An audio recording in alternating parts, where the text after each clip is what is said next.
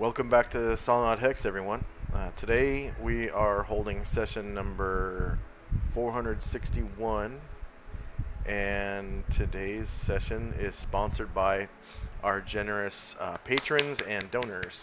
Thank you very much, patrons and donors, for your generous pledges and donations. We wouldn't have dynamic lighting without you. We're going to have a new player next week. His character is Matthias Gabriel. I think he's on the desktop but idle. He's not playing today. His character isn't quite done. We have to finish his bio and just a few other final touches. And he'll be playing next week. He's actually hanging out with his one of his friends today. But he'll come back next week, and start next week, and that should be interesting. Players this time, if you haven't already done so, go ahead and add 461 points to your player character only, as a thank you for showing up on time. I really appreciate that. When last we left the Order of the Superior Star, they were doing some upkeep tasks in Enervia City in western Panoplia.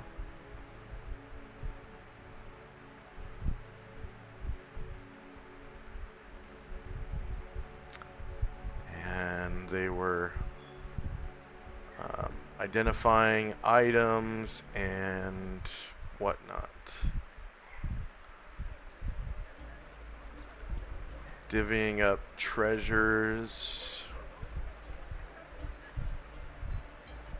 And taking care of their henchmen and followers' needs. And Shandrak was looking for a way to get his henchmen out to Enervia Forest, which is the northern half of the large forest on the island. There is a Minotaur sort of like weapon grandmaster that he knows of.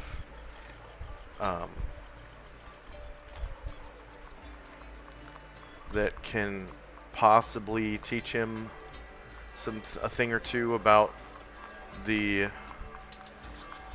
Minotaur axe, but he knows the Minotaur to be evil, so that wouldn't jam well with some other members of the party. So he may look for alternative ways to accomplish the same goal. Who knows? Who knows?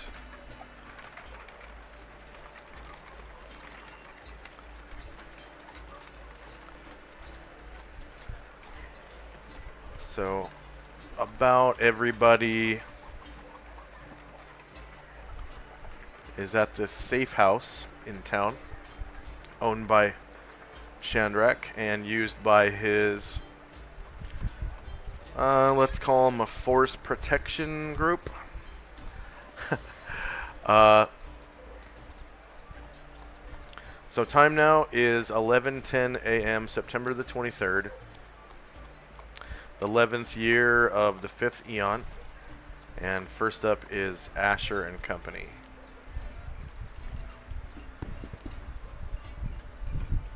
Asher is okay, it's the morning. So Asher, by this time, should be training and or crashing somewhere. So she is away.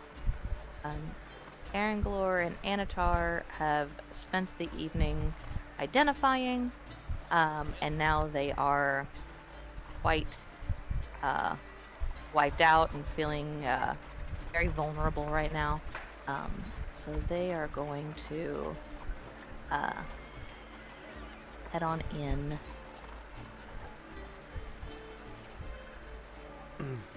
That's a good name for an The inn. main. That's Head on in. The head on in, yeah.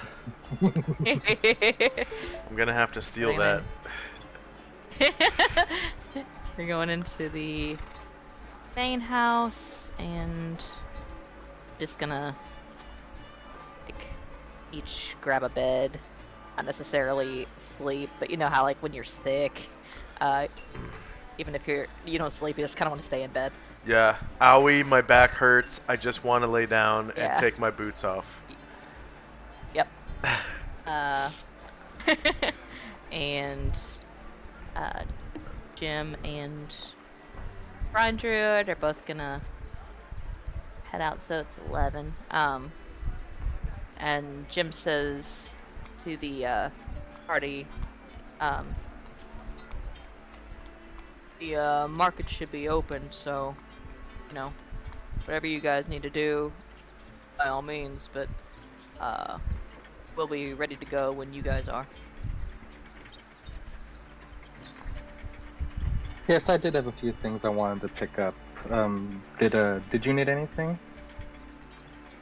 And Jim's like blanking and moving very slow. He says, we definitely need to trade in some of this, some of our assets for something lighter. Beyond that, yeah. Yeah, in fact, Beyond that, yeah. I wanted to buy some. I was going to buy some more horses to help us haul that around, and a few chests too to help haul that. So that'll make making change easier. Jim says, yeah, that's a good idea. And he kind of like stops and looks at the ground a second, but just like his lip quivers a second. Says, if he'll died valiantly, and a normal horse, he kind of motions to his heavy armor. Says, normal horse will have some difficulty carrying me, so maybe I can see if they got something a little bigger. Oh, that's right. That's why you liked Ithil. Well,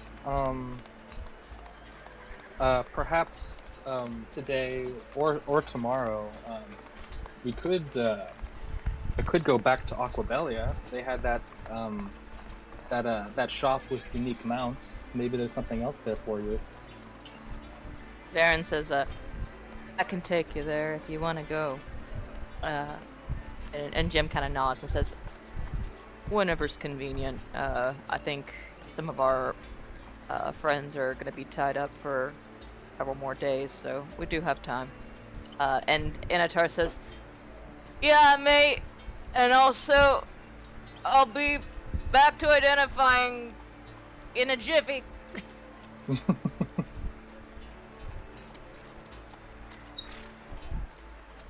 be good.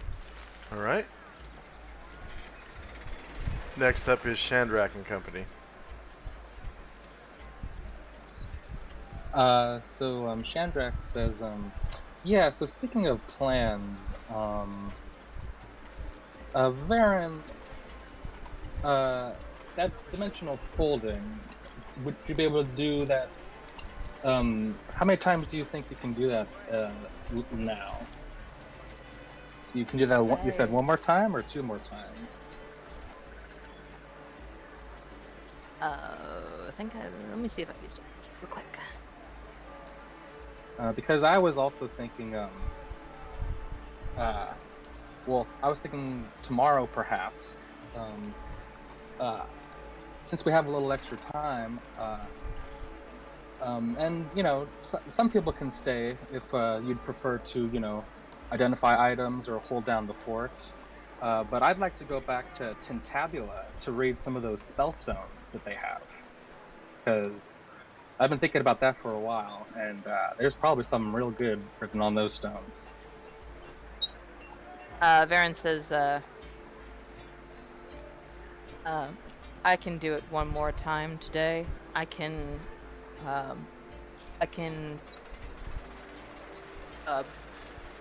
pray to Ushus and sort of focus on uh, focus on that spell in particular and get more uses of it if you are wanting to do a lot of traveling over the next several days. But it'll have to be after we rest next. But until we rest, I can do it once. Yes, I was actually thinking, I did want to do some traveling myself. I wanted to do perhaps to take a quick soup of Tentabula. I remember where one of the stones is, so we have a quick start. But I also wanted to go to Gronar. I wanted to visit Ceres, and maybe see if I can start building a tower there. I heard there's a lot of mages Uh, in that city. Baron nods and says, didn't Tenzi want to meet someone in Gronar or is that, sorry, wrong voice. Didn't Tenzi want to meet someone in Gronar as well? He did. And so I was thinking that I was hoping to meet Ceres, hopefully begin construction of a tower, and also buy some property. So maybe I could have an agent there try to look for a shade, and then we can come back later with once he has a located. Baron nods and says, if you wish to go to Gronar today, I can take you to Tenzi, and perhaps Tenzi would be interested in taking you both and perhaps myself for protection to Gronar to conduct your business today. Yeah, I see what you mean. We might run into shade. Honestly, I'd prefer to go. I'd prefer to go to either Gronar or Tentabula tomorrow because I'm all tapped out of my my first level spells, so I'd like to replenish those. Baron nods. So in that case, today, so Ryer tries to calm. He tries to focus his mind again, and he tries to use inner focus to raise his intelligence.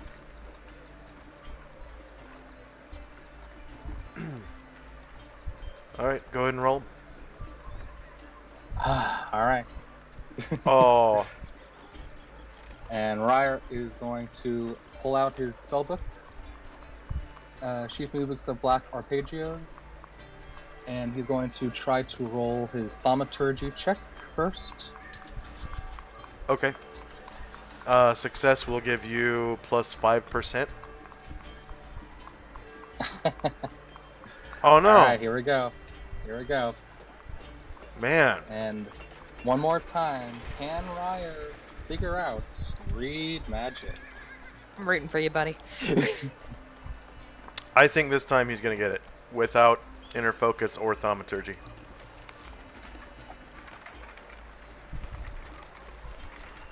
Yes! I told you. God! Told you. Oh, fucking finally. What Holy was that? shit. Your third attempt or fourth? That was like the third or fourth. Yeah. Yeah. And I Been trying to get neglected that for a some while. levels that I could have tried. So Mhm. that's also part of my fault. But holy shit. Ugh, finally. Yep. Now we might learn something useful. All right. So- So it's gonna take him 6 days to copy that into his book. Do you guys want to stay put for those 6 days? Because I mean, I'm if cool with not, it. you're gonna have to leave him behind. Because he really wants to copy that down into his book. I mean, not copy, but write it. Oh, I thought. I think we're occupied for close to 6 days anyway. You thought what? I think the training is supposed to take like a week, right? And it's only the first day, so I don't think we're really going anywhere. Okay. Shandrak, you said you thought what? Oh, I thought that he'd already spent a week to write that down. He just didn't learn it. Oh, right. Yeah, he copied it into Bardic notation already. Mm-hmm. Okay. That's right. I forgot. Sorry. Yeah, Okay, thank you. bards do it kind of differently.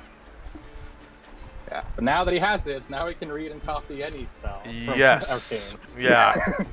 Yeah, because he That should be has on a copy t-shirt. too, Bards do right? it different. He has Yes, copy. he Yeah. did figure out copy last time. Okay. So he's like a real bard now. He's got all of his tools that he needs Oh yeah. to. So you can teach him shit like fireball now and stuff like that. Oh yeah, there's quite a few spells I'd like to teach him, but that'll be the coming days. Okay.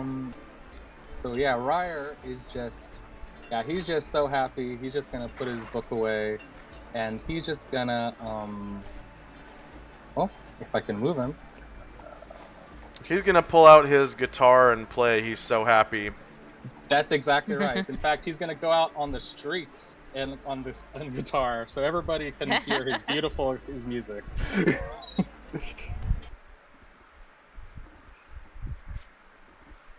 And Chandrak is going to. There was a Tonto that we set down on the bed that had its magic. It seemed at least gone for a minute. I still have the tech magic up. Can I see if it's magical or it's still unmagical? Yeah. Hey. Quick question. On the turn order tracker. On the turn order tracker, do you see 2 Chandrak spots or just 1? I see 1 at 2.19. And then what's the next entry after that on your turn order tracker? For me, it's the time. Okay. 11 minus 10. Okay.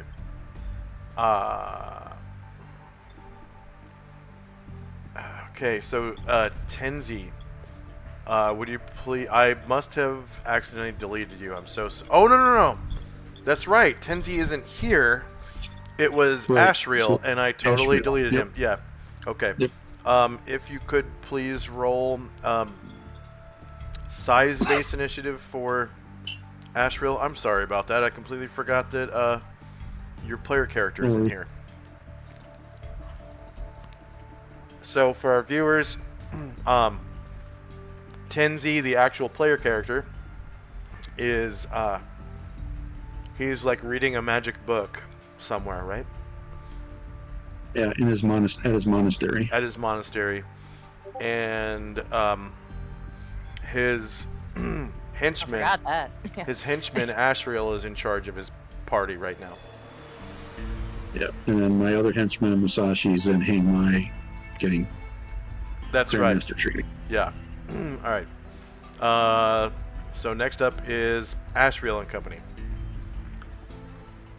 My children, our only need is to visit the Temple of Isis at some time during our stay here. Other than that, we are open to anything.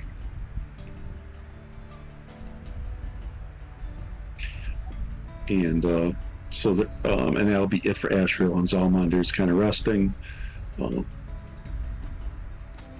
And if there's a time when they could, one or both of them can go over there, they will do that. Okay.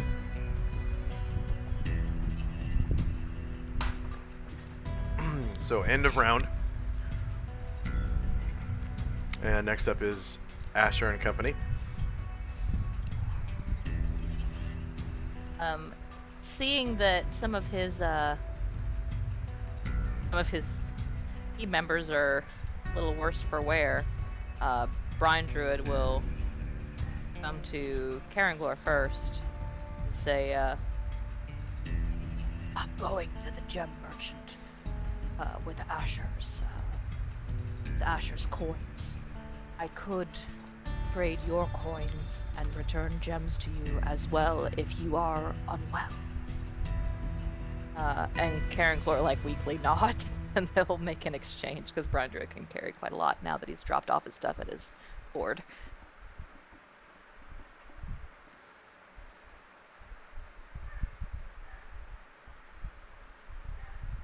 That way, Anatar and Caranglor could just rest while we do some shopping.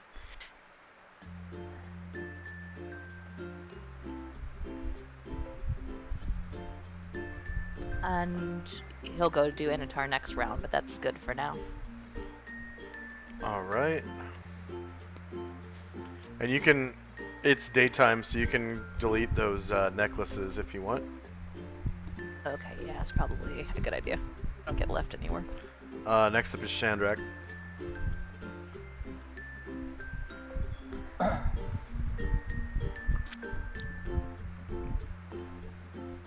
Sorry, 1 second. I accidentally deleted Airdrum instead of his necklace. All right, there we go. So yeah, okay. So with that, Shandrak will say, "All right, then. I wanted to go visit Landrick and Adolf for a moment. The Temple of Isis should be near there. So you want to come with Ashrael and Zalmond? Yeah, sure. All right, and anyone else is free to come too. I'm sure I'll be doing some shopping while I'm out."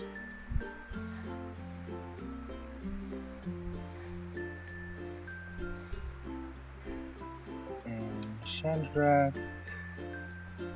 and his people will begin to head out, heading towards the castle. All right, you can, as soon as you head out of your safe house, you can see the castle just to the west on the avenue there.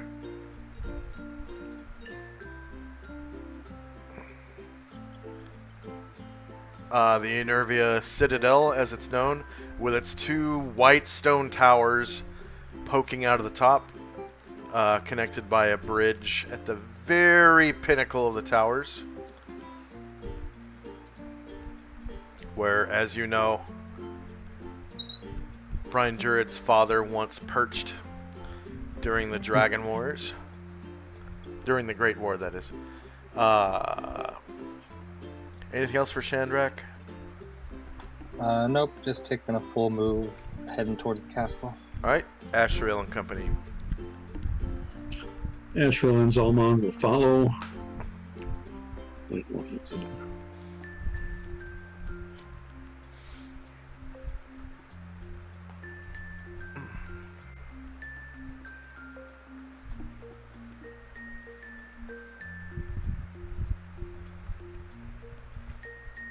And that'll be for us. Ruckus feels the presence of his master waning and gallops to catch up to Zalmond, and he comes up to Zalmond.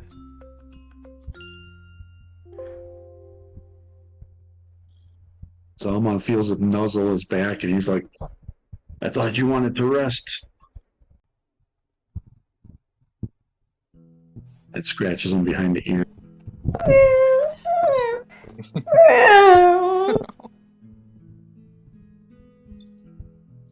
And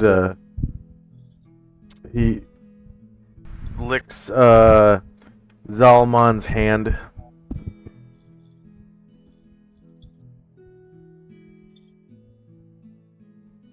Beckoning him to take him with him. You didn't like with all them horses, did you?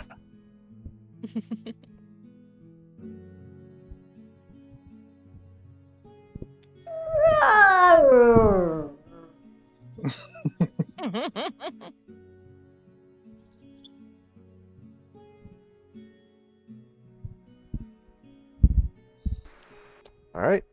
Anything else for Ashrael and company?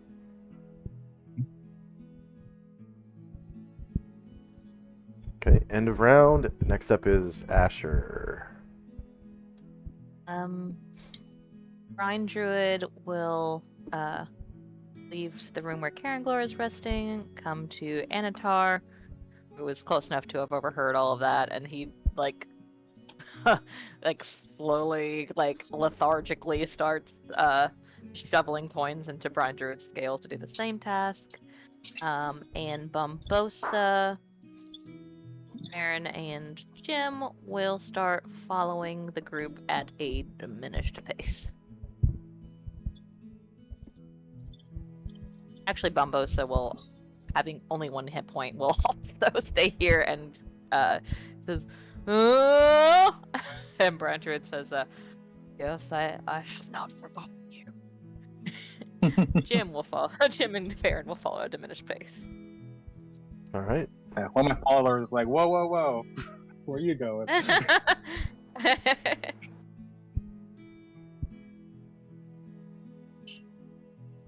That'll be good. All right. Next up is Chandrak and Company. All right. Whoops. Just from down the street, you can hear a.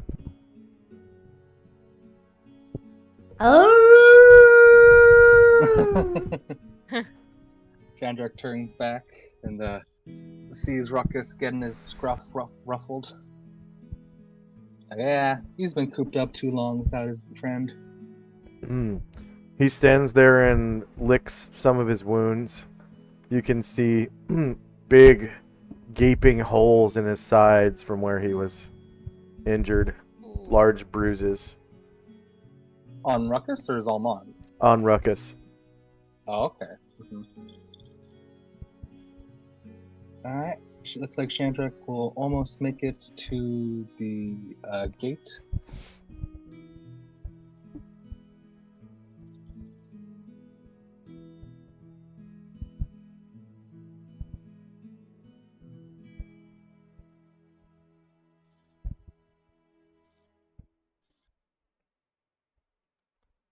Alright. This is one of those gates that I still have not updated to the window and door system. Oh, no, I did. Look at that. Alright. So there are some guards, of course, outside of the gate and inside the Barbican there. And as you know,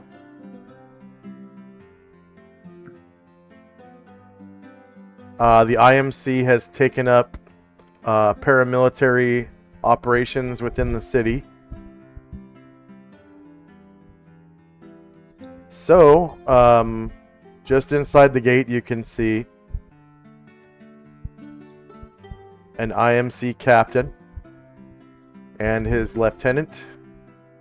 And then outside the gate, you can see their sergeant and one veteran and a gaggle of musketeers lining the walls, as well as some musketeers behind the gate.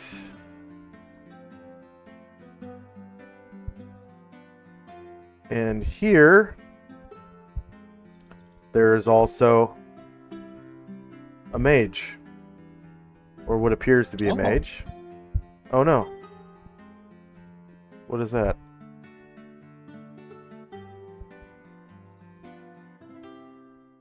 Okay. Apparently I haven't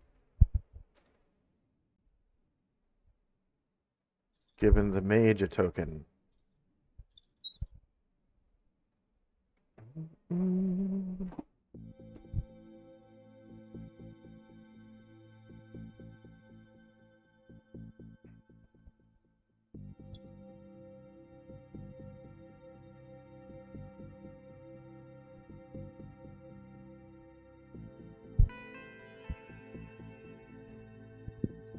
So it's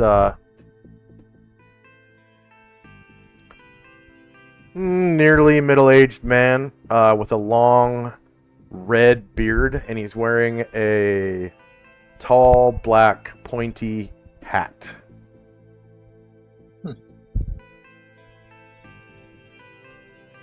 And a gray robe, which is the telltale sign of a mage.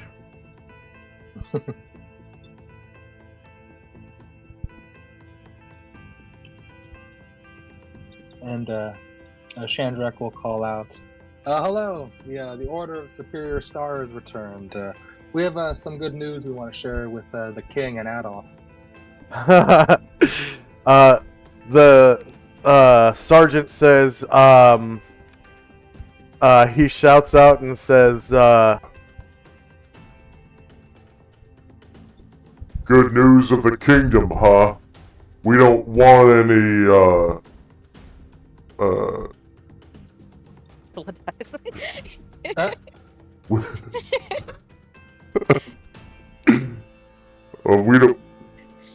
we don't want any motivist witnesses around here. Motivus? What? What is? Sorry, sorry. What does that have to do? What's Motivus? Oh, sorry. When you brought up good news of the kingdom, I thought you were a preacher of motivus. One of those motivist witnesses guys, you know? No, I am certainly no preacher. Okay.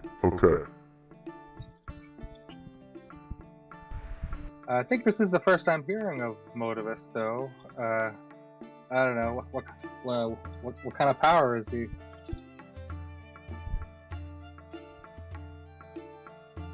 Oh, he's, a bit more popular east of here. There's this whole country that, follows him as a theocracy. You know, just east of us, on the mainland. And then, further off east in Gronar, one of his temples is there. Although, I hear it's been vandalized. Well, no, I have definitely not come to preach. I've just we've been adventuring, and we've helped keep evil at bay. I just wanted to tell him the king, tell him the progress on our quest. Oh, you're here to see the king then? Okay. Yes, the That's king fine. and the wizard Adolf, if he's in. Yeah. Hey, don't I know you? You're Chandrak, right? Yeah, That's I right. know you. Okay, let him in. and you hear the capstans turning up above, and the gate rises with a sound, and the soldiers get the F out of your way, and the mage.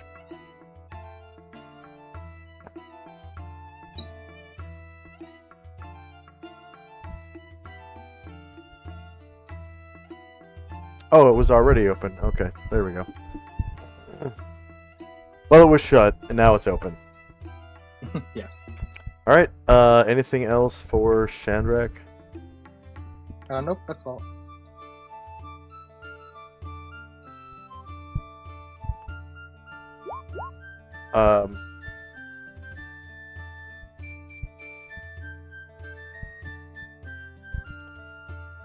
So just then, Hmm.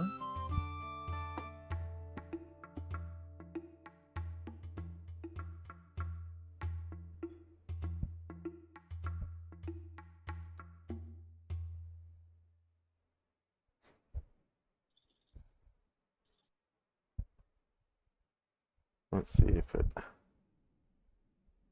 gonna roll. Okay, yeah. So just then, Ryer kind of leans over, and he's like, "Psst, Chandrak." Stops Yeah, playing his what's up? guitar, and he stops playing his guitar, and he goes, "You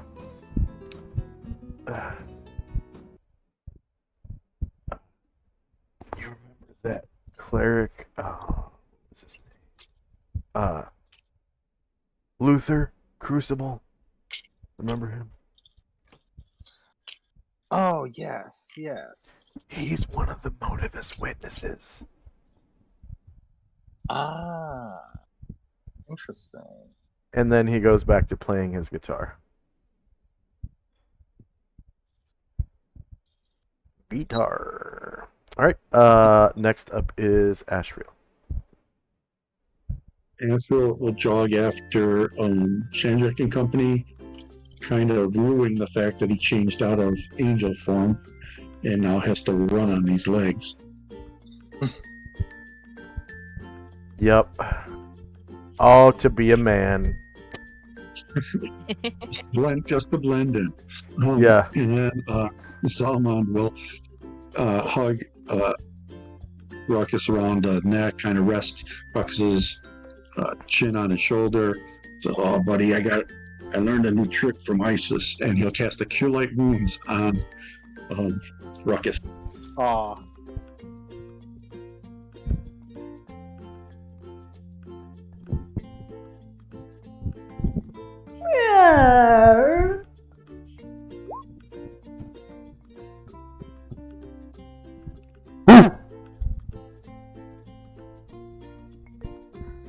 Nice.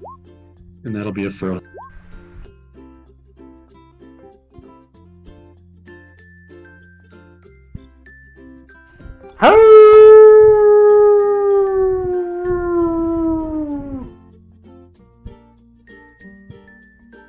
And Ruckus kind of senses that Zalamond needs to be alone right now through their empathic connection, and he begins limping back to the stable. And you can see that he's like favoring one of his paws, and he leaves a couple bloody footprints behind.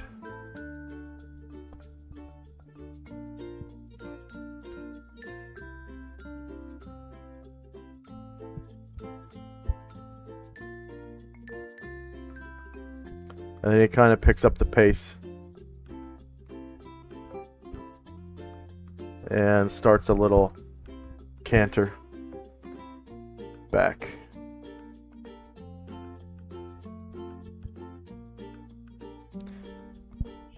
And he disappears into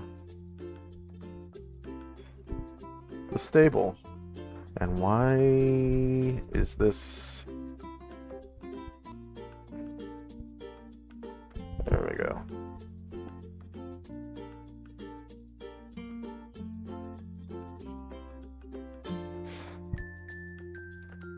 End of round, and first up is Asher. It's getting close to noon. It's about 45 minutes away. Noon is usually kind of a lunchy time. So, Shandrak, the soldiers kind of have these like little pails that look like they're made of like tin or something. They're about the size of a paint bucket.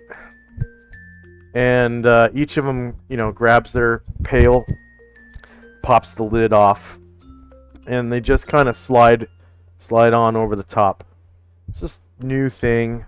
And inside you can see like wax paper poking out of a lot of them. And some of the guys reach in and pull out an apple. Some guys reach in and pull out some bread and like some cheese. And they just kind of start munching.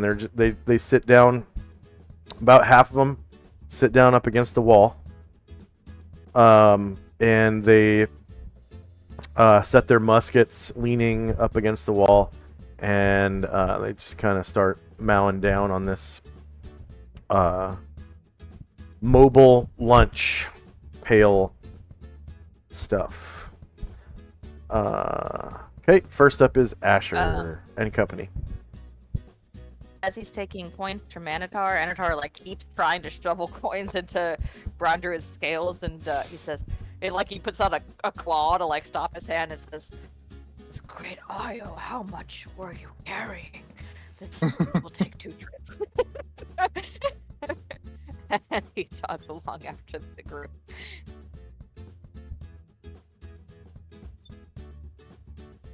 And everybody will just move, and that will be all for now. All right. Chandrak and Company.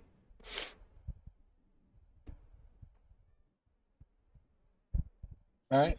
Chandrak and his group begins to head through the gate,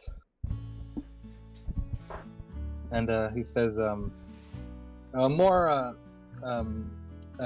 people from the order should be heading through momentarily." Okay. I have to step away just 1 second. I'll be right back.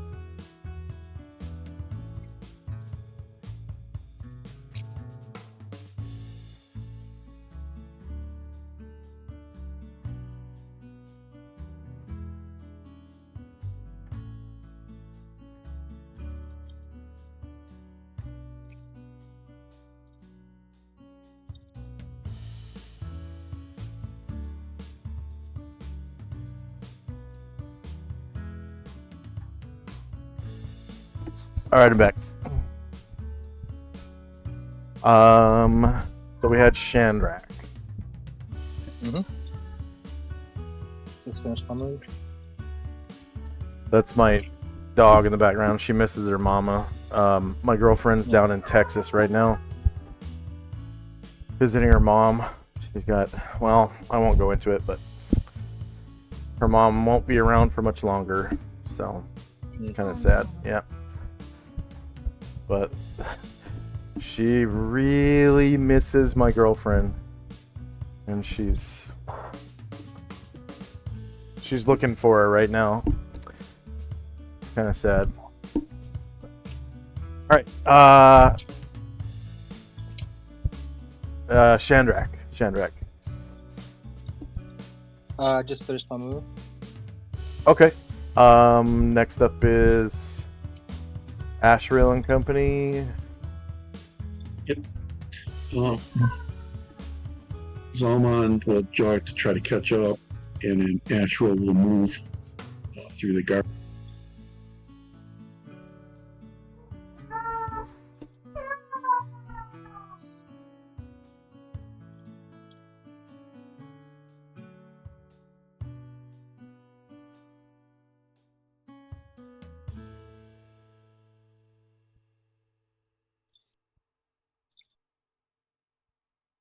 That'll be it for us. All right. End of round, and next up is Asher and Company. We are just moving. So Brian Druid is moving along at a pretty good clip, and Jim and Varen are really struggling.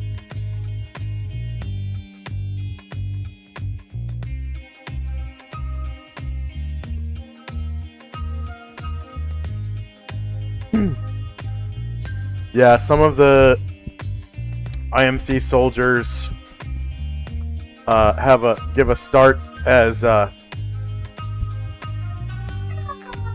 Gargamon passes by, but the captain's like, you know, that's one of Chandrak's henchmen. Just let him through.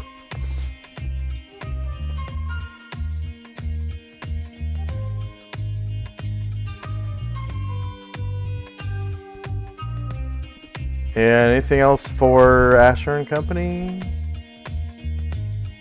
No, that'll be all the movement, and that is good for me. All right, Shandrak and Company. All right, continue jogging. Looks like we'll make it in the castle.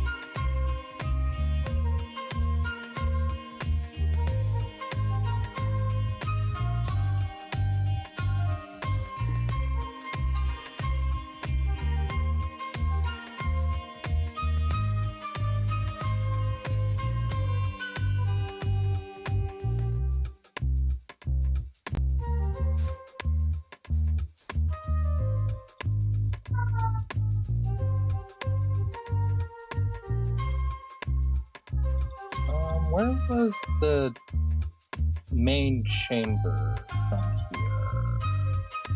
here? All right, so as you approach,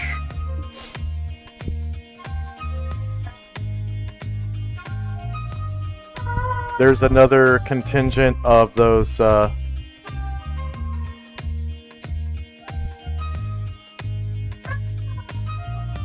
guards.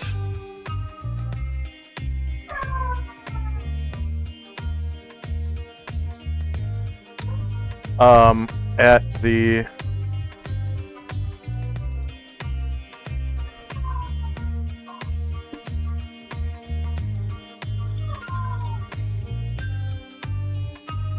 entrance right here.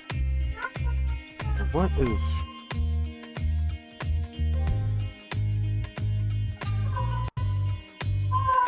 Weird. I don't see most of the castle.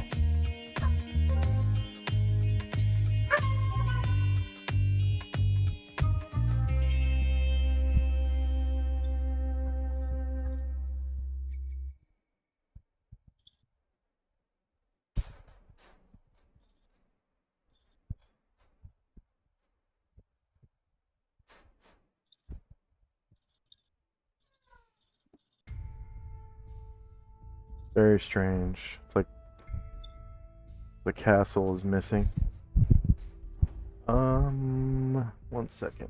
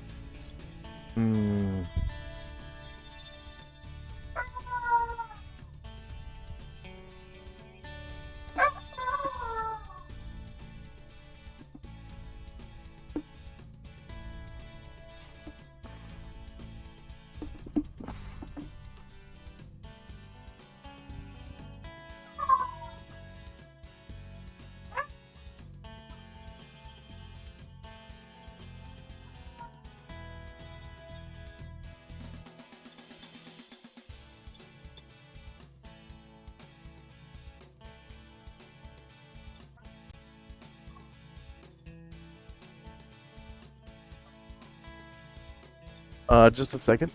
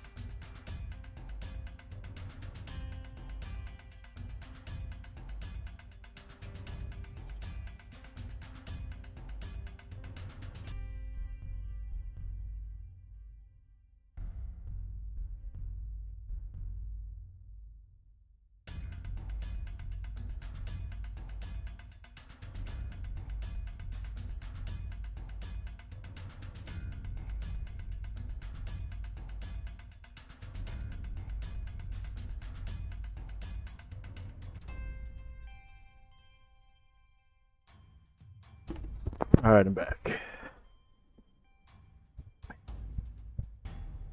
It's like my castle disappeared. It's a good thing I have these modules set up, though.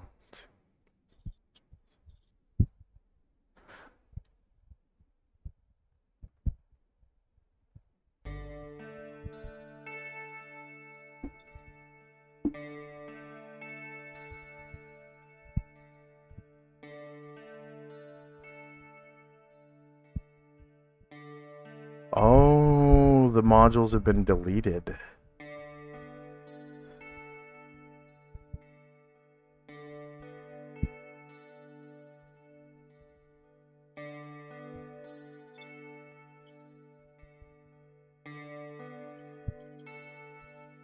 Or the images no longer work because of the update. That's why. Okay. Well, I guess we can still have, since the dynamic lines are still up, it still looks like a castle. Okay. So the captain,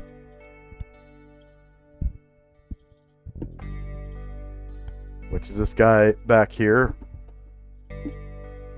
he steps up and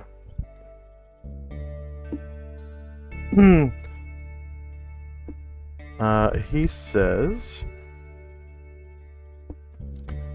"Ah, you're Shandrak. I remember you. I believe that's I right. saw you once in Gronar, but I've heard of your group, the Order of the Superior Star." Yes, that's exactly right. I've come. I'd like to talk to the king and his great wizard Adolf. Ah, yes. Right this way. They're holding court as we speak. I'll lead the way. And he turns and leads you through. Let's see. I need to give him sight, actually.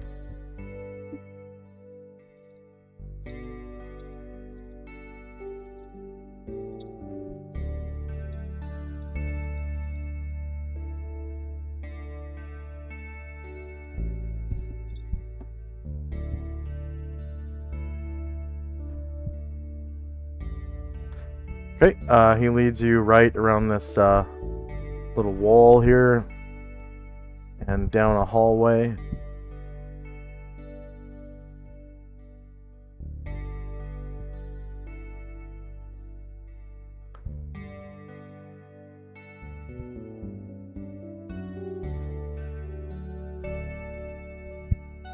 So it's through here and up here. Yeah, there you go. I think that's all my movement. All right. Next up is Ashriel. Trill of jog up. To try to catch up.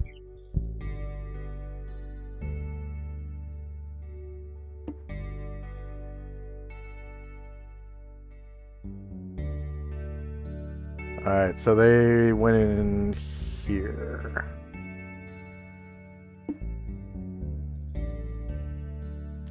And you can see the platoon of soldiers.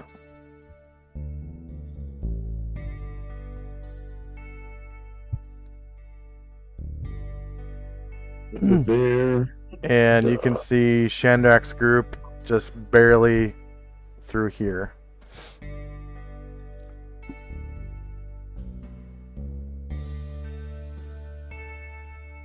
So just right over here. I'm counting my squares here. Oh, thank you. Yep. I have to go back to 4. And there is a IMC captain leading them.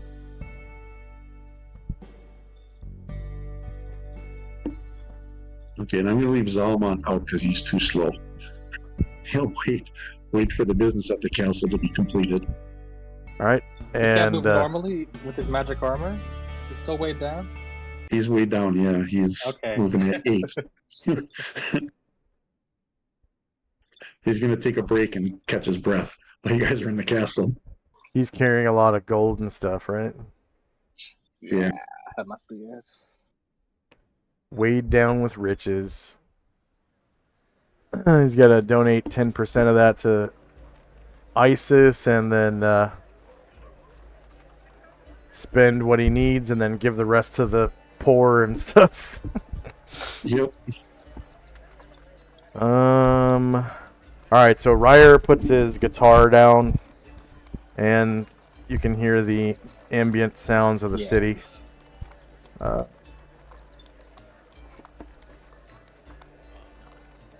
And end of round. Just ahead, you can hear the sounds of court.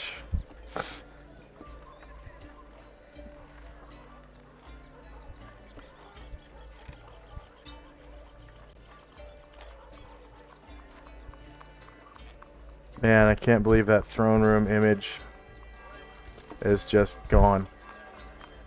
That's so crazy. I just tried to drop it again, and it's not doing anything. Okay. First up is Asher and Company. We are moving again, and if I'm not greatly mistaken, I think that's all we're going to be able to do this time.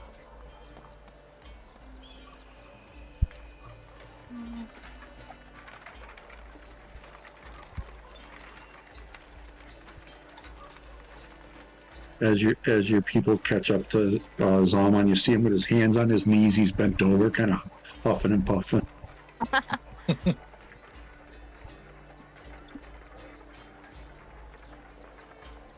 Jim claps him on the back on his way by. I feel you.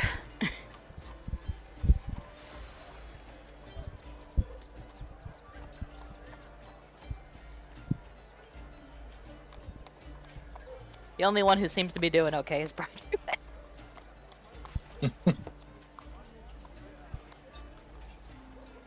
Alright, anything else for Asher and Company? Nah.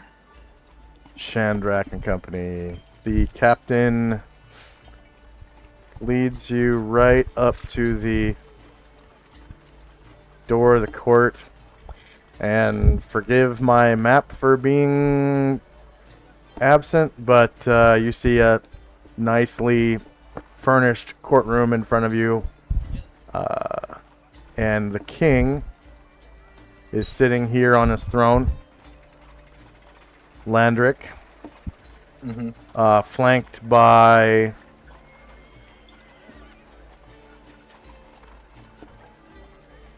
Adolf here.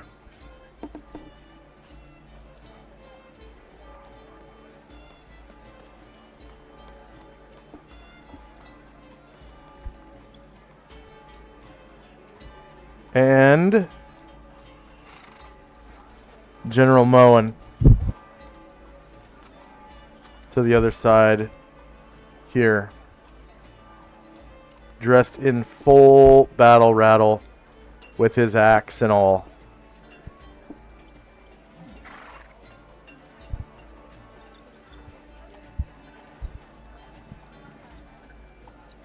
When Chandrak sees Adolf, he'll kind of smile and wave, but he'll wait a moment just for there to be like a lull in the court before he says anything.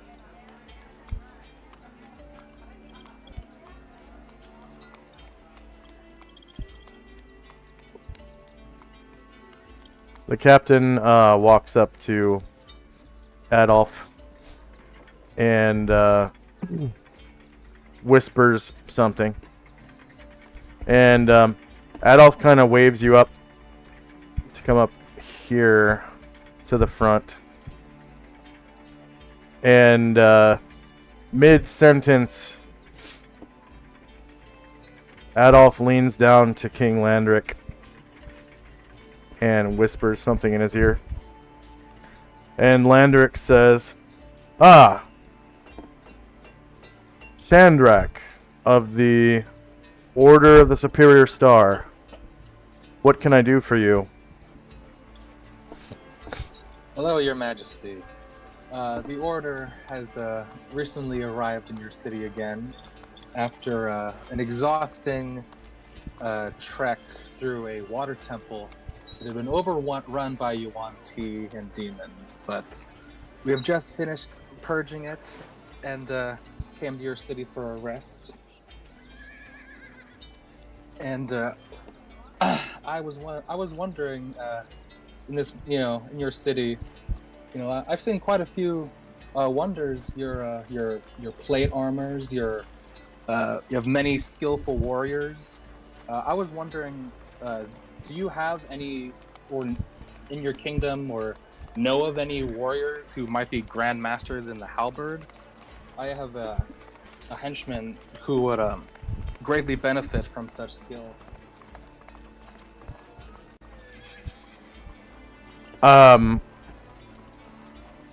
Moen speaks up and says, I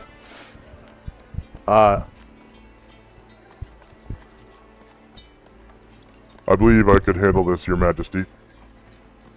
Please continue. and he steps down from the dais and comes up to you and says, Please meet me at the rear of the court. Shandrak will nod and give a bow to Landrick and make his exit. and he walks back. And the king goes on about, this land tax that someone couldn't pay or whatever. Yeah, Civ stuff. Yeah. And Moen says,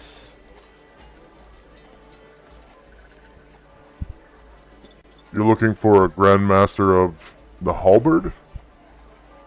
Yes, unusual, I know, but that is what I'm looking for. My friend Gargamond, he's become quite skilled, and I think he's ready to become even more experienced if he just had the right trainer for it.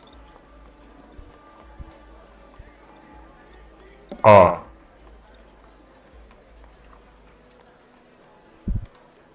Do you know of any in Enervia?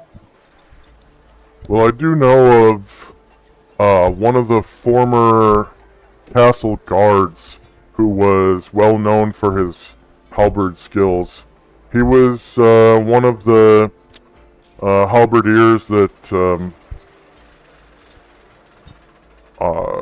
would stand at the gate for years and years, and he saw much action with his halberd. I believe he's retired now. Ever since we started using IMC troops, he's been staying at the outskirts of town to the southeast, just inside the wall. There's an inn called the Spider Inn, I believe it's called. No. He didn't say that. Sorry. I just totally confused Enervia City with Gronar. Sorry. He lives on the outskirts of town, just outside the wall, in some farmland with his family. You might be able to find him right about now having lunch.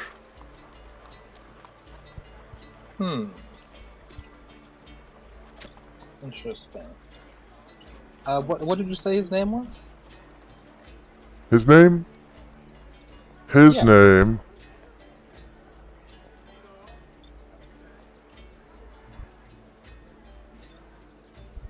His name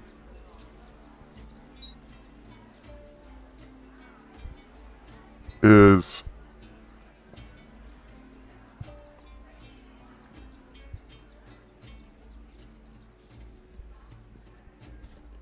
Lohilot of the Mydwalider family.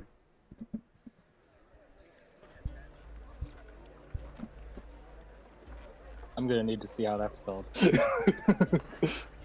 Thank you.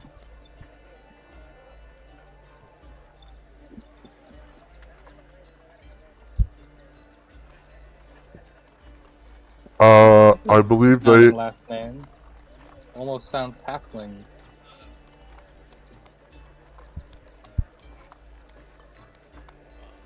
I believe their farm is.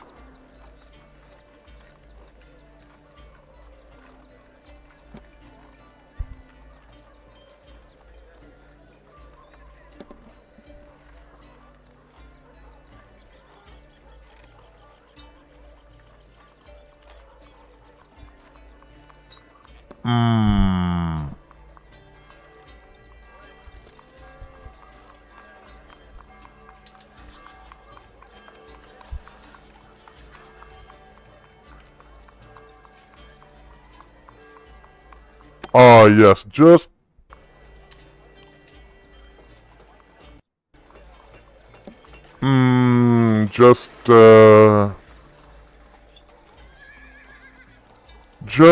southeast of Enervia Lake.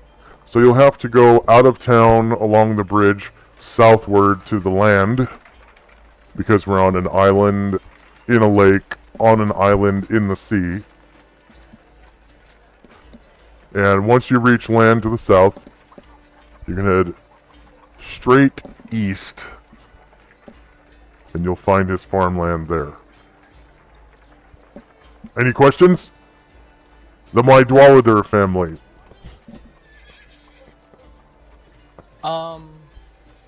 Yes. Do you think this is this like a day's ride? How long would you think this would be? It's just outside the city, right? So Let's not terribly see.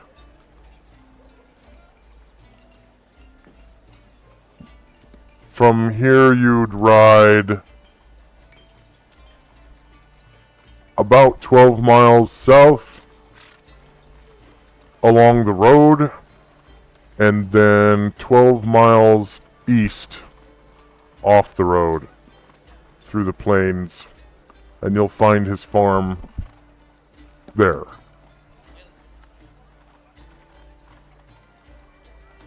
So, depending on how fast your horse is,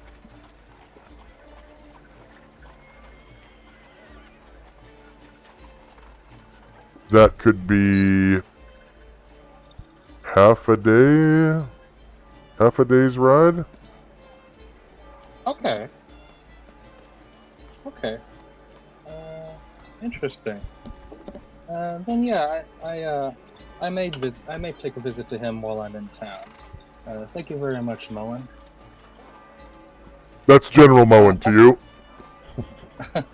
General Moen. Although I did.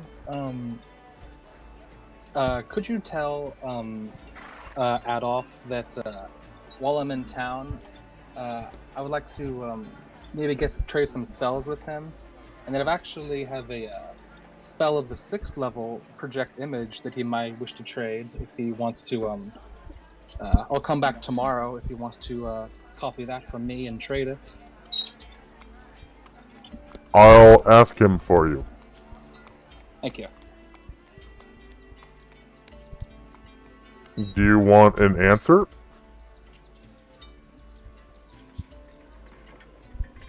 Yeah, I'll be wait here. Very well.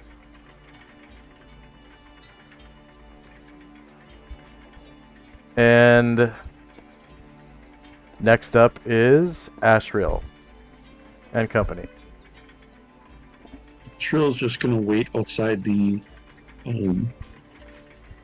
court room, I guess, since he doesn't really have any business with the court, and he's just waiting for Chandrak, and then we'll find find Zalman, and he will keep moving.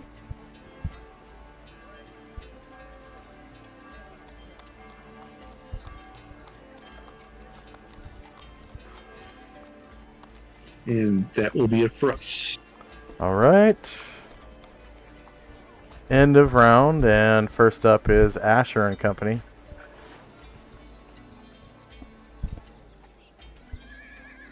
Brian Druid looks behind him and sees that a bunch of the people have peeled off, but he sees Aaron and Jim struggling and says, "Keep moving. I will escort you. Surely the rest of our group will catch up at this stage." And he kind of rolls his big eyes. And yeah, he'll always there while the other two. The rest of our group will catch up. Yes. And yeah, we'll just be doing movement. All right.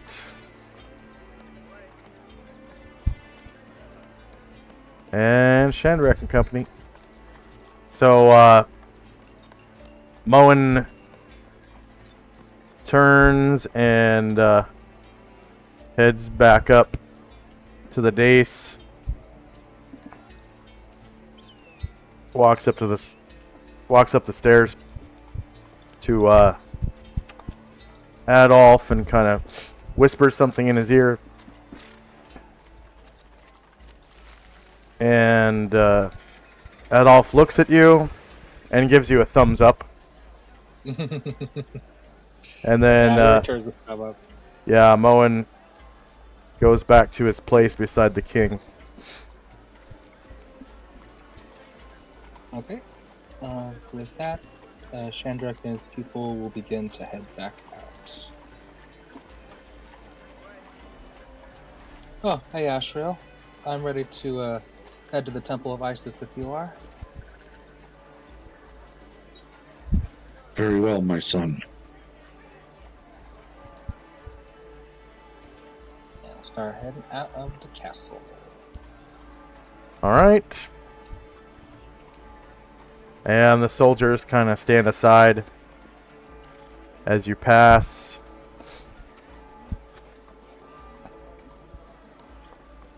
And next up is Ashriel and Company. Ashrael will head out.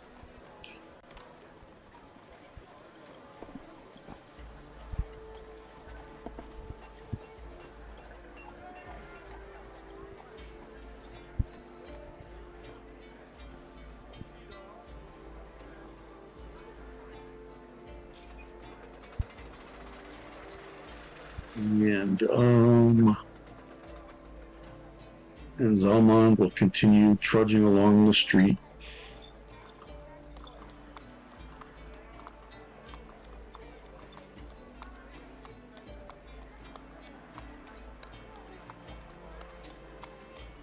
That will be it for us. All right, end of round. First up is Asher and Company.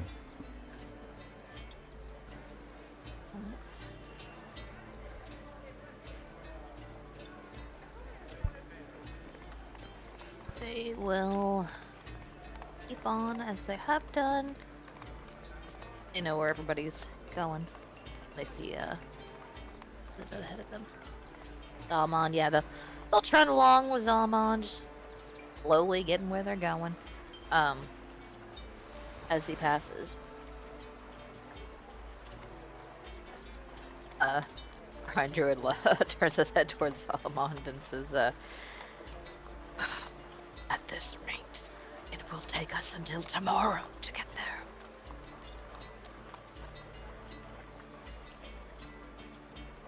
I just hope I make it.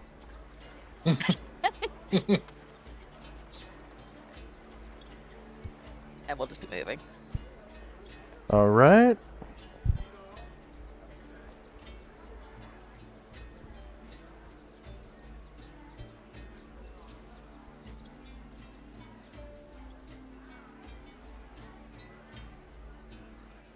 Next up is Shandrak and Company.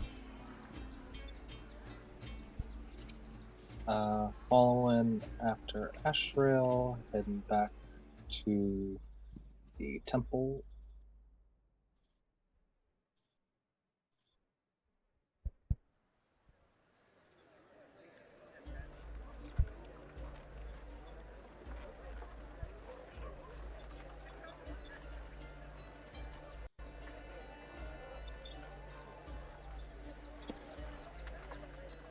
Hmm.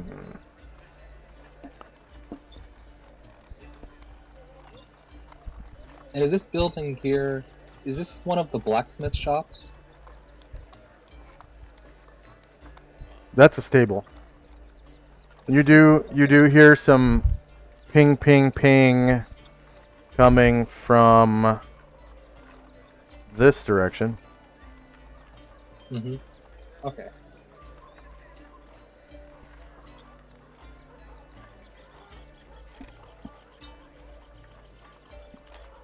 So I won't quite make it there, but that'll be my full move.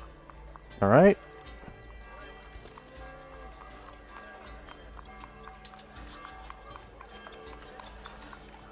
Next up is Ashrail and Company. Master was going to head out of the castle area.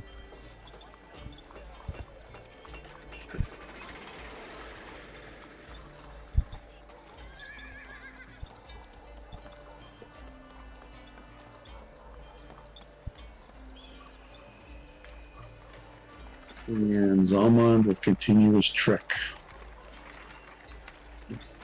with the others.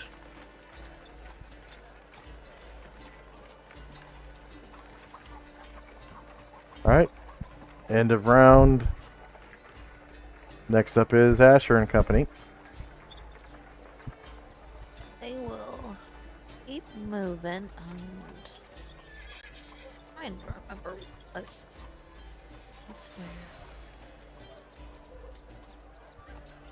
When you catch up to Zalman, he's Okay, leaning yeah. up against a pillar.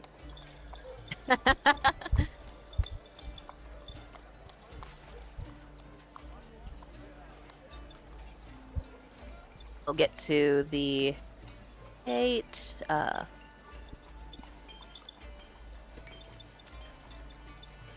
And wait to be acknowledged by the guards there.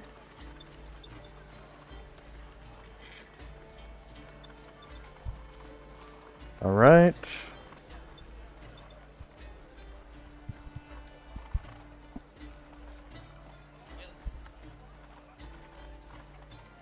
We must pass.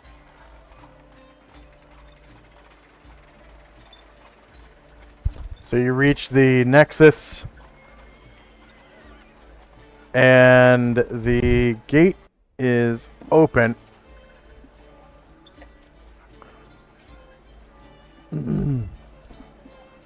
And the guards shout, "What's your destination?" We're going to the arcade. And also, some of us are going to the temple. And this lieutenant up here shouts out,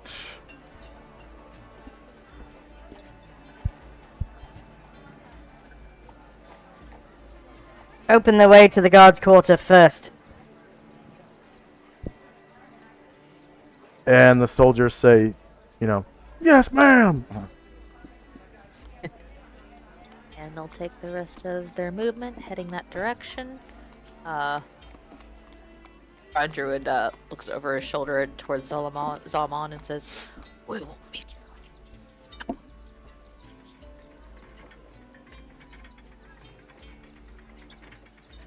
He nods his head wearily in acknowledgement. And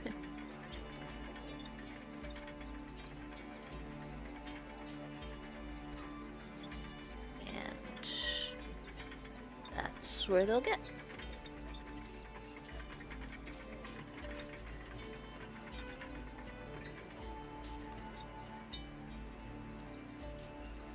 All right. Good for me. Shandrak and Company. Shandrak will try to continue around the corner, and I'll be like, "Hello, is there a blacksmith over here? I have a question."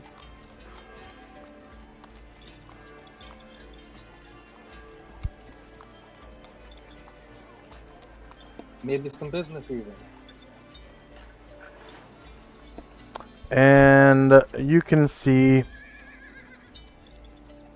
several men are working. Let's see.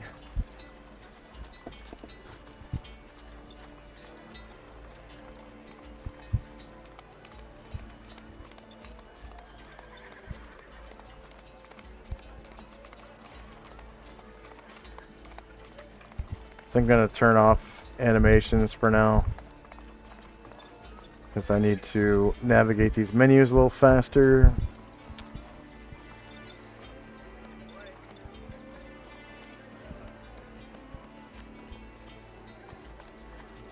Alright.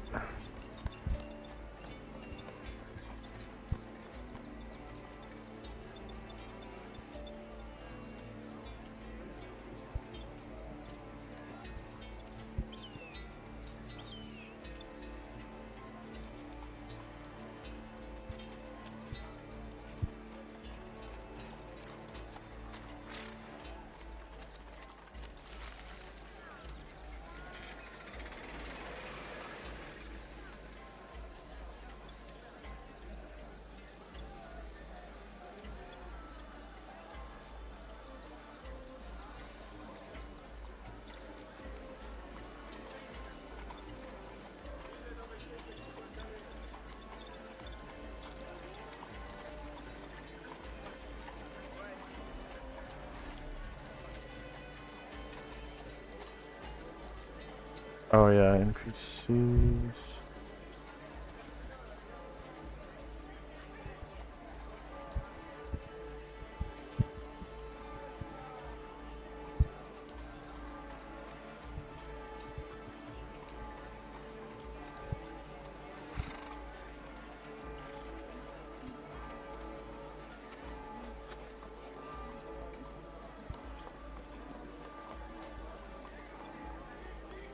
I guess it would be in here.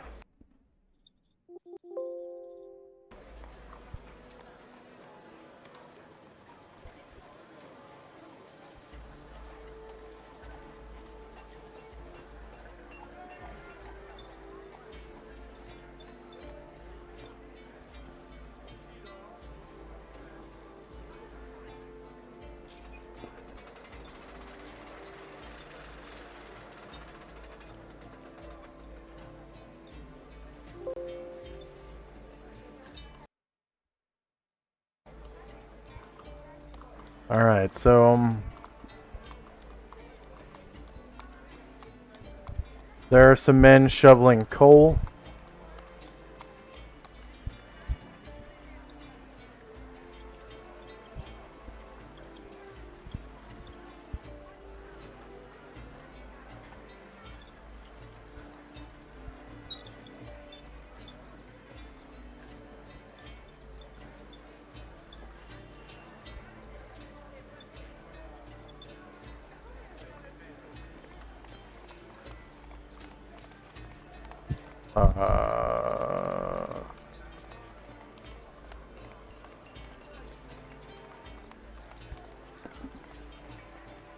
I think I need to refresh. Something's going on.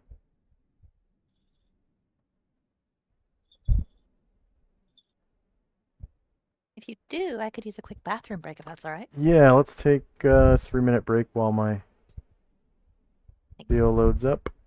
We'll be back in 3 minutes.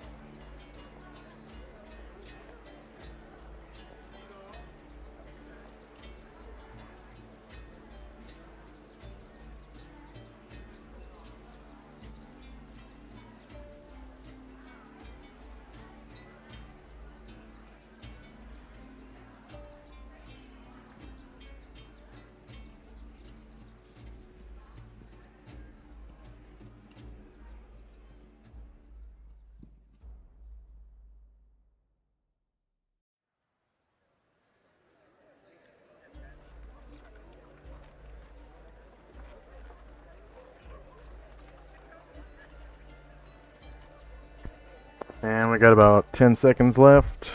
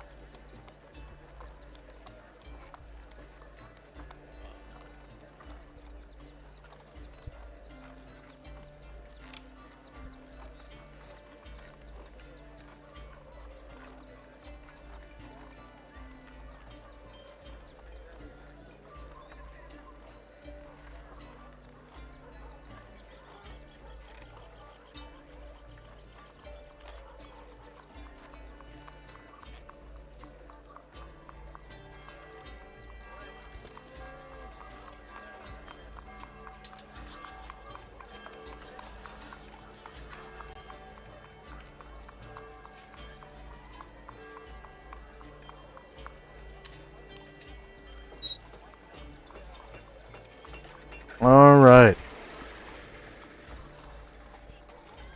So you see some men shoveling coal. And so once I see them and hear the sound of working pretty close by, he'll say, hello, hello. I was looking maybe to buy some barding. Do you have any available?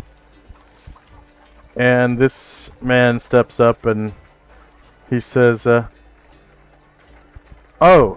you'll have to speak with the shopkeeper. I'm just his man, shoveling coal for him. He's inside working. You see, these are shops. Each one's a smithy. This shop just here? Yeah. Thank you very much, sir. And there's a door right here. And this guy comes over and opens it for you.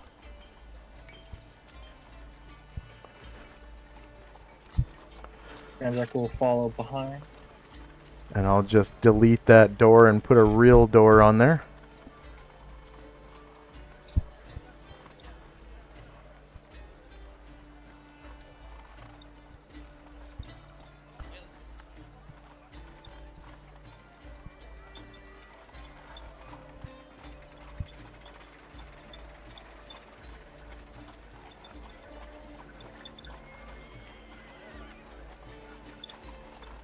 Hello, shopkeep.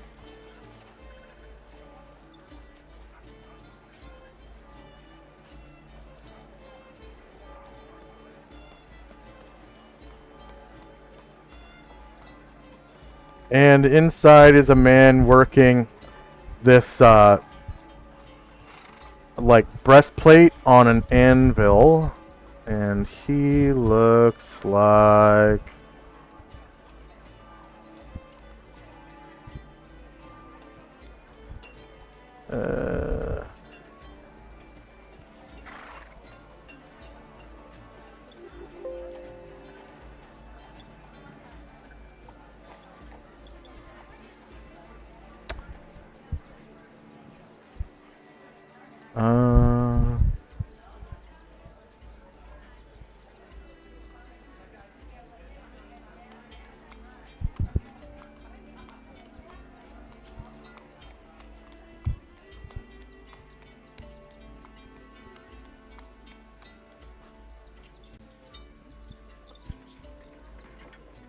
looks like this.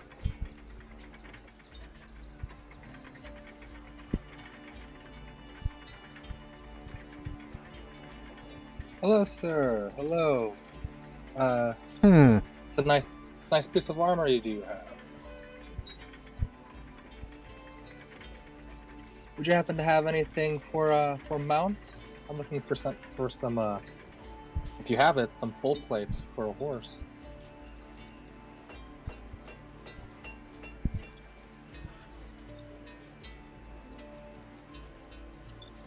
Oh, it's called tradesman, not artisan. Okay. 1 second.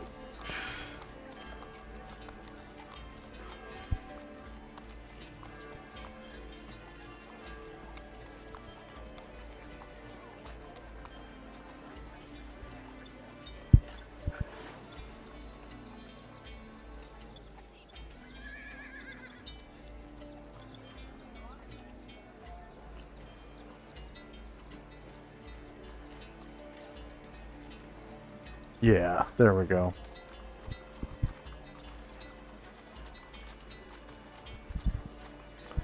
Alright. So this guy's pinging away at this breastplate.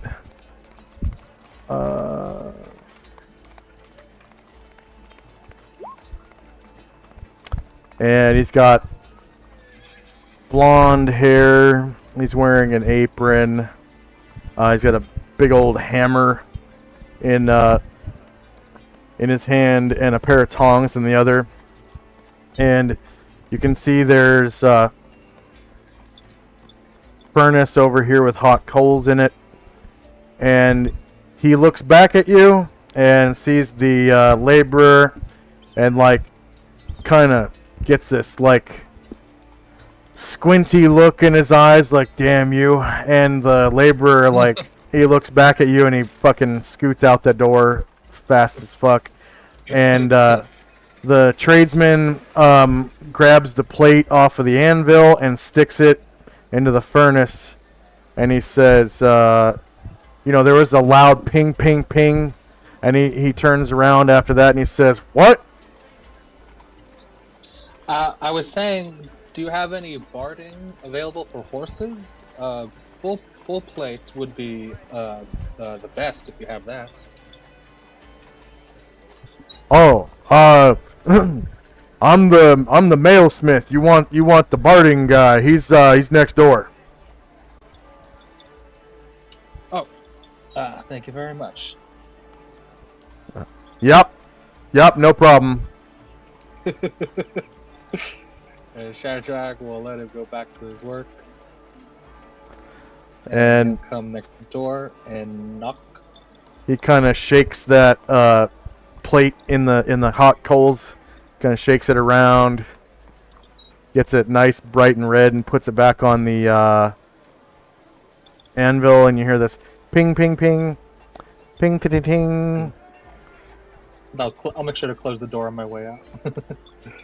All right.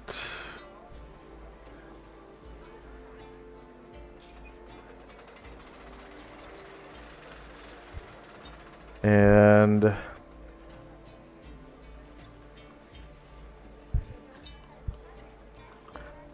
you hear a ping ping ping coming from this shop. And it looks almost the same, like these were all built by maybe like, you know, the same carpenter or whatever. And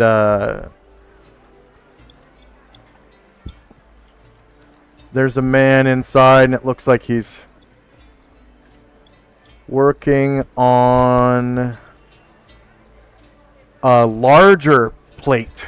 It looks like almost like the bumper of a car, except kind of taller. Like it's supposed to wrap around something. Big, like bigger than a person. Not as wide as the bumper of a car, but you probably get the picture. And he's kind of ping away, and hello, sir, hello. And he turns around, and he's got tongs and a hammer just like the other guy. This dude has ginger hair and a beard, and he says, Yeah? What can I do for you? Well, I just got into town and found myself pretty fortunate, so I was hoping to buy some barding for my horse. Would you happen to maybe have full plates? That's what I'm really looking for. What size horse? Oh, it's a...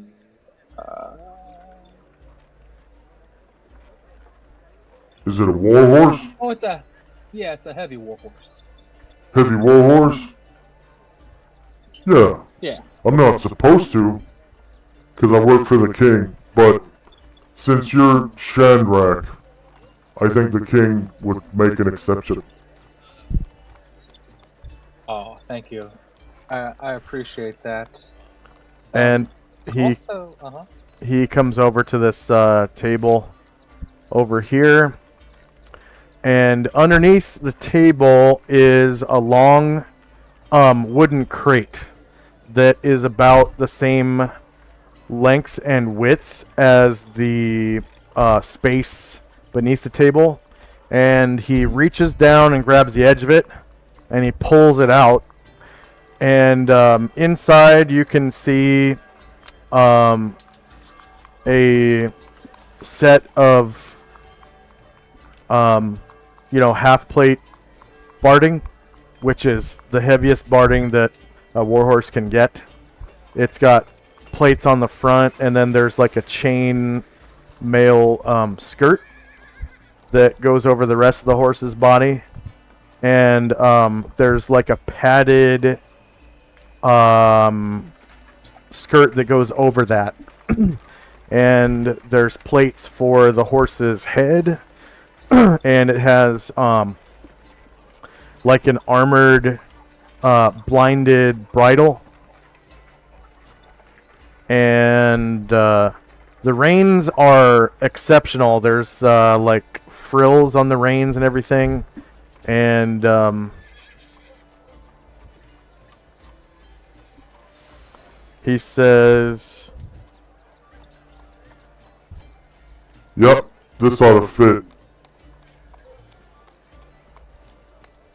wonderful. And so sorry. So what kind of armor is this? It's not full plate. Is it full scale? What is this? This is called half plate. It's the heaviest barding there is.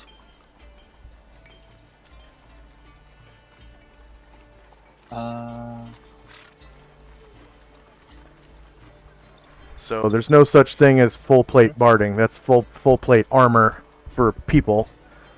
No? Barding goes up to sorry. half plate. Sorry, I'm just seeing where is that? And I'm looking at In which book? sorry, in Player's Handbook, the tack and harness. So where I see it's the in arms. Wait, no. Combat and tactics. I think I have a handout. Let's see if I have a handout. Rules, gear and equipment, weapon and armor data.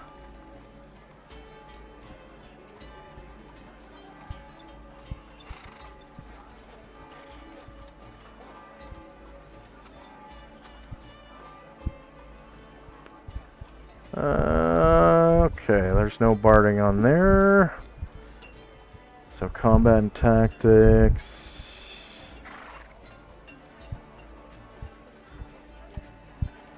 Barding. There's leather scale, scale padded, chain, and plate and chain. That's it. That's the one. It's not called half plate, it's called plate and chain. So plate and chain barding. The best armor available for horses came into use towards the end of the 100 Years' War. The horses' forequarters, flanks, head, and neck are protected by steel plates, and loose chain skirts cover the rest. Like chain barding, plate barding is very heavy and very expensive. It would normally only be found on the mount of a great knight or prince. It weighs 130 pounds, and it costs 750 GP. So it's called plate and chain, not half plate. Okay, yeah, I didn't see that. I was looking at Player's Handbook. Yep. Okay, so that was, you said 750 gold? Yep. Okay. So he says, I can let it go for about 750 gold.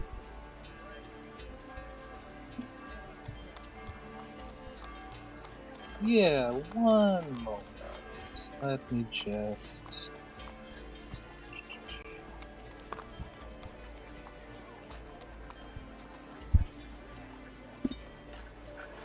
I don't have change for gems or anything like that. Oh no, I don't expect you to. Here you go. And Shandrak will give him 150 platinum points. so, yeah. He gets a really wide-eyed look on his face as you hand him the bag of 150 platinum, and he's like,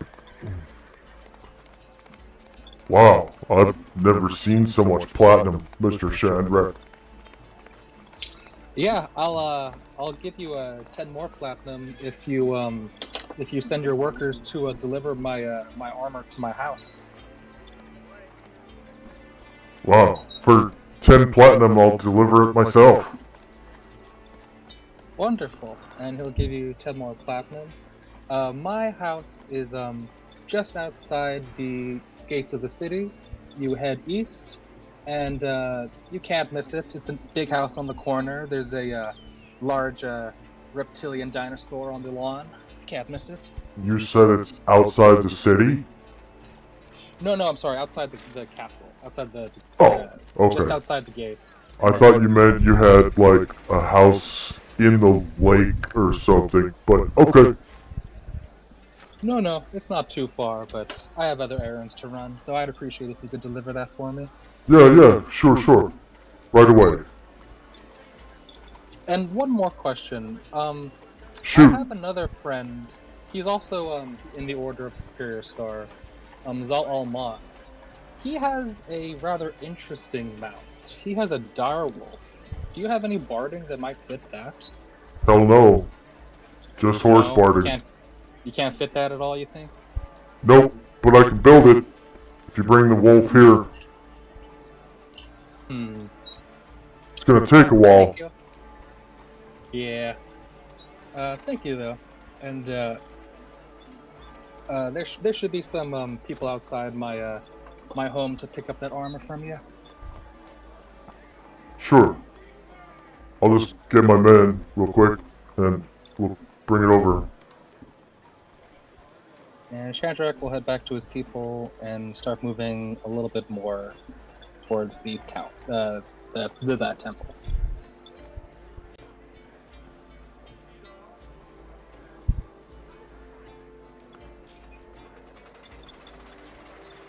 and you can see the tradesman come out of his shop, and he grabs his 2 laborers, and they go inside. And they come out with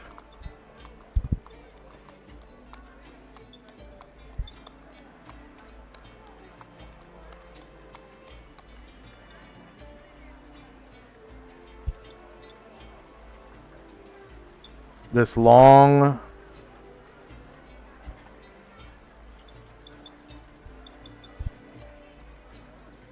crate.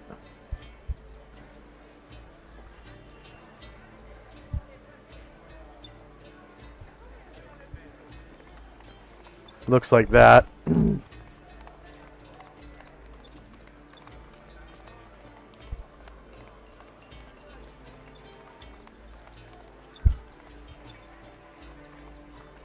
And each man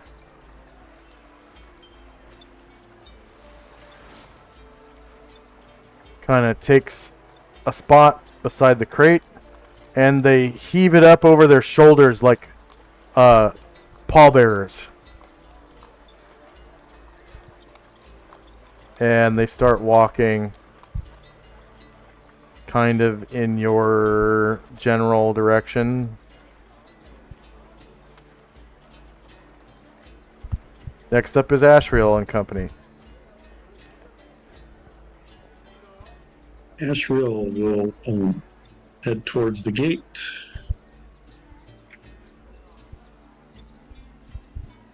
Meeting Zalman there. And then they will go through the gate and start walking and stop in front of the gate to the temple district. Is that gate open? No, it is not. They're waiting for more people to come in the Nexus. All right. So then we'll just wait there. All right. And end of round. First up is Asher and company. Okay, so standing in the Nexus and 1 second. That's where we were. Okay. Yes, so, So the- they'll kind of move up to that gate that's not open yet. Yeah, you can hear the gate behind you kind of crank down.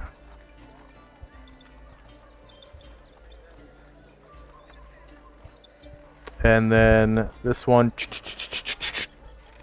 opens up. As it opens, we'll all kind of step through.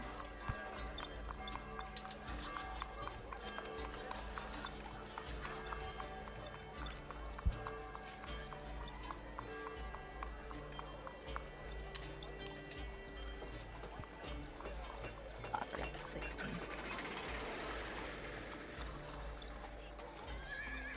I'll get that far.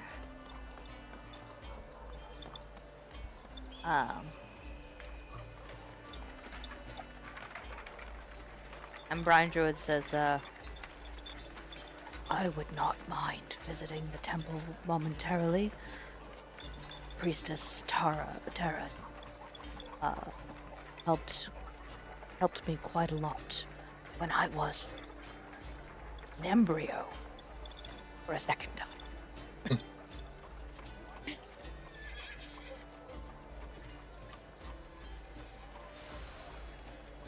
And that'll be good. All right. Chandrak and company.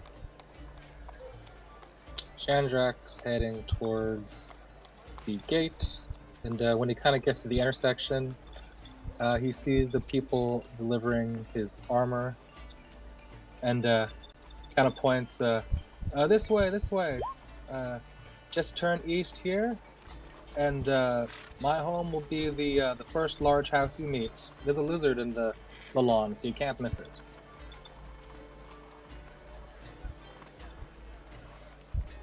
And the tradesman says, Ah, very well. Thank you.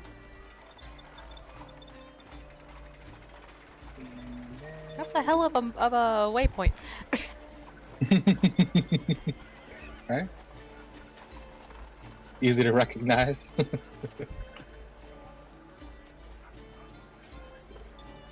and the captain's like, you know, oh, where are you going with that? And the tradesman's like, Special delivery for Mr. Chandrak. oh yeah? What's in the crate?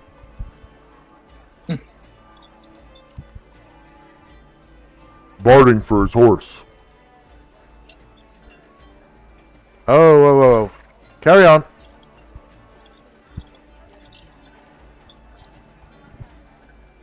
Yeah. And they come down the ramp to the avenue and turn east, like you said.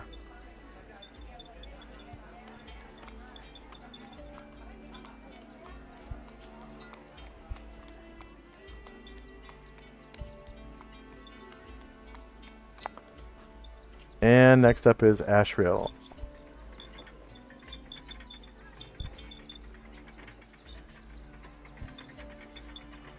And company. We'll move through the gate up to the temple.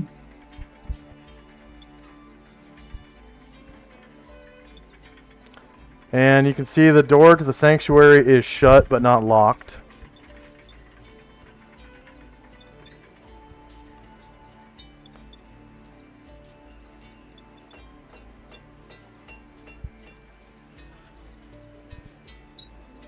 And inside,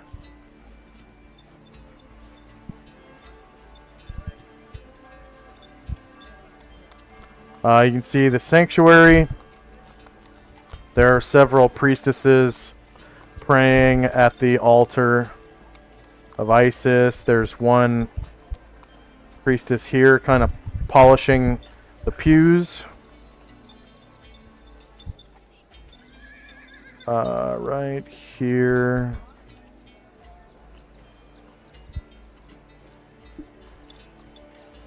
And you can see Play West, Nervia City.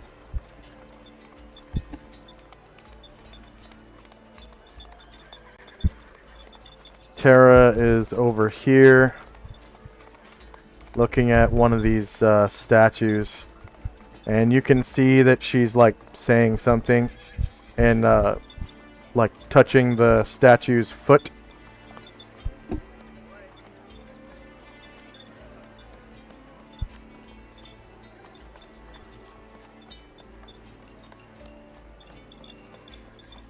The hell?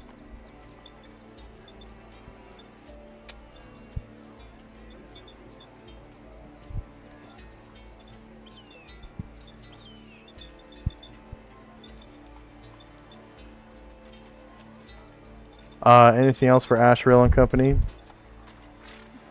Yeah, I'm trying to remember last time we dropped off our alms. Did we, or our tithing? Do we do it on the statue, or was there a spot over on the side here?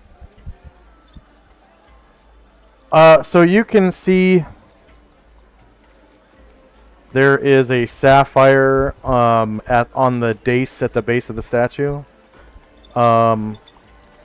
and a stack of coins. I'm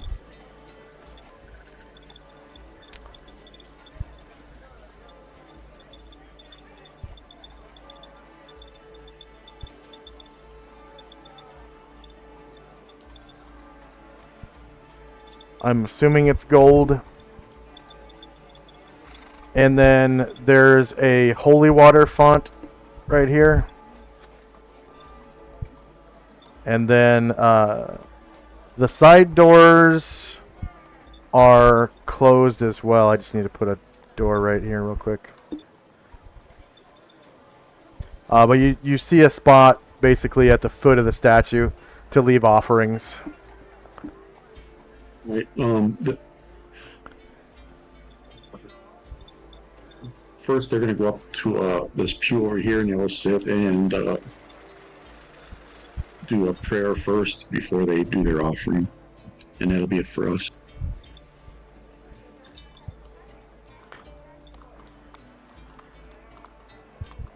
It looks like the priestesses are just praying. They're not like doing a ceremony. The offering looks like it's already been made. Yeah, they're just going to do their own prayer first before they place their offering. All right. End of round. First up is Asher and Company. Let's see if they can get in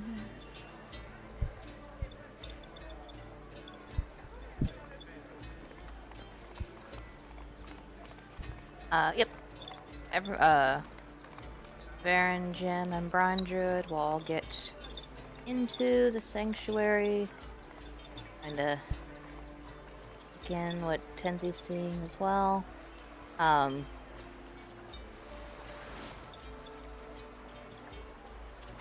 you can see Tara kind of walking up to Ashriel. And Druid still has movement, so we'll kind of on that direction. Oh, I think he's not big anymore. Whenever you get a chance to shrink him down, please. He's at his normal size right now. He's okay. as big as a horse. Oh, he is.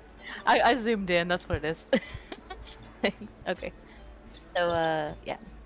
So here let's say greetings. It is pleasant to see you again.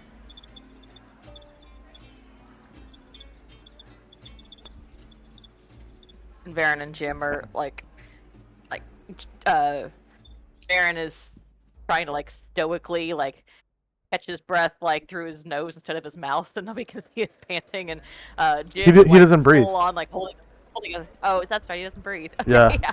He's Jim. Okay, Varen. So like just trying to like hold his posture straight, even though he's a little bit tired. And Jim's just straight up like holding his side, but he's clearly got a stitch. Oh, hello. It was Brian Druid, was it not? He like nods his head Was it respectfully. not?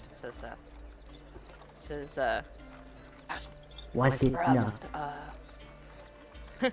yes. I recall that you restored me when I was indisposed. We were in the area, and some of my Yes.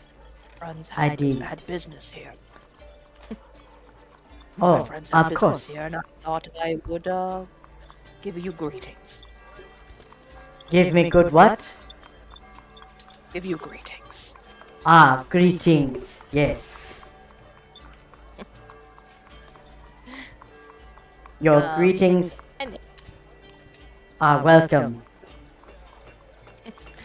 Brian Druid like smiles with like too many teeth, and kind of just kind of sits his butt on the floor, and waits for his companions to finish their business. But he says, "We have done much work. Captain Asher is away, but one of the tasks that you had imparted to her to restore the Empress has been accomplished." Ah, yes. Very good. That is much appreciated. And the axe? Has it been delivered? It has not. We are in a time-sensitive mission with the fate of our world in balance. It shall be accomplished at our next available opportunity. Very well. Your efforts are appreciated. Very much. Brian Druid nods his head and like is clearly looking over her shoulder now at what Zalmond and Asheville are doing, and yeah, that'll be good.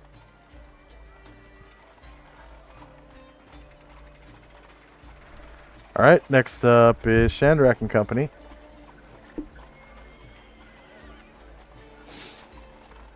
Shandrak will call up to the guard post. Hello, open the gate, please. I'd like to go to the temple.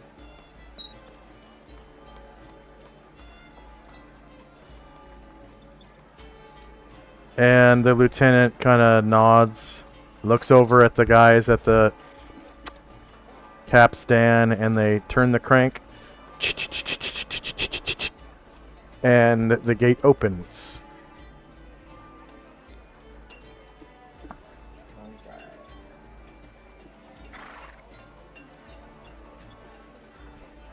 Open the gate for Shandrak.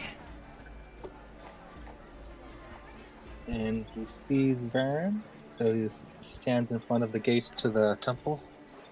Mr. Shandrak, your friends have preceded you.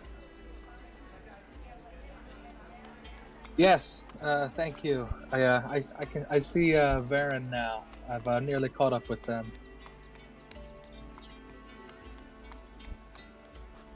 Okay, Ashriel and Company.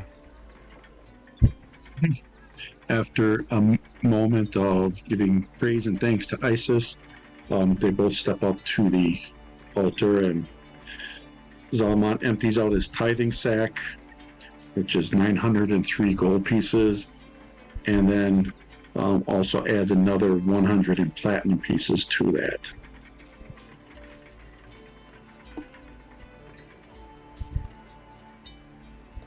Okay.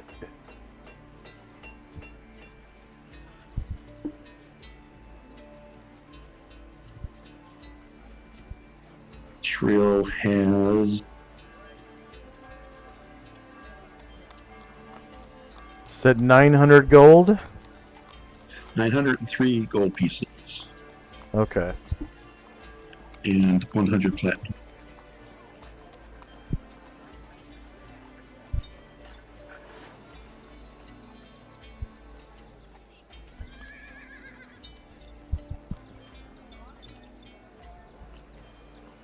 And Ashriel donates, 100 platinum, you said? Yes, 100.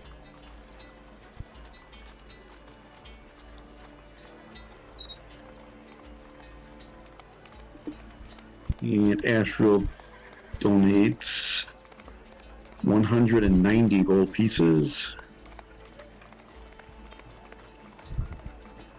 Plus 280 platinum.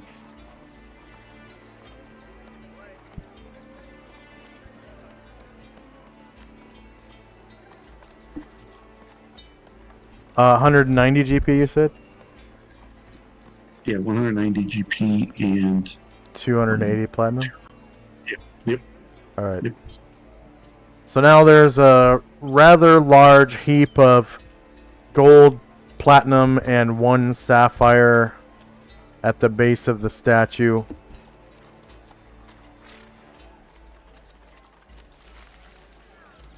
And that will be it for us. And the heap begins to spill onto the floor at the base of the statue.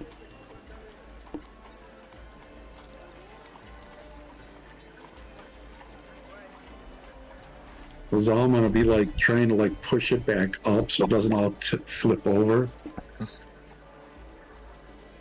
Trying to keep the pile tidy on top.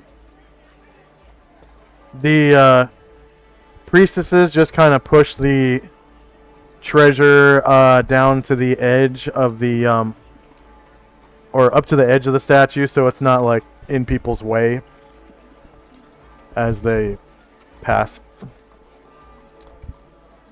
End of round. And next up is Asher and Company. Looking over his shoulder and seeing Chandrak, Varen will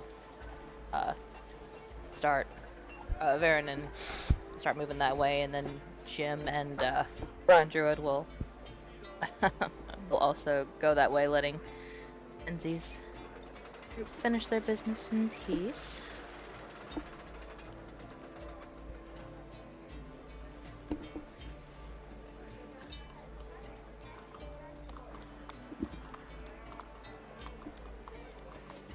Anything else for Asher and Company? Let me see if they're gonna get all the way to Chandrak.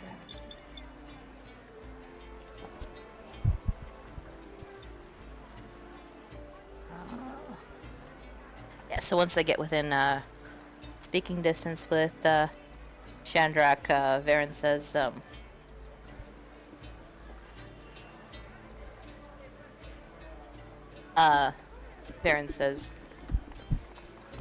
Ashriel and Zolamond are making their offerings. They should be here presently. Good. Alright. And, I'll wait here for them, and then we can head to the arcade.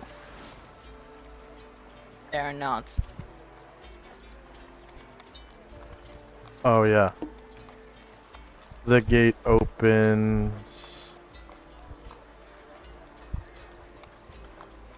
And Chandrak and Company. Yeah, and that Chandrak will, make some space. Head over to the other gate.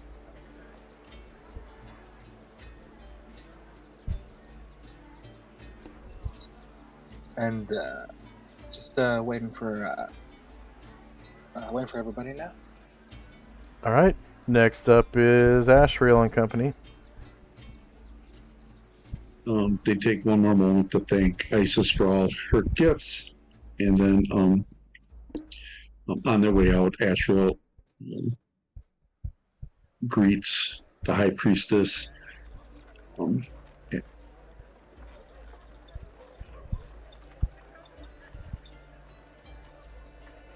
And asks how things are going with the temple here. Over the head of the statue of Isis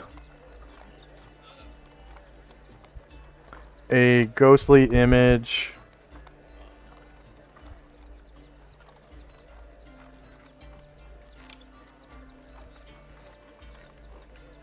of Isis appears momentarily. And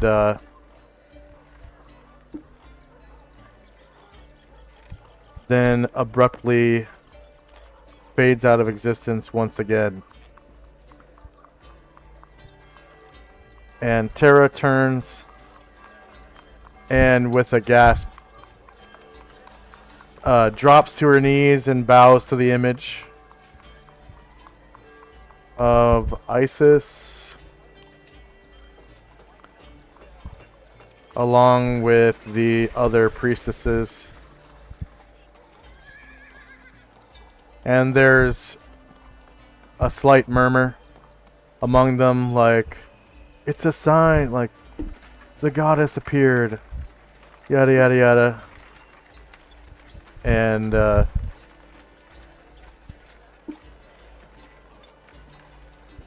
after a moment, they stand once again, and Terra says, What? What was it that you said?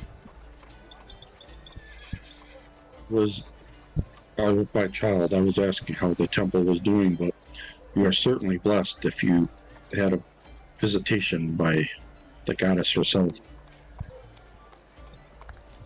Yes, just now. Momentarily. Her image appeared and then disappeared once again.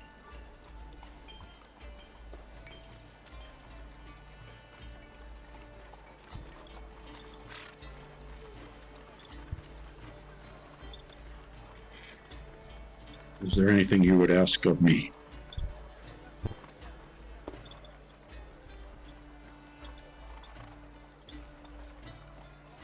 Never. As a celestial of the goddess, you are my master. Then he puts his hand on her shoulder and offers a blessing of Isis to her. It says, continue your good works here in this city. And with that, they leave. she nods, and then stands aside.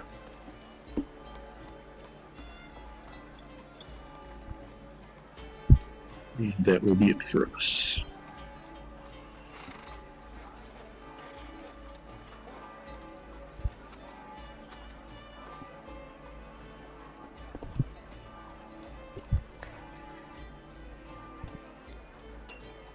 And the blessings of the goddess be with you.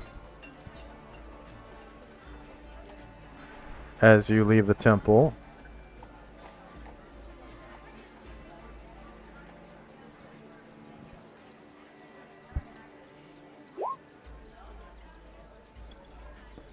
end of round.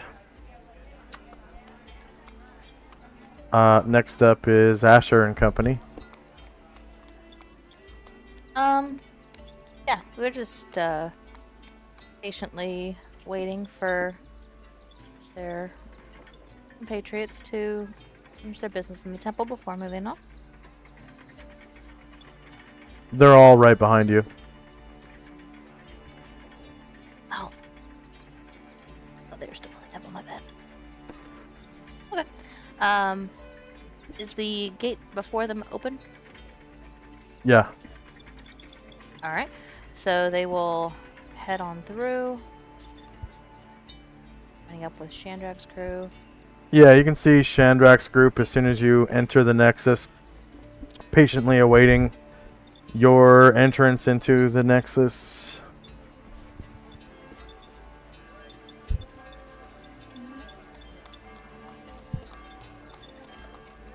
They'll get there. And yeah, just wait for the gate to be opened for them. Shandrak and company. Same. Just waiting. And Ashriel company. Fly over to the gate, or walk over to the gate, as will Zalman. Zalman feels a lot more spry now. After dumping like 100 pounds of... Yeah.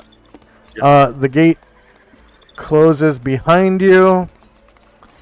And the gate to the arcade then opens. First up is Asher and Company. They will head through, all the while looking for the gem merchant,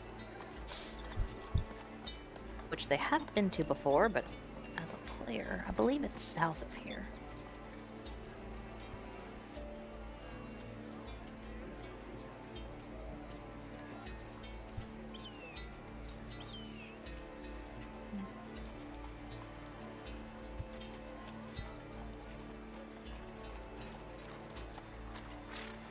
That one, Jim. There he is. Got it.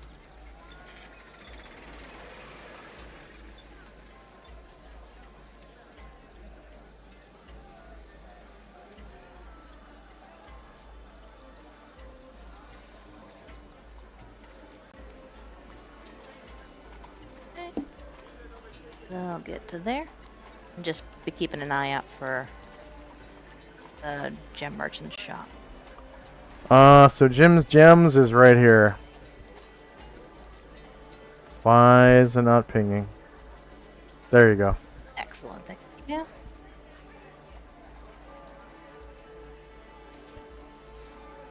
And anything else for Asher? Oh. Alright, Shandrak. Alright, yeah, begin heading to gym. The other gym.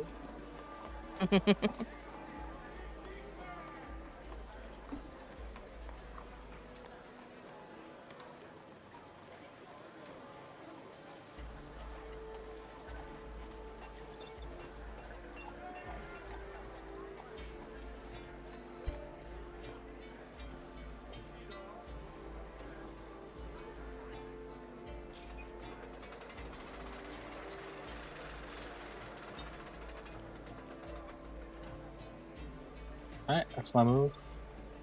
Alright, and then Ashriel and Company.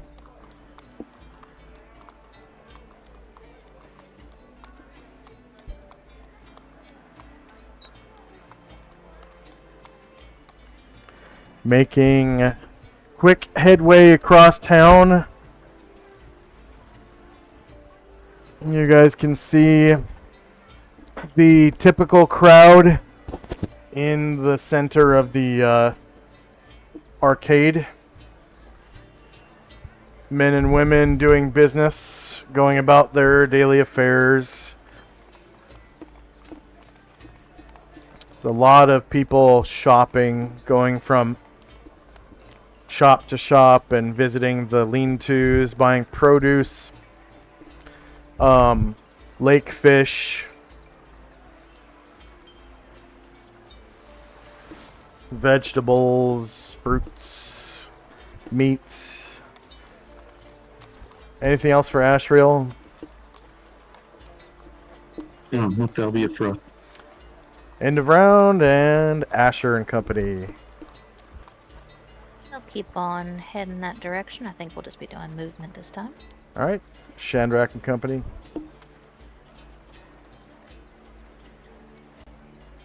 Alright. Doing some movement.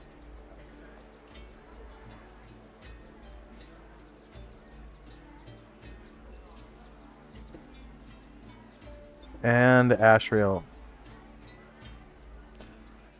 Oh, that's right. It's next to the statue. Yep. You Yeah. pass by Good- Grand good Tree Furniture.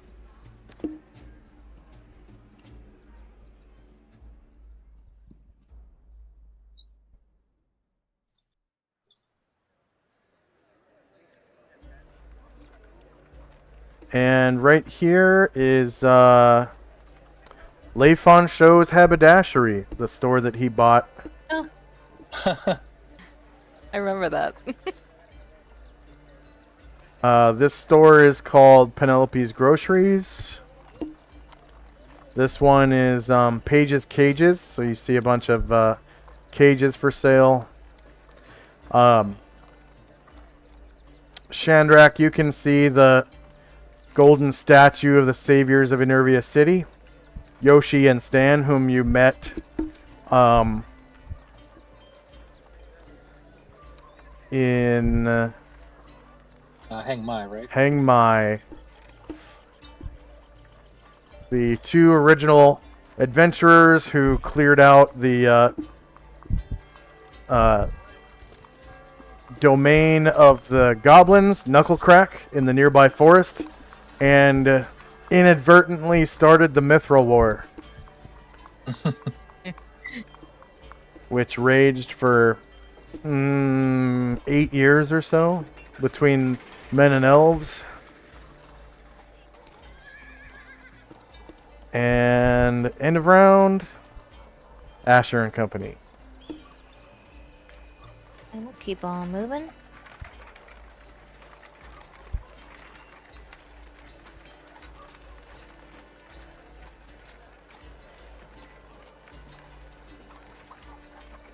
And Shandrak and Company. As you pass by Paige's cages here, you can see Party Barding. Right here. Party barding. Party Barding. Yep. Sounds like fun. Yeah.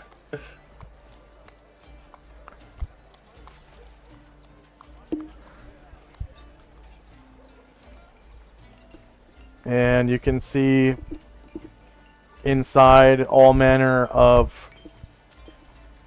barding for horses. And some for war dogs. Oh. Interesting. The normal variety of war dogs, not the direwolf-sized type of war dogs. Oh, a regular dog. And you make it to Jim's Gems. And the doors are wide open, and Jim is inside. The other Jim is working on some gems. And Hello, as you hello. enter, he greets you. Come on in. So,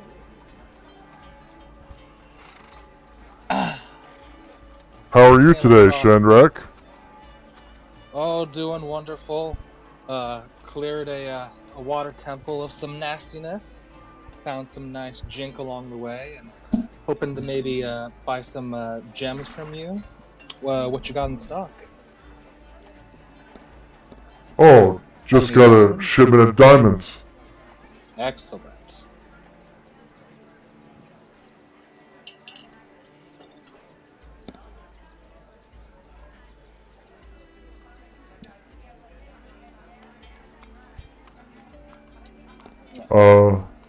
About 28 of them.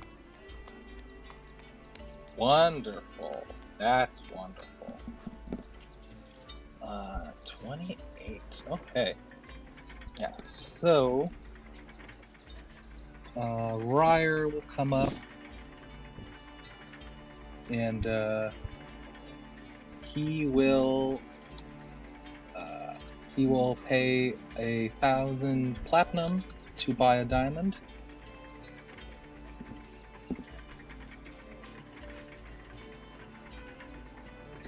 All right.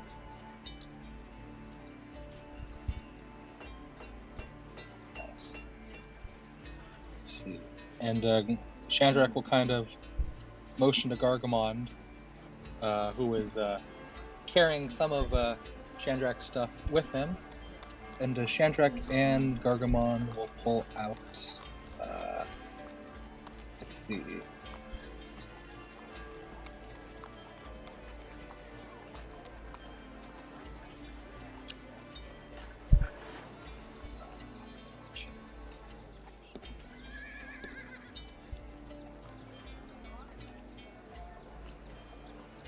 Yeah, 3 more diamonds, please.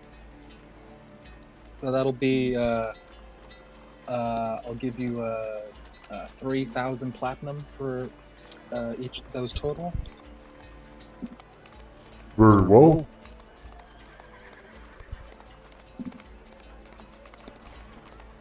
And yeah, Chandrak's kind of doing his bag and doing some math. So, thank you. I have some more of my friends that should be arriving soon. I'm sure they'll want something from you. And that's all from me this round.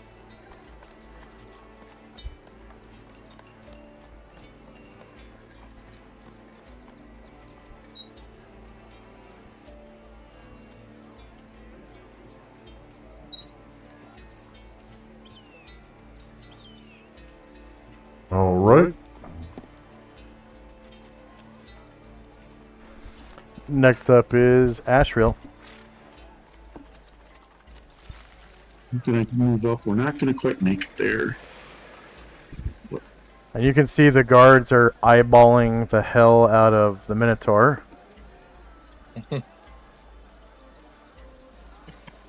Was pulling out platinum to pay for merchandise. Yeah, yep. You can see that they're pretty nervous. They're not IMC Musketeers, after all.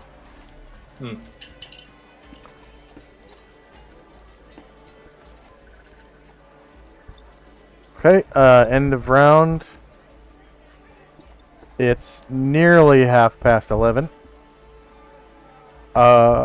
In a few more minutes. Next up is Asher and Company.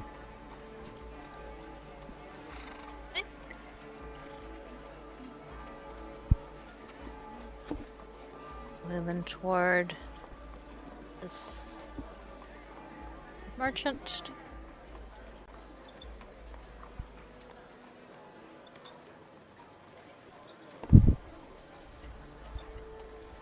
Yeah, they will not get there this time. So yeah, just movement. All right. Chandrak and Company. Andrew is going to kind of surge ahead since he can see that he's not going to leave him behind too far. Sorry, I do have to do a couple little, just some maths, but my page had to reload, so you can skip me for now. All right. Ashriel.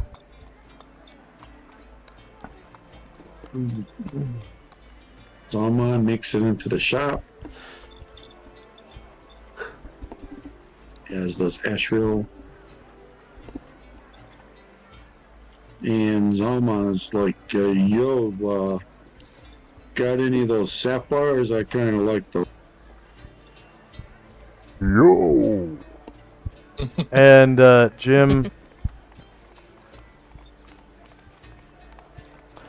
Jim says,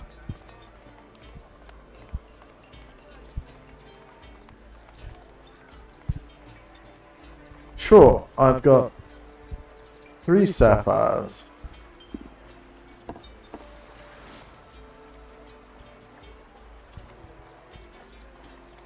And so he says, oh, yeah, I'll take all 3 of them.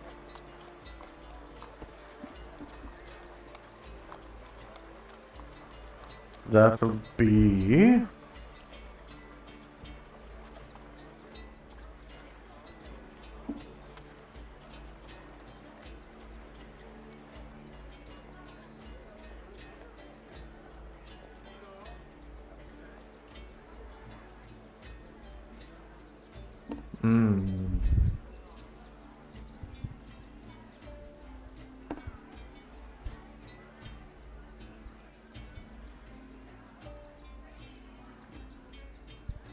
Well, 3,000 gold, please. Yeah, platinum okay? Why, yes, of course. Gets out a sack and pours out 300 platinum.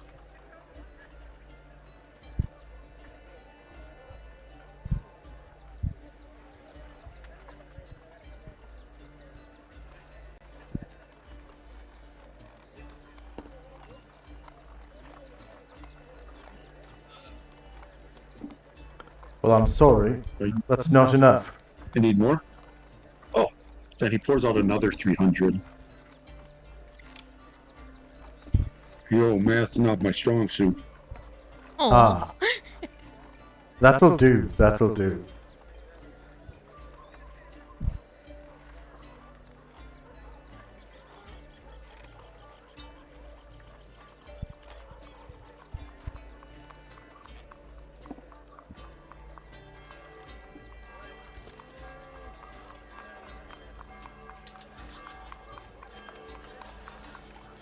Anything else, old chap? Not for me. And Astral's just kind of looking around, thinking about if he wants to buy any or not.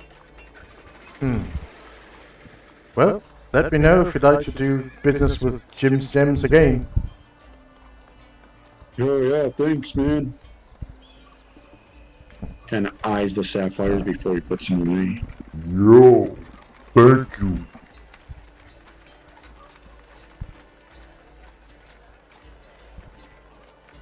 And, hope you don't die. And he does the cool guy Jesus double guns.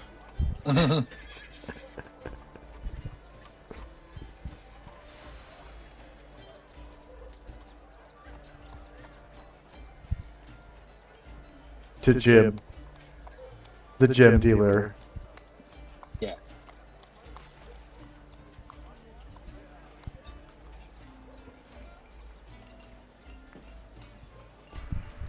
All right. End of round. First up is Asher and Company.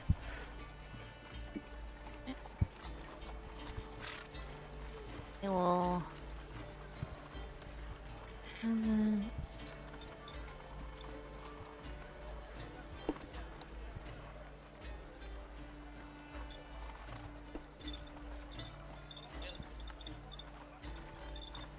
Sorry, I'm looking for where everybody is.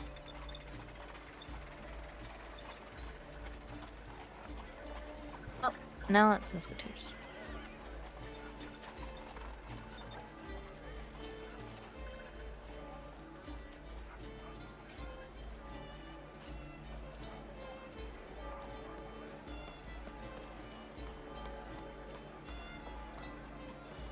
Can you point me around where I saw everyone disappear to?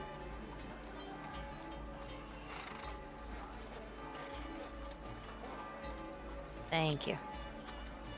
So that's half Brian Druid's movement.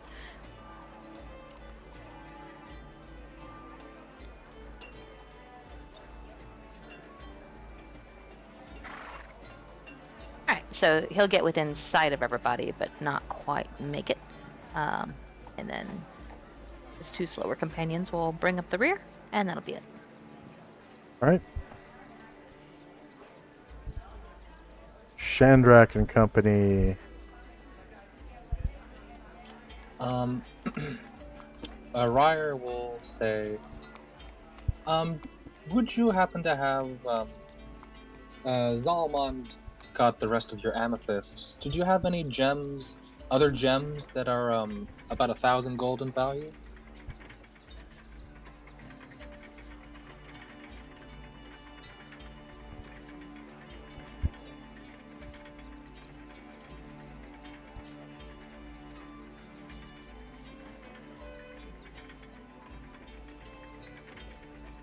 He bought sapphires. Oh, yes, yes. Do you have anything else of an equivalent value? That's 1,000 gold, if I remember correctly.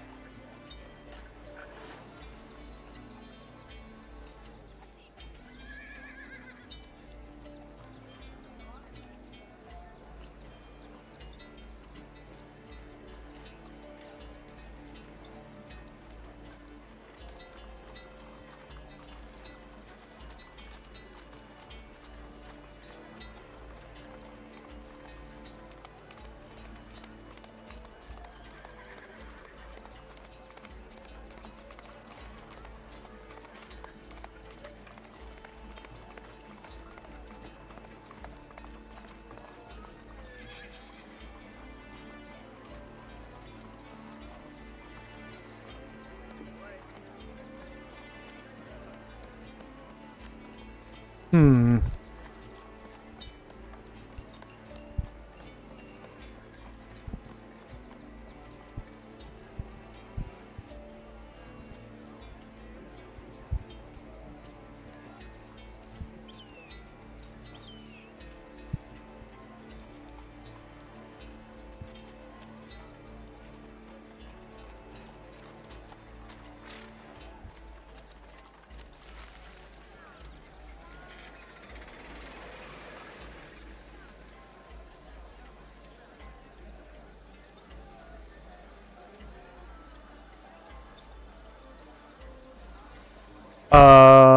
Why, yes, I have 2 fire opals, worth 1,000 gold each. Oh, okay, that's good. That's good.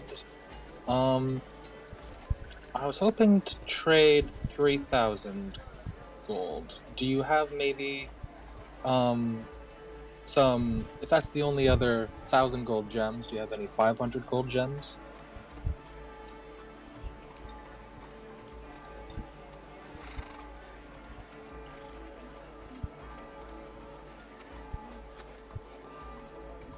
Amethysts are worth 100 gold, and I have 9 of those.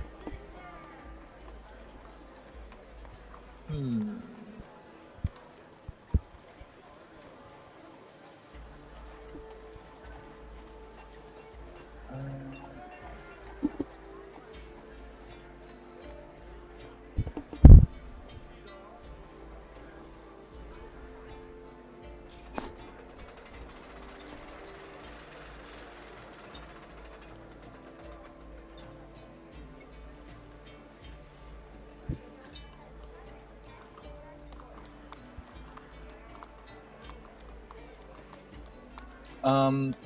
Yeah, sorry, I have to kind of think about that. But Shandrak will, he's actually going to, where'd it go?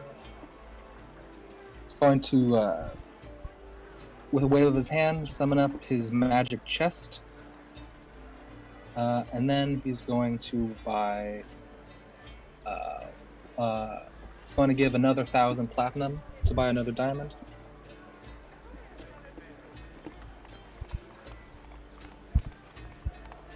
Ah, here you are. Thank you.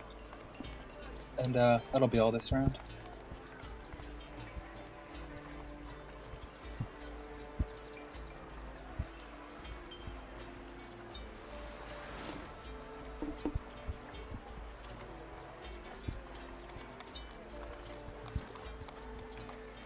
And Ashrail and Company.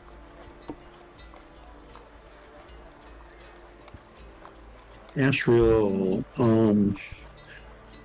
thought I was looking at Ashrail, but I was looking at Tenzi instead, so I gotta see how much cash Ashrail has. Oh yes, he's going to buy 2 diamonds with 2,000 platinum pieces.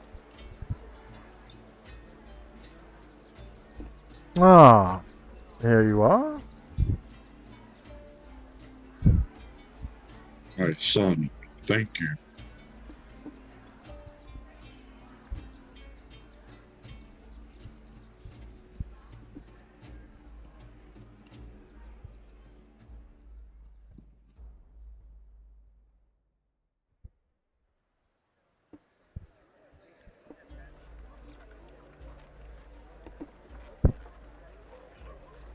So you can see he has multiple large chests of coins now.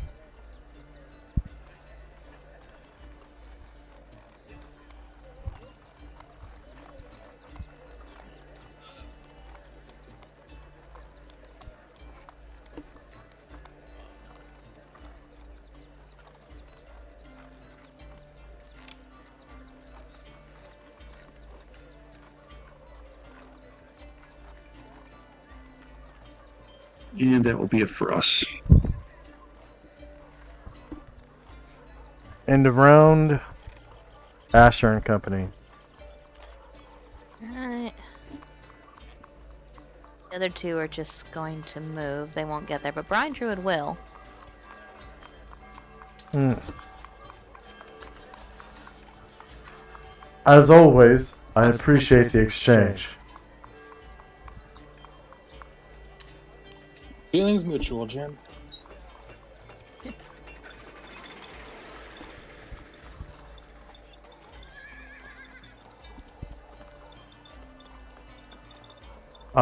What was... Far. Brian. The other two are just moving. They won't get there, but Brian Druid will, and he'll say, "I What did he say? I also have a trade."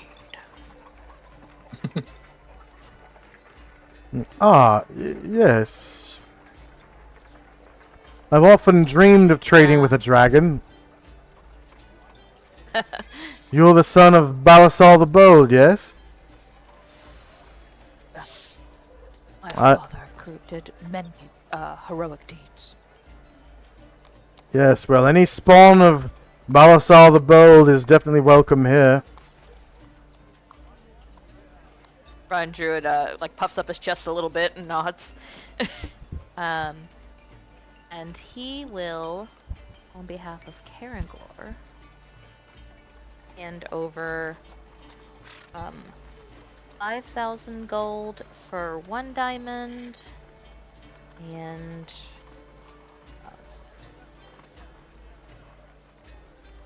and 1,000 platinum for another diamond.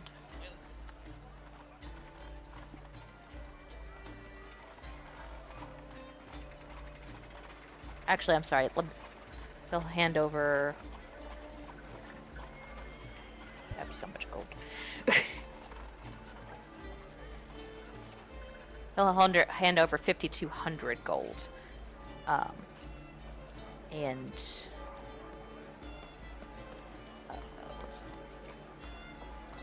and 160 platinum.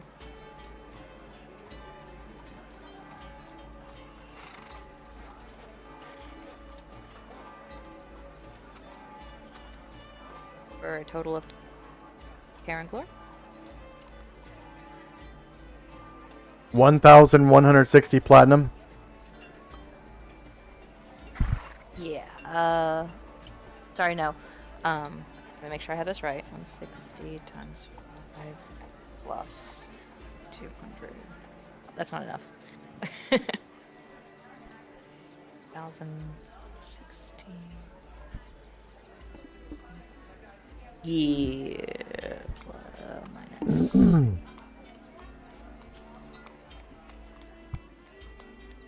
Okay, yeah, I'm sorry. 1,160 platinum and 4,200 gold. Only 4,200 gold. Yeah, yeah. It's 42. Yeah.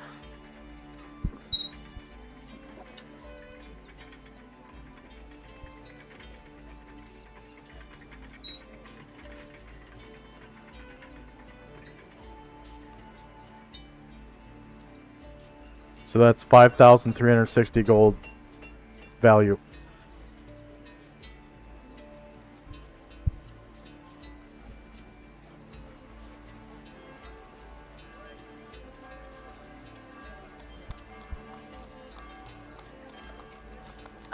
Isn't Wait, the Slash 1160 R. multiplied by Whoops. 5? Yeah. 1160 times 5 plus 4,200. There we go. Okay. Cool. Alright, so yeah, that's 2 diamonds on behalf of 1160. Anatar. 200. There we go.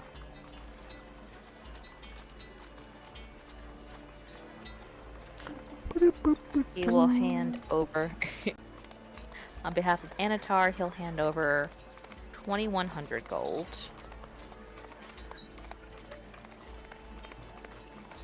And 6,580 platinum, or 7 diamonds if you have them left. 6,580? Yeah.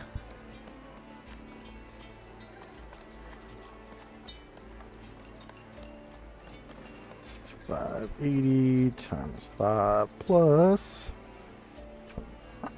200. Yeah. 7 diamonds. You got it. Cool. All right. Here you are, sir. And that will. And that will be all for this turn.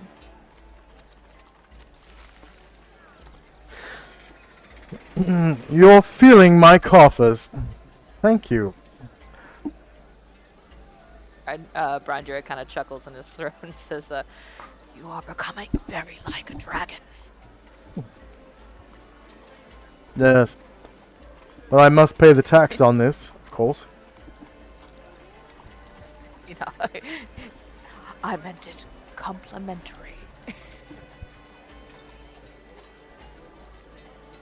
Shandrak and Company.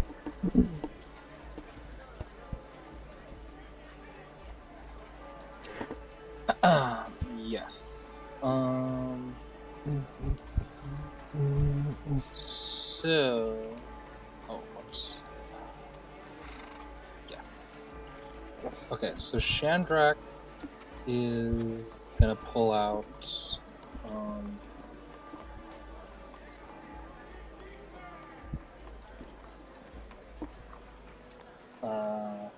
592 platinum with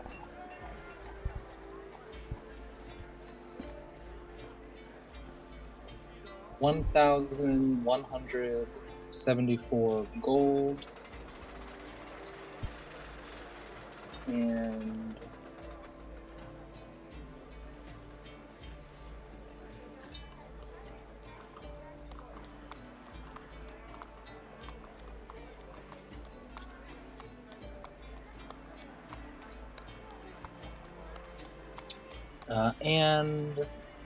let's go.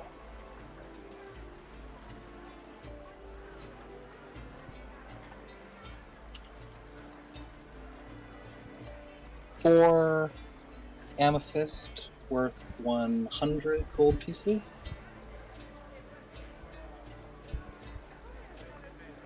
And 2 alexandrite worth 100 pieces.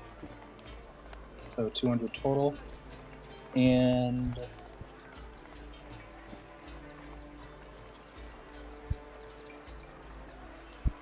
a garnet worth 500 GP.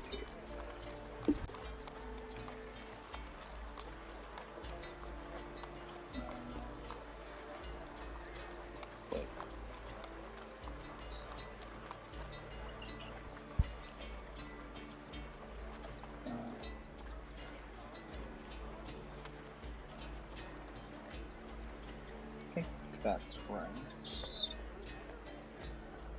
That comes out to 5,234. Okay, no, it's not quite right. It was, let's see, the platinum, the gold, and then It's an odd number of gold, 1174. it's the gold that I have. So I'm just trying to, I can trying to get it to a 5,000. So let's see. So, we have 11, gold, platinum. 1174 minus 234.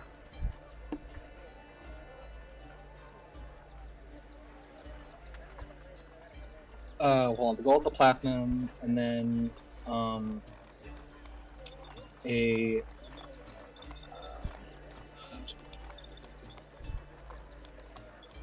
yeah.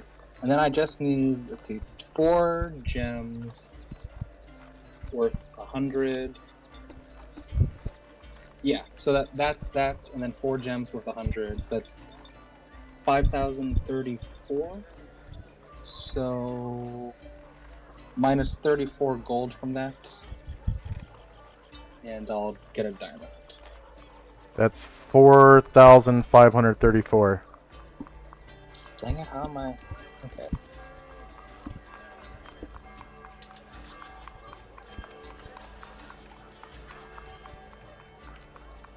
4 amethyst. And then,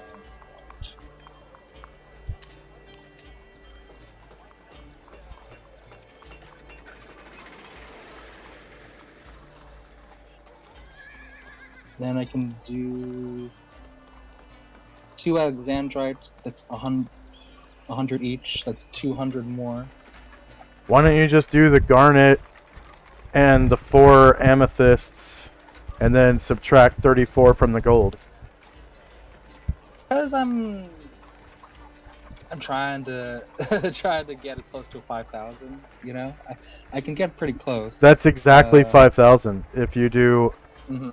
the platinum, subtract 34 from the gold. You do the 4, what was it, amethysts, and then the garnet worth 500. That's exactly 1,000, I'm pretty sure. Okay, yeah, I'll do that to trade for a diamond.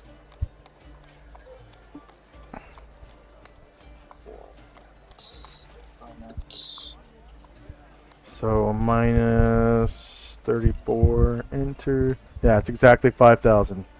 So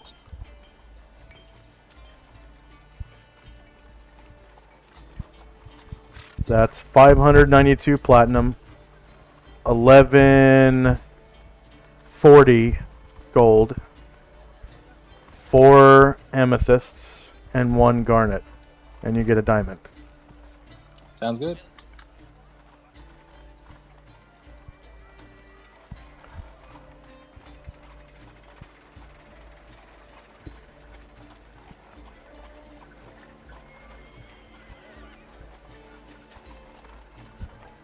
$11.40.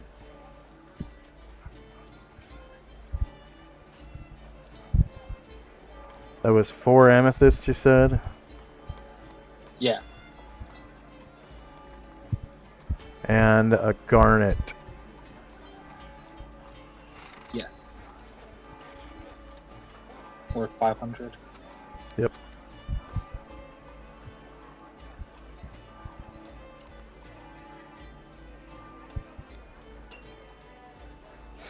Anything else?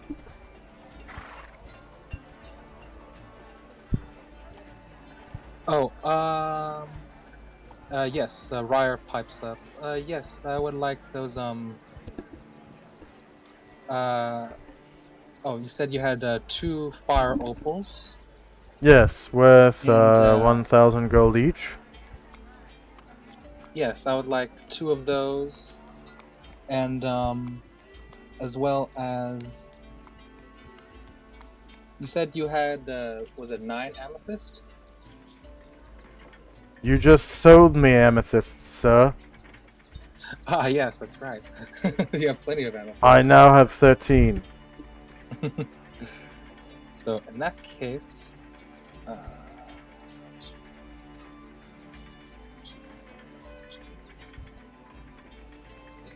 yeah, so I'll take 2 fire opals and 10 amethysts. That'll be 2,000. That'll be...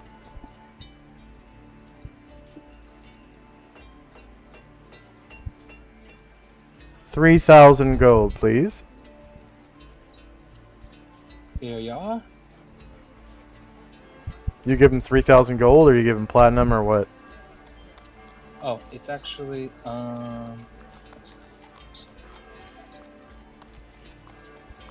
yeah, it's, I'm giving him, 596 platinum. It's an And, oddly specific number. It is, and 20 gold, which adds up to 3,000.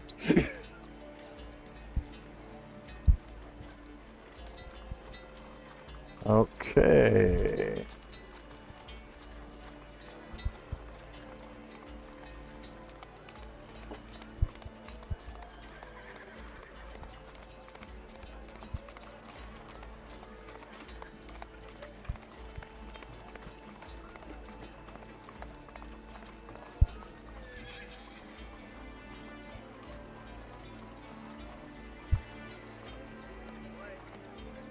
Ah, thank you very much.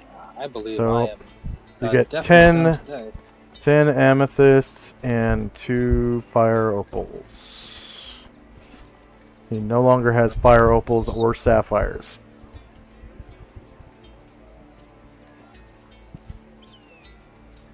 Alright, that's all for me.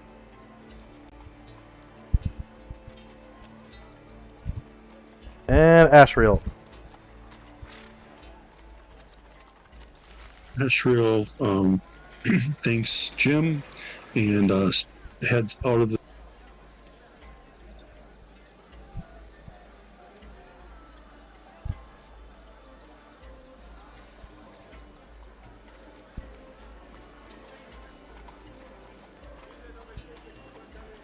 Along with Zalman, and then Zalman asks Ashriel, he's like, you've been here before? Is there like an orphanage or something?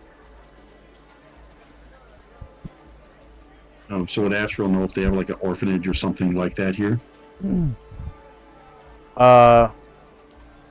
He says,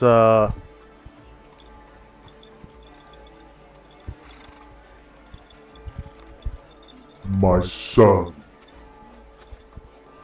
My son. Knows this, that I know not much of the layout of this city any longer.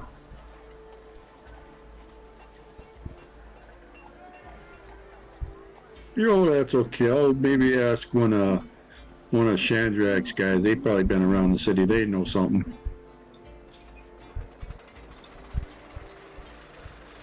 Yes, my son. When I was a mortal, this place was much different.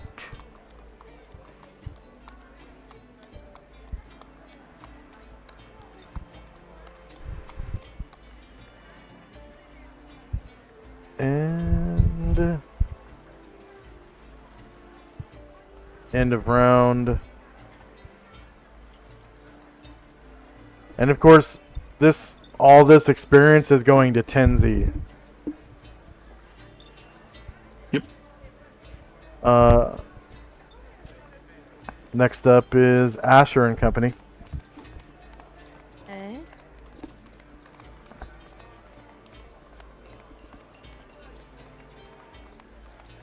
They will, both Jim and Varen will get to the shop this time. They're kind of huffing. Oh, except for Varen, who doesn't breathe. Jim's huffing. Varen looks at him disdainfully. And Jim says, really stand for you to take some of this coin. Oh, and come in, Jim come in. will, yeah. And Jim will trade him 2,477 platinum. And 2,477. Yep. And 2,115 gold.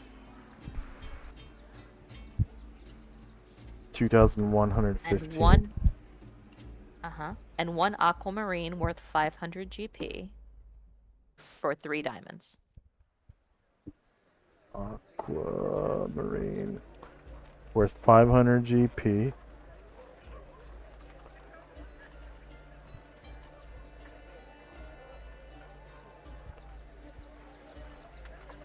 $15,000. Okay. And then Varen, like barely saying a word, is here. And he will give him 92 platinum, 8,040 gold. Stand by. And one aquamarine.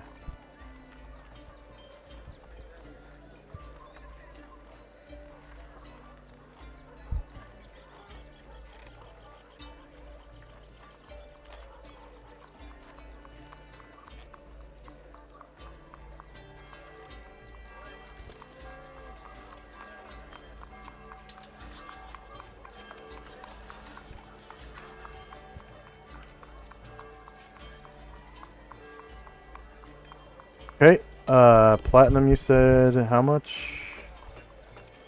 92 platinum. 92. Okay. 8,040 gold. Okay. One sapphire worth 1,000 GP. Okay. One aquamarine worth 500 GP for 2 diamonds.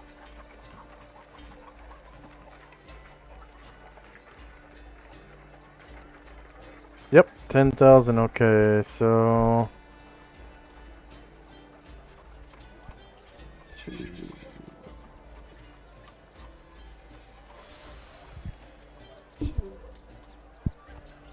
And you said one sapphire and one One sapphire, one aquamarine.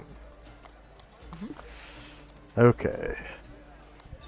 As Brian Druid looks what's in front of him, how many sapphires does Jim currently have in front of him? Just one? In front of him? Or sorry, he'll ask Jim. It's like, I have smaller denominations to cash. What do you currently have besides diamonds?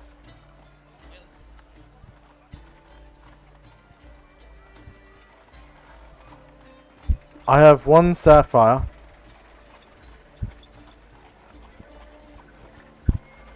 Two aquamarines. Some garnets. Some amethyst. Some quartz. Tiger's eye agates. Moonstone.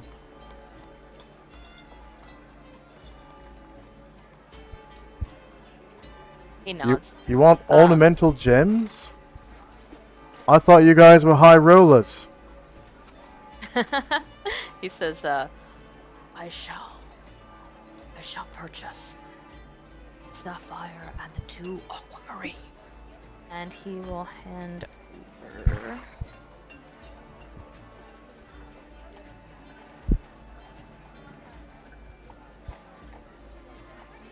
See, that's 2,000. Yeah, 2,000.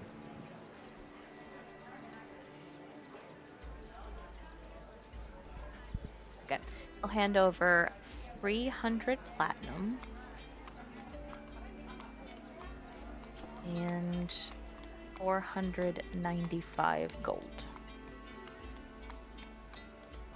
I believe that's right. That's Sorry, 1995. 301 platinum. 301 platinum.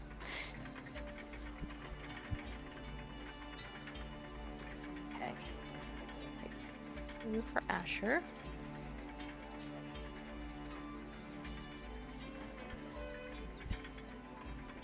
What the hell? I accidentally hit equals 495. Okay. There we go. So 301 platinum. 495 gold.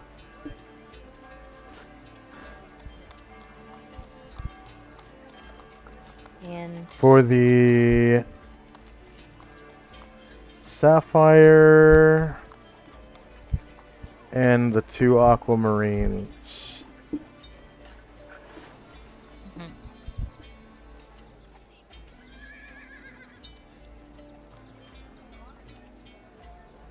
okay.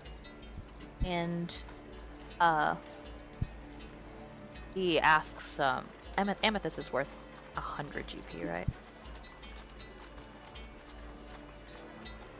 Yeah. Are garnet and amethyst both worth 100 GP?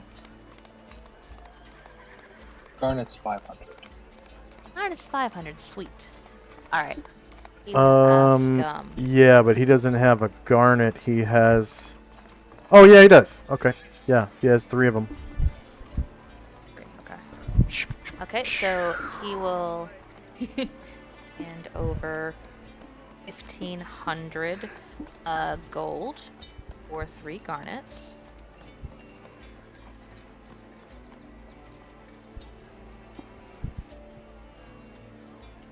All right. For Karen Glor.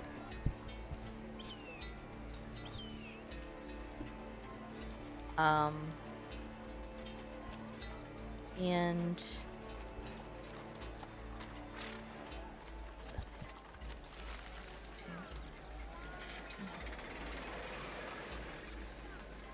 if he has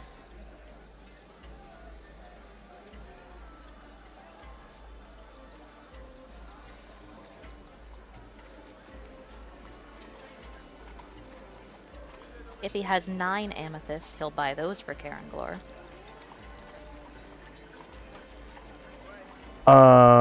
Nope. Only 3 amethysts left. Alright, he'll buy the 3 amethysts. That's 300 gold. And he will pay 300 gold. And assuming those are all of the big non-diamond gems on hand, he will look at the group and say, Anatol is trying to give me more money. I could not carry it.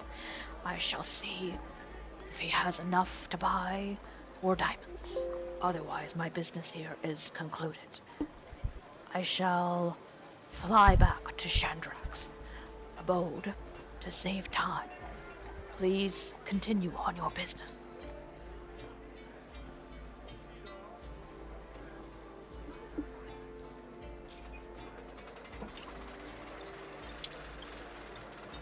What's Branger again?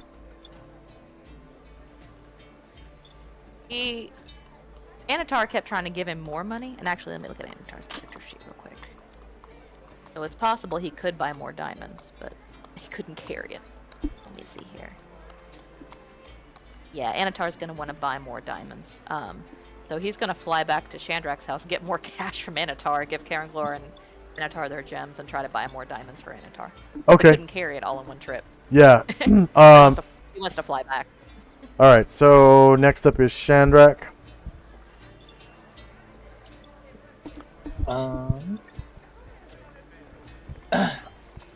Yeah, Chandrak is finishes putting his stuff away and closes his chest up. Sees a Brian Druid flying away after what he said, and he says to Ashrael, "Is there anything else? Any other business you needed to do in the city?" My son, Zawand, wants to find if there's an orphanage or something like that in the city. I thought perhaps your network of information would be able to let us know. Oh, sure. Yeah. Honestly, that shouldn't be too hard. I'm sure my people will know where the local areas of the city are that are poorer and will appreciate some donations. Sure, let's head back.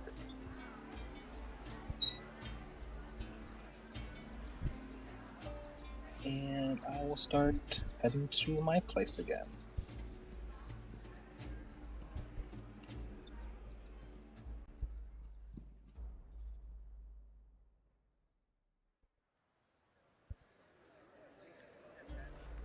Alright. And Ashrael and Company. We will follow Chandrak to his place. So we'll just wait for now.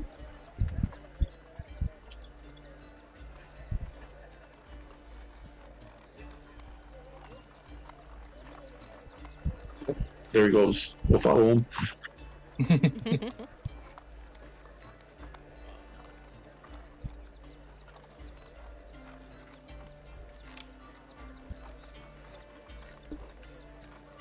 That'll be it for us. And end of round, and we'll take a shoot. My commercial break thing is off right now. Let's see if I can refresh or something. No. We'll take a 5-minute break and come back and do the next round. It's 11:30, September 23rd, 11:85. We'll be back in 5 minutes.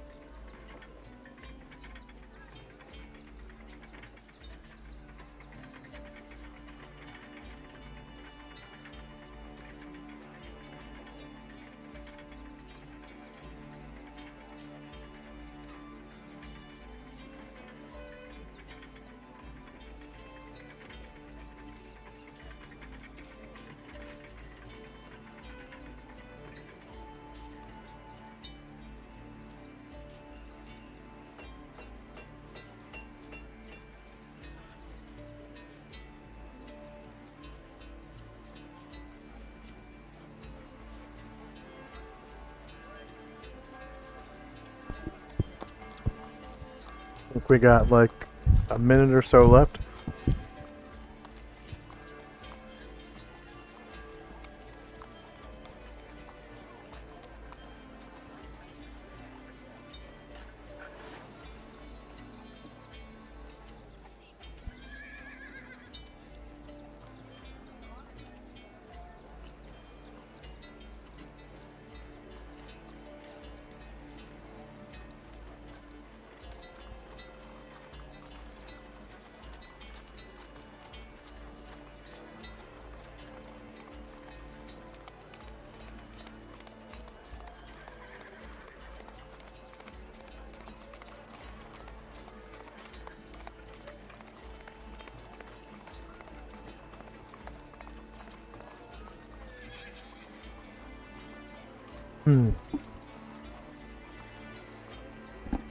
Is Shandrak there? Yeah. And how about Tinsy? Yep. And Asher? All right. First up is Asher and company. So seeing that the rest, or overhearing that the rest of the party is going exactly where Brian Drew had meant to, he will go ahead and, well, no, he wants to come back to, yeah, Brian Druid is going to step out of the shop and he will Fly back to the safe house. fly back to yeah, to the safe house, yes. All right. Baron and Jim, feeling much lighter, are going to follow the group. So it's 62 square flight. He's able to get up and over the wall and then back down the other side and land. And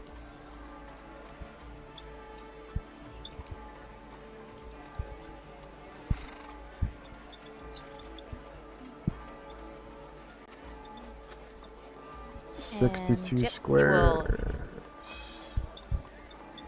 He'll handle the rest of his business on the next turn.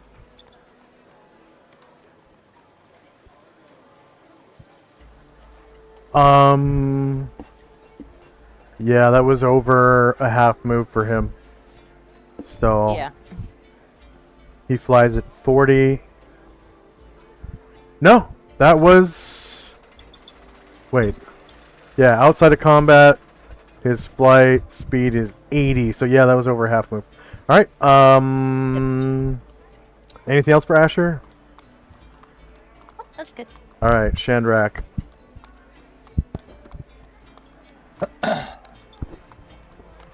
All right. Starting to. Asher's just chilling on the side of the road over there, right? She's supposed to be with her trainer, so she's kind of like out of action, but I didn't want to delete her because then she'd be off the turn order tracker. Oh, right, yeah. Okay. Gotcha. Sorry, Shandrak. Just beginning to head back to my place, see what my followers have to say.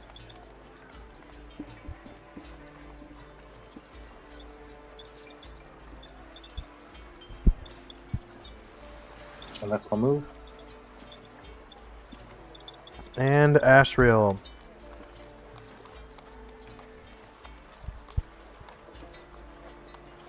We will follow them.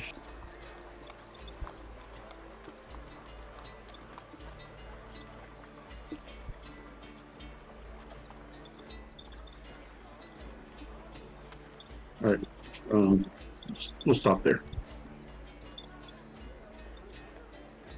End of round, Asher and company. So Brian Druid, as he lands, can see that crate from the barding maker. The barter? I don't know. I guess that would be a barter. Bardinger. And you're pretty much right at the front door. yeah, so he will Oh, I put you at... step Okay, in. your front door's over here. There we go. Fine. I put you in He'll front of a step window. in and... Oh, yeah, no, that's fine. He'll step in, and his first order of business will be stopping by Karen Glore and giving Karen Glore the gems and change to which he is entitled, and that will Okay. be what he does this round.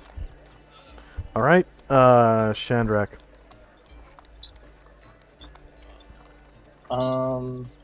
Continuing at a jog towards the gates. Jogging through town.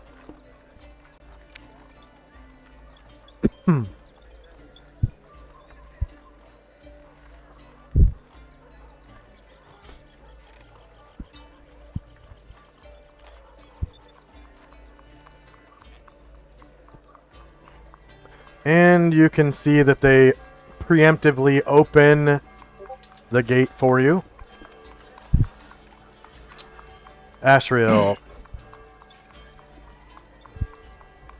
The gate open, we'll head up and through the gate.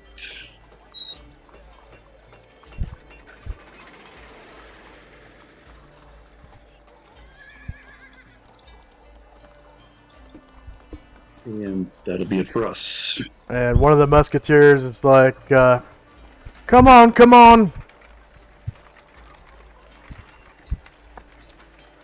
End of round. First up is Asher. Okay. He will move over to where Anatar is. Sorry, I'm just doing some math.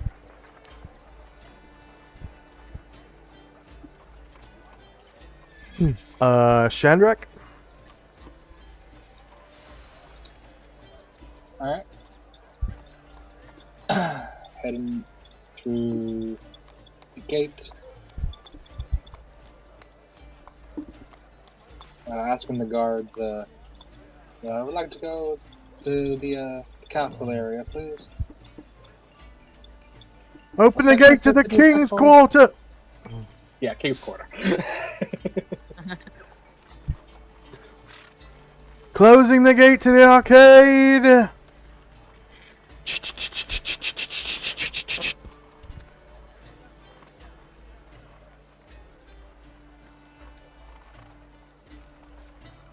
And the gate to the king's quarter rises.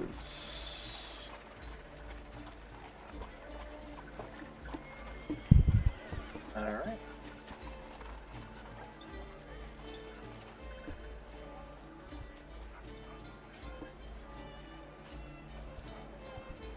Be able to just get in, and that's all for me. All right. Ashriel. You will catch up to Shandrak and company, and we'll just follow them. So that'll be it for us. Okay. End of round. The gate closes behind you. And Asher and company.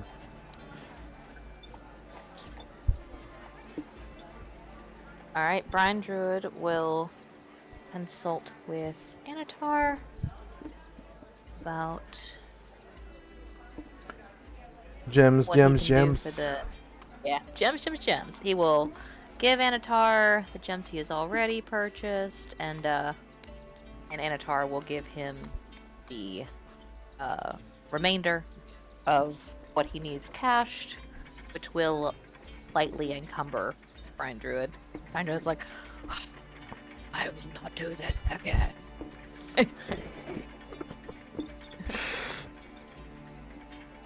And Anatar says, "Suck it up, mate! I died in that on this adventure." Yeah. So they'll make that trade, and that will be all for this time. Oh, Okay. I guess, yeah, Brian Druid will. Let me check Bombos real quick.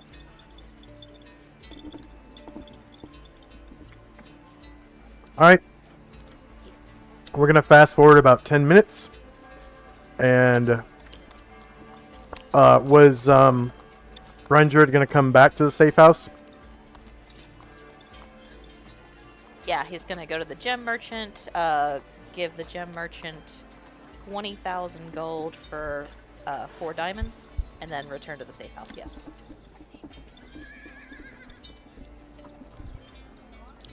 Alright. I'm gonna remove everyone from the turn order so I can fast forward, and then we'll re-roll.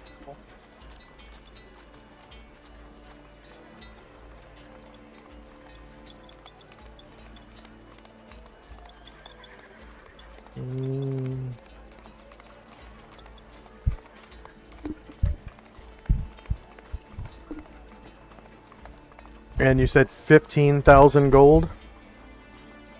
20,000 gold for 20. 4 diamonds. Okay. And it's all in gold coins, no platinum. Correct. Alright.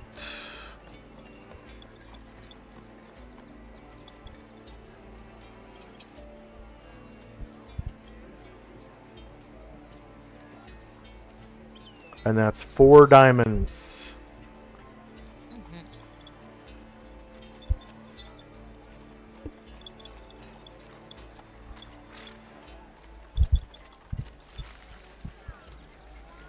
Everyone is feeling much better.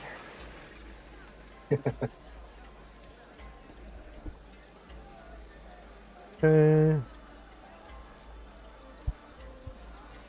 And you can go ahead and roll base size initiative if you please.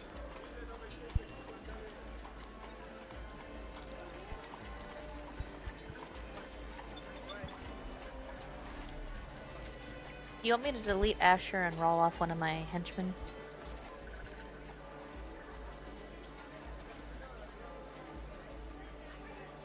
No, go ahead and roll off Vasher.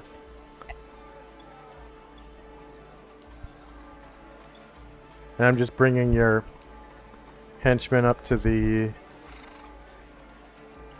safe house now.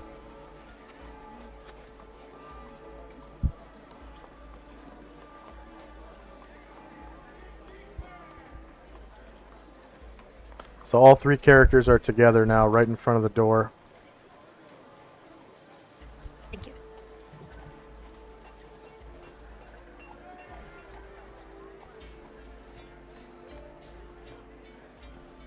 Alright, first up is Shandrak. Time now is nearly 1:45 PM. So, now that some time has passed, Chandrak is going to tap his staff on the ground, and he's going to cast another Detect Magic, see if anything has changed with the Tonto on the bed. What Tonto is that? The one that Karanglor was trying to identify some oil, and it seemed to take the magic away. So some time has passed, so I'm seeing if I can detect any magic from it, or if it's still gone.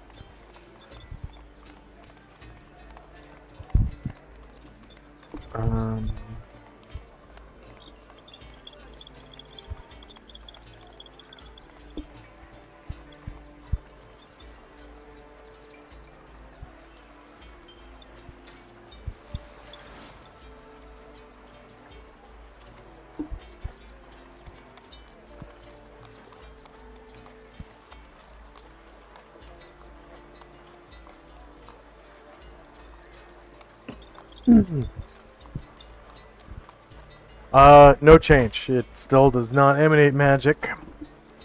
Okay. Yeah, Chandrak will share that. But yeah, that oil seems pretty strong. It might be able to permanently take away magic from things.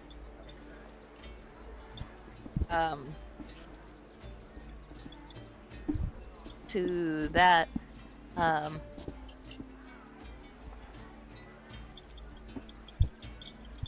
yeah, I guess it's close enough to hear. Aranglor will say, perhaps this could be weaponized in some way. Wait, We are. was that 0 dark 30 this morning when you guys used that oil? Yep. Hmm. Yeah, it was the wee hours of the morning.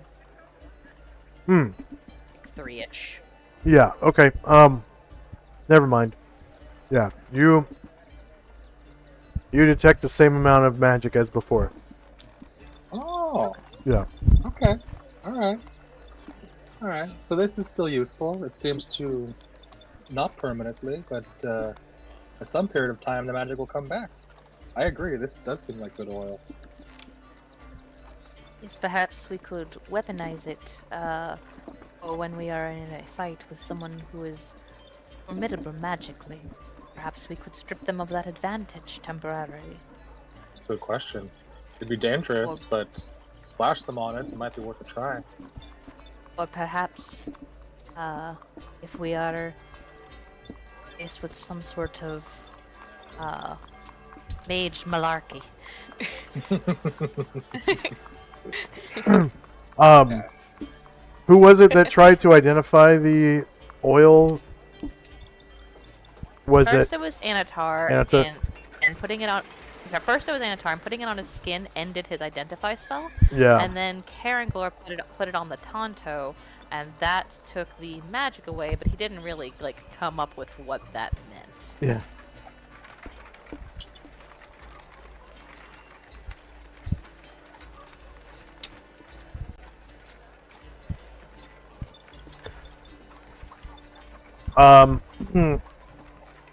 So currently, both Anatar and Karanglor have a vial of oil stuck in their hands. It will not come out. Okay. Okay.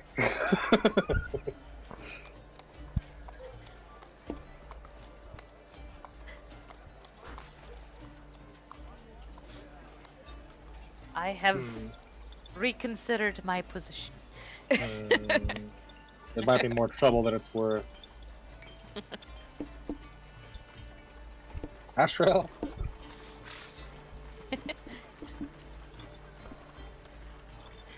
My son.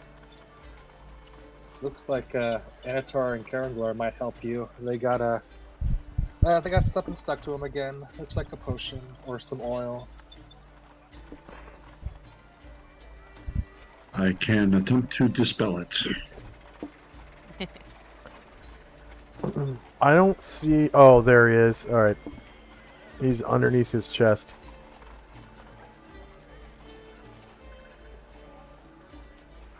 And are Asriel and Zaman supposed to be by the house now? Yeah. Okay. I did not move them, so.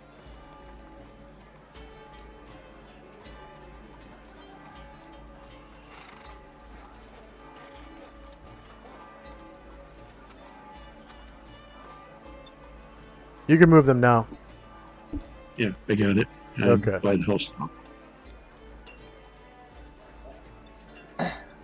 I think that's enough for me this turn. Okay. Asher and Company. Varen coming in kind of sees the position that Anatar and Karangor are in, and overhears Chandrak saying they need help, and he turns to Karangor, and says to Ashril, "I will attempt to help Karangor if you can help Anatar." And his has moved, so he won't cast this round, but he puts a hand on Karangor's shoulder. Okay. Asriel. Asriel will fly in, find Anatar, hopefully. He's over there.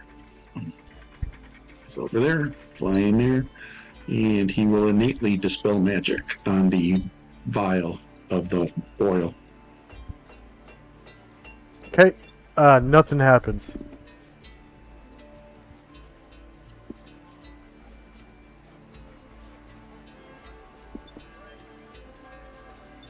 My son, I have failed you. Anatar kind of grimaces weakly and says, "That's all right, mate. I'm sure we'll come up with something."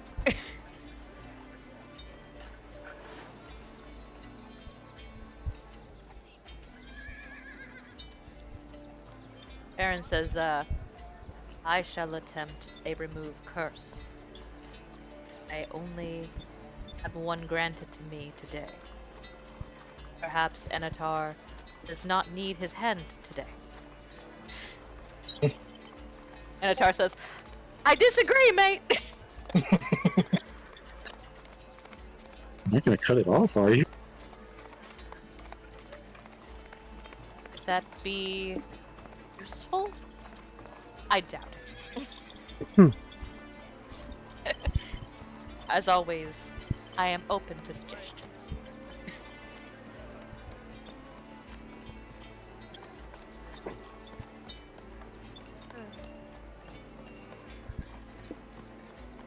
I think the last time I saw something stuck in her hand, it was cursed. That seems worth a try.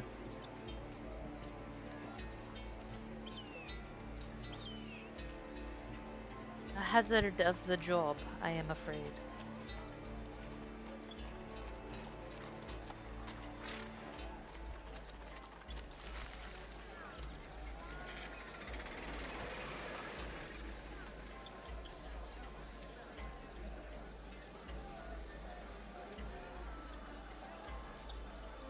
And Ashra will say, well, my son, if you do believe it is a curse, I can try that.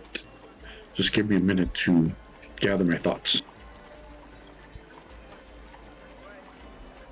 Anatar tries to give you a thumbs up, but it's stuck to the vial. So he just like kind of like, and then he does the other hand.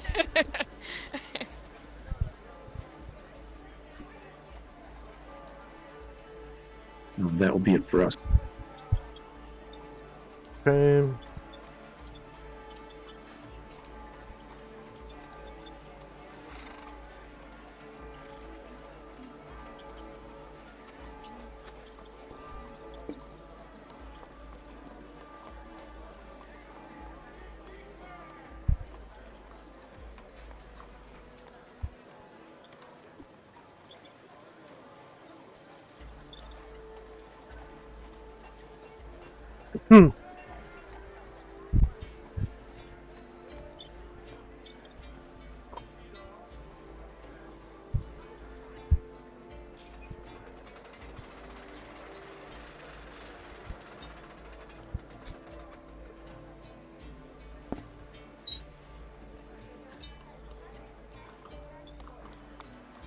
End of round, and first up is Chandrak and Company. You hear this, Oh,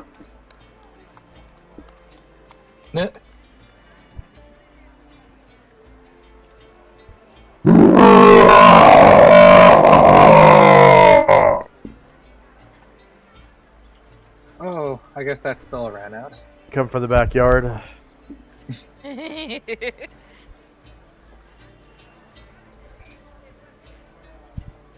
Gargamon says, "You be good out there, y'all."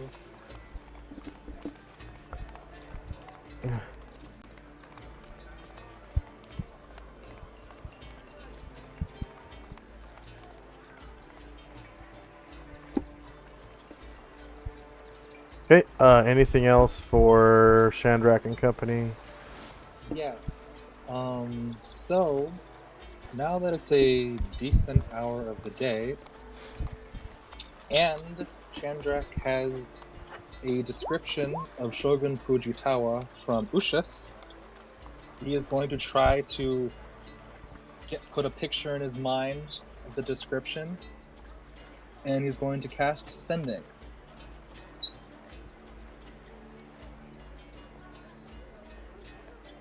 The Shogun Fujitawa?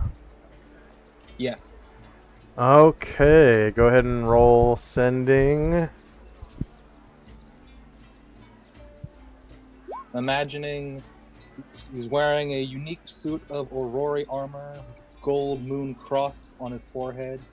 He's an elderly man in his early 40s, gray hair, 5 feet 8 inches tall, 188 pounds. He has a potion, nunchaku, katana and wakizashi, and daikyu with black arrows. I'm trying to picture that and cast in my spell. Okay, go ahead and type your message in chat, 25 words or less.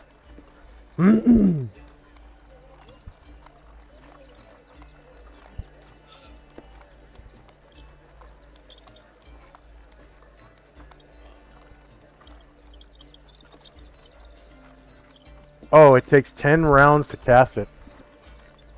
Never mind. Yes.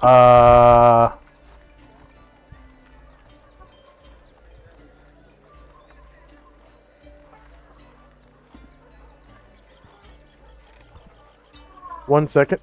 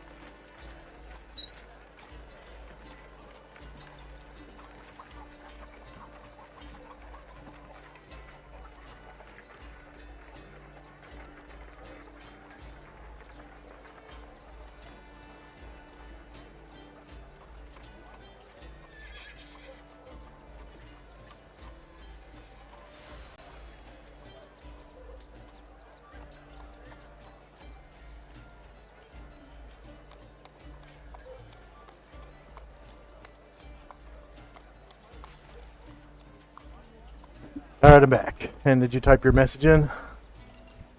Yes, do you want me to send it now or when the spell's finished? Yeah, we'll do it when the spell's finished. Yeah, that's all for me. Okay. Asher and Company. Varen will cast Remove Curse. Okay. Go ahead and roll the template.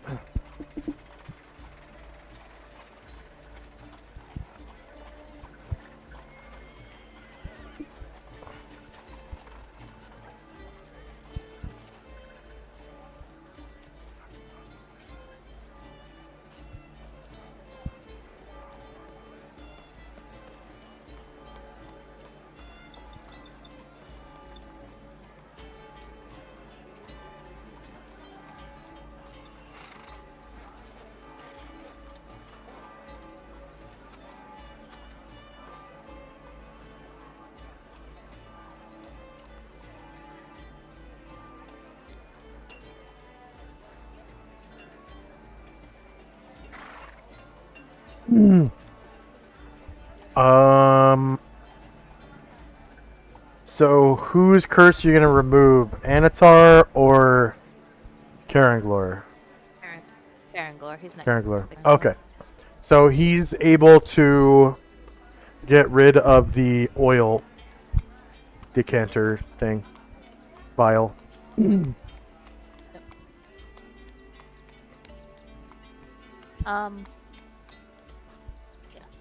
So I guess, is it on the ground or is it gone? It's still in his hand, but he's able to get rid of it in any way you wish. I guess. Okay. So yeah, he'll. I guess kind of look around for like a flower pot or something to safely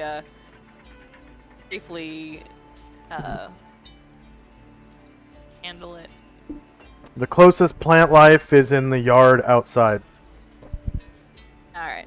Karanglor will kind of get up and trudge his way out to the yard. And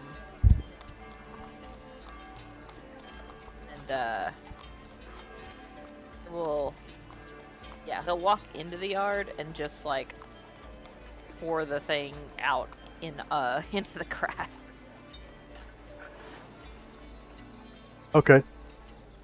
And then what does he do with the vial? I guess he'll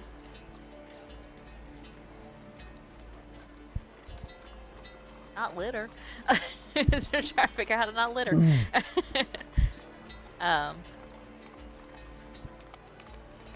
Yeah, I'll just. How do people dispose of their trash around here? You've seen, I think Asher has seen,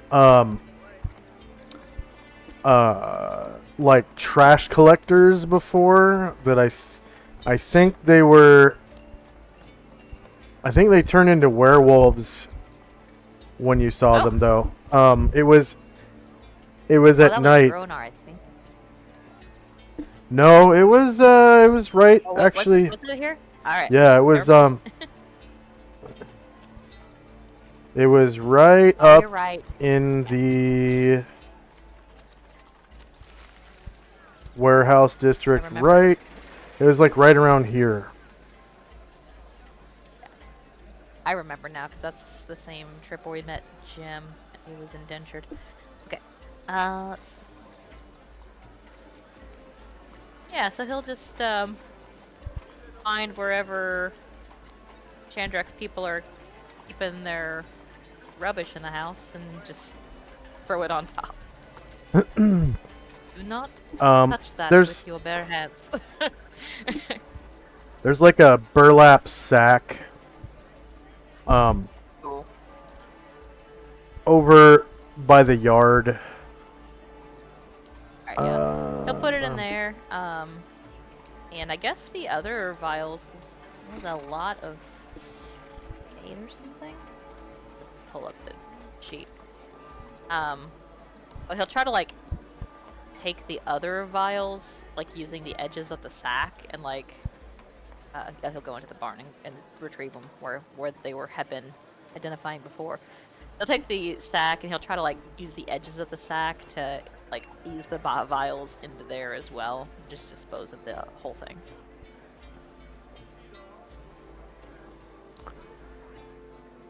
Okay. So he grabs a sack, sticks his hand in it to use it kind of like a glove. Yeah. Is that how he does it, or what?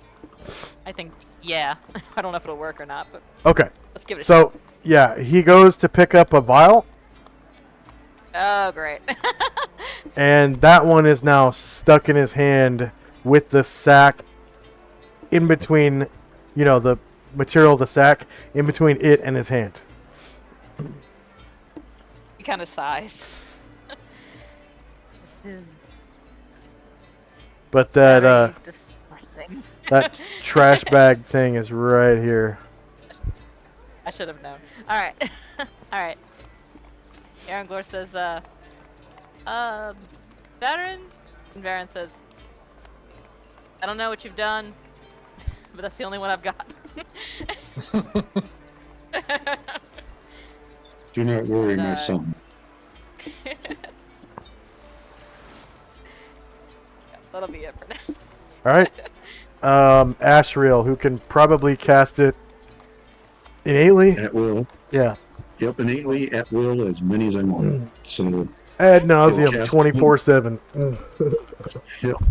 So he will cast one on Anatar. All right. So Anatar's hand is able to let go of the vial in any place that you wish. I guess he'll, Asriel backs up. yeah, Anatar will come out of the house, say, Karangor, where are we putting these, mate? And Karangor says, do not ask me, my idea was not good. He says, I poured it into the yard. And Anatar shrugs, and he'll come over to the yard and he'll pour it out there. And Brian Druid will come over and try to help. Brian Druid will take his claws and he'll start like digging, over here, not next to where he's pouring it out. He'll start like digging a hole like a dog into in the ground. He says, perhaps he says, we can bury the vials here. Don't tell Shandrak about the property damage.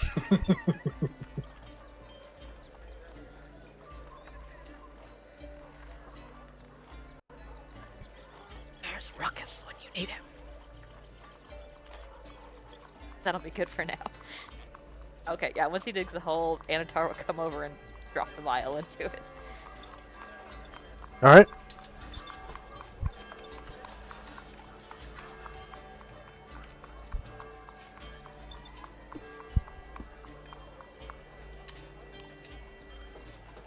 Well, that wasn't even a turn, was it?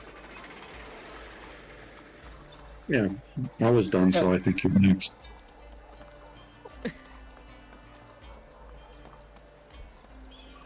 End of round. Shandrak. Shandrak is still casting Sending. First up is Shandrak's group. Yeah, Ryer will come on in over, and he's gonna talk to that, Shandrak's follower, Bedwayne, and say, hey, you've been here a little bit. Do you know if there's any, orphanages or maybe, some sort of, charitable place other than the Temple of Isis? Zalamon's looking for a place to donate.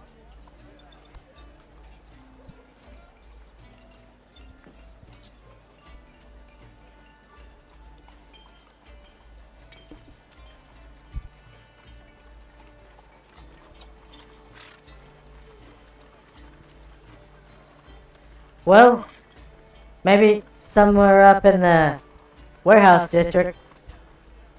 That's kind of the slummy end of town. Right. I'd that's imagine south, isn't it? an orphanage would be in the slummy end of town. That's the south side of town, right? Nope, northwest. Northwest. Okay. Yeah, thanks. We'll check that out.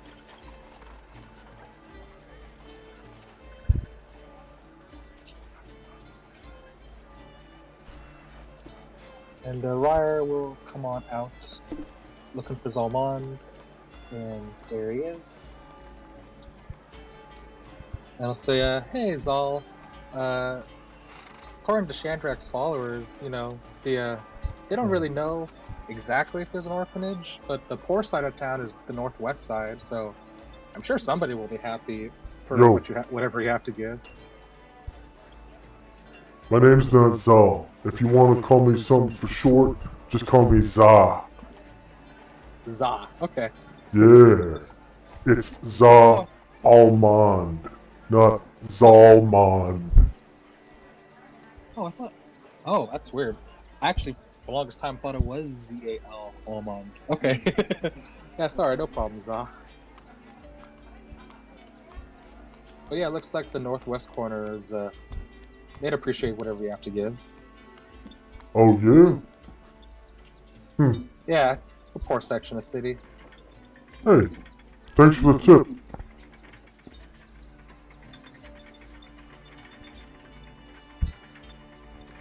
And that'll be all for me.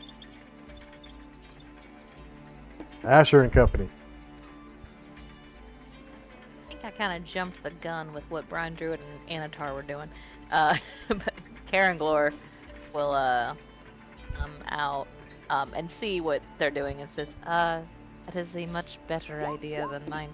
And I shall stay put and wait. I heard Ashriel say that he can provide assistance in this humiliating turn of events. And he'll stand there and wait.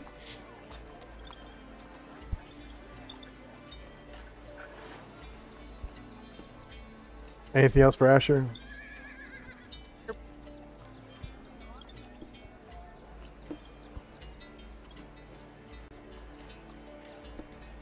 Ashriel. Asheville will fly out of the house, or walk out of the house, I'm sorry, and sees Karen Glara's predicament, shakes his head, walks over, and innately casts Remove Curse.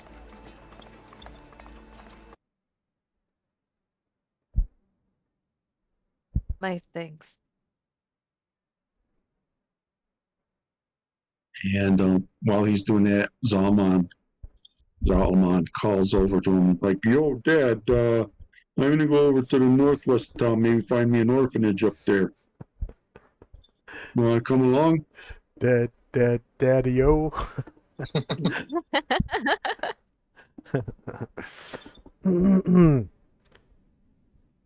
My son.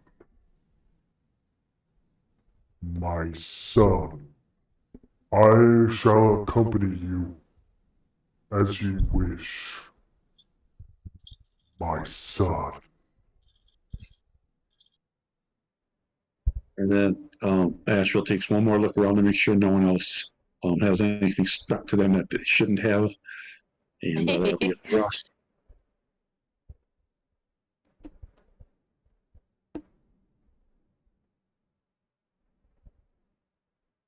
Okay.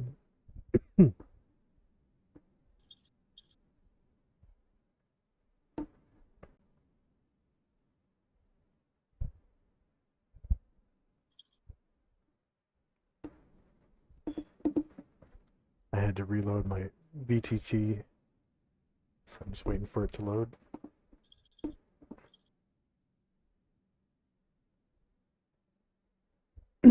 Can't wait for them to finally get that jump gate update rolling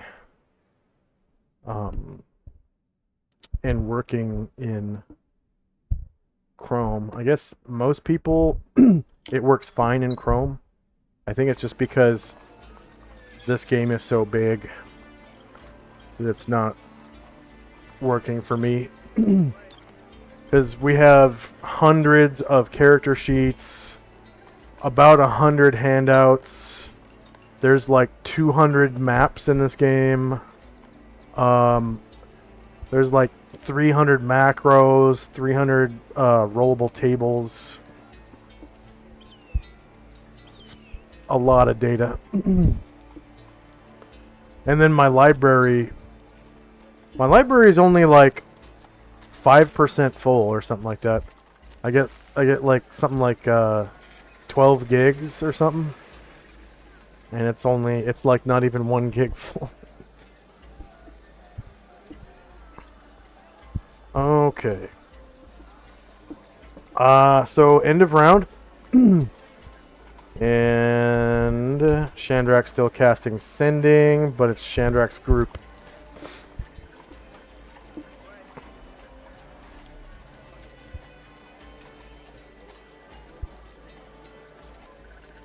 Yeah, the only other thing is Ryer's just gonna stay outside, and he's gonna just kind of keep playing and singing songs about our adventures and many battles. About how Anatar cut off a demon's leg and then made it afraid and then ran away hopping on one leg.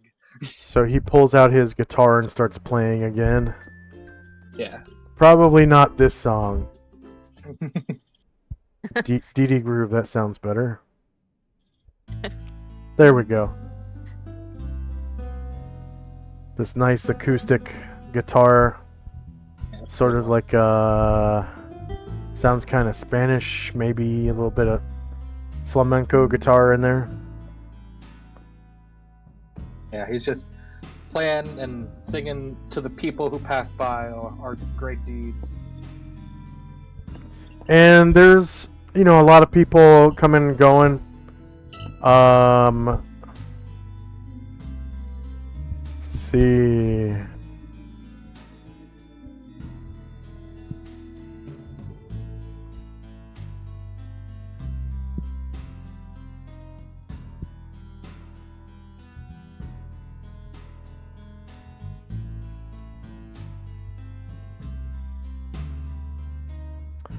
The first group to pass is actually some IMC guards. And they kind of stop and listen for a minute. Seeing the IMC troops, Ryer will begin singing about the great Erdrin and how his silver bullets have blown the heads off demons.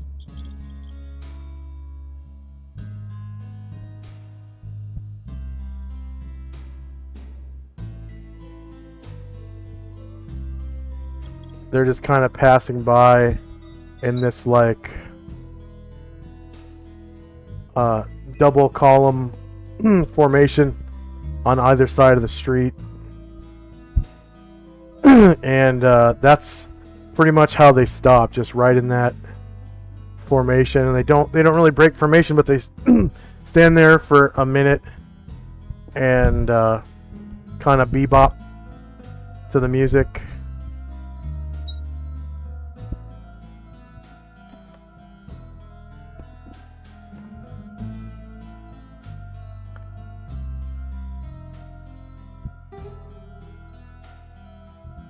Anything else for Shandrak and company? That's all. Asher. One of the guys is using his musket like an air guitar.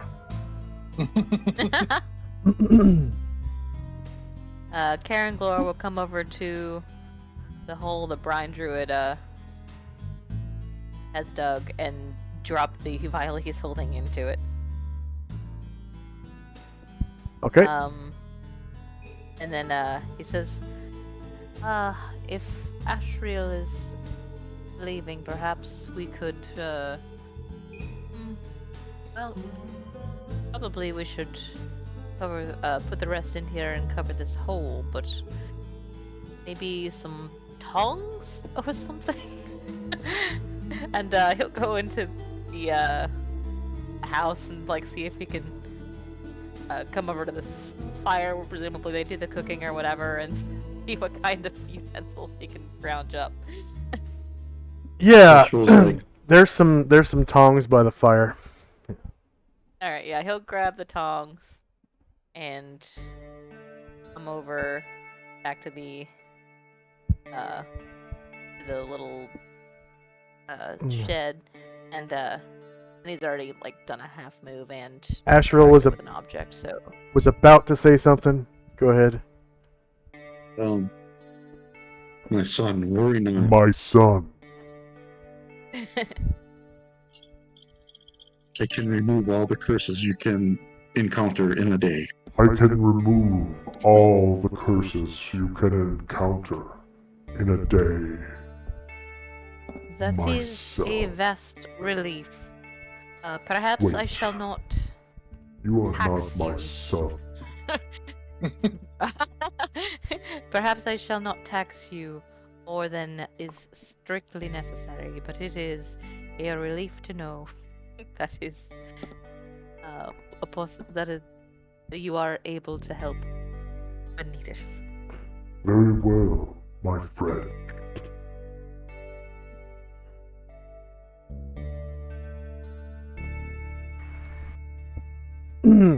Okay, and then go ahead and describe your actions.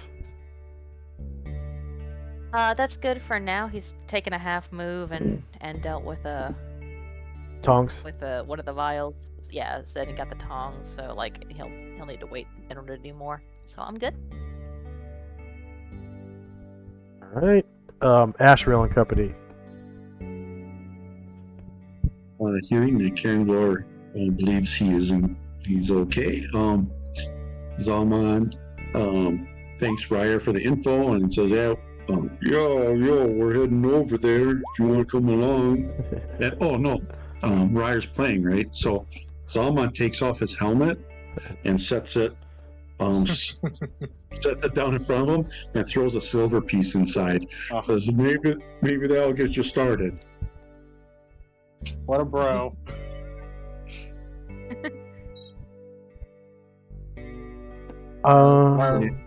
Where we'll do a little lick when that happens.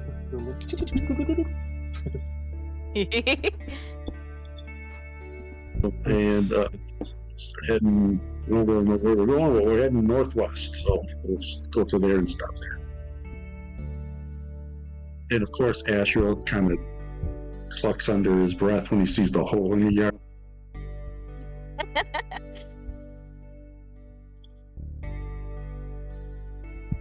And that'll be it for us.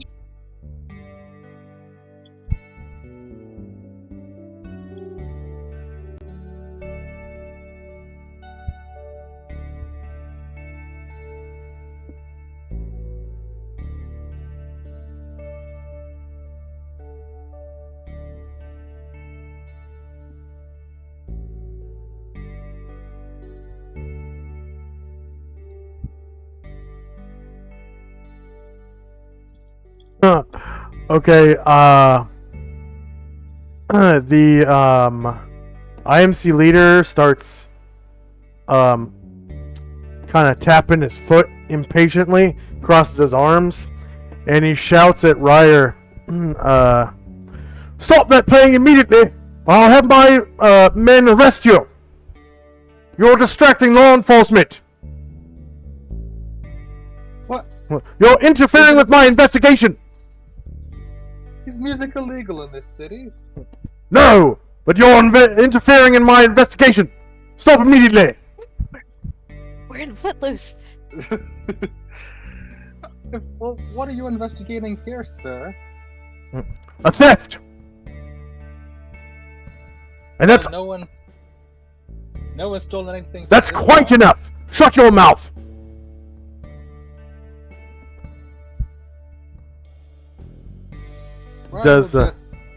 Ryer will stop. He'll stop talking, but he'll go from like forte to mezzo forte. They'll play a little quieter. Like this? Yeah. And he uncrosses his arms and he says, and forward, men! And the sergeant's like, forward! March! Left! Left! No, left! Up! And they start marching away. When they're out of The captain's shot, like, right? infuriating! Interfering with my investigation! Preposterous! When they're out of earshot, Ryer's like shrugs. Everybody's a critic.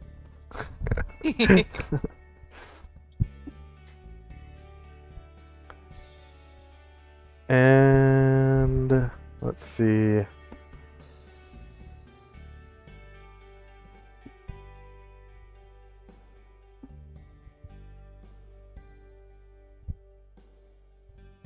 think musketeers are worth like 35. 120. Okay. 120.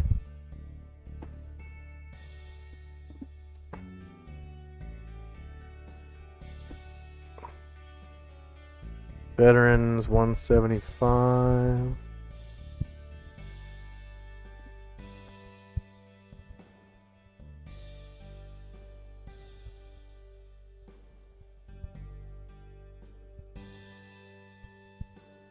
Lieutenant is 975. Wow.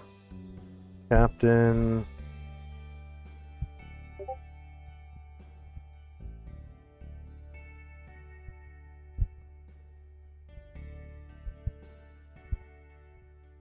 Captain is 2,000. The mage.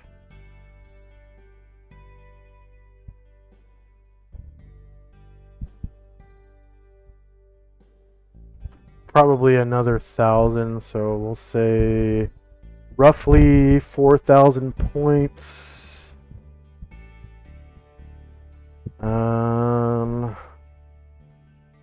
One troll.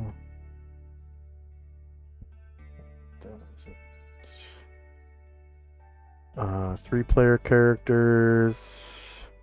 What was it? 9, 11. I'll find out real quick. Content, chat archive. 1 page.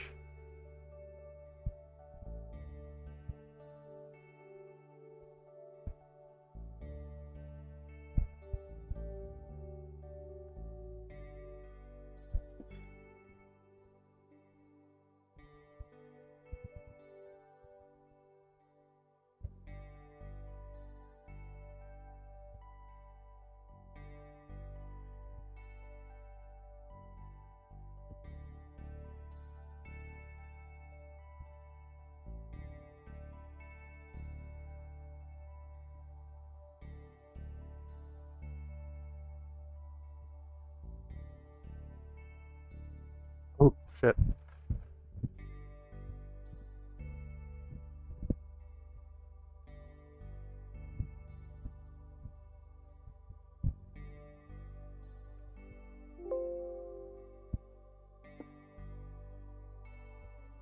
Eleven NPCs, 8 warriors and bards.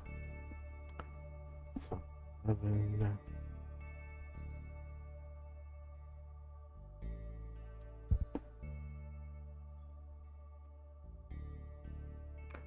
See, it's like 8, 15, 20, 23, 5, about 30 hit dice. Warriors and bards in the party was 8.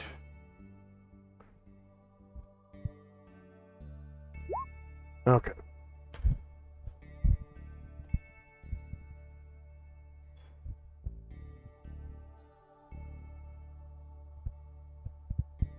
And they scuttlebutt off.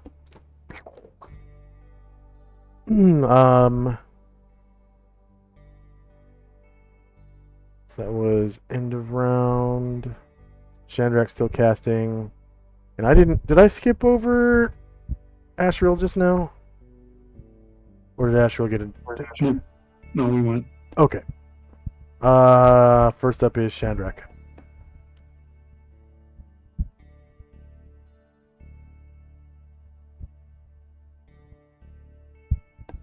You there, Chandrak? Yeah. I'm good right now. Okay. Asher.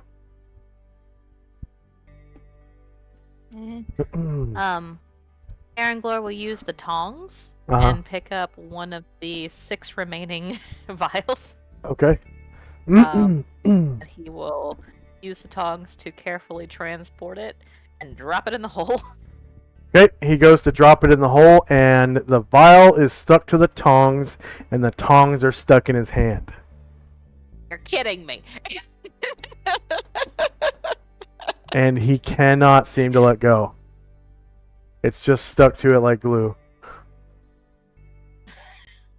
Like gravity defying. Like, he barely even would have to let go with the tongs to drop the vial, right? But it's like stuck to it, to the tongs. Like cement.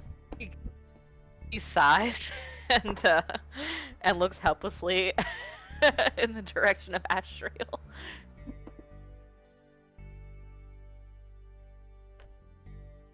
I am at a loss.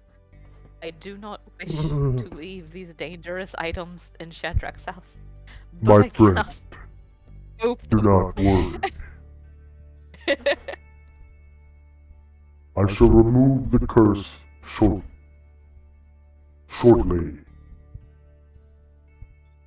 He looks down at the hole and nods.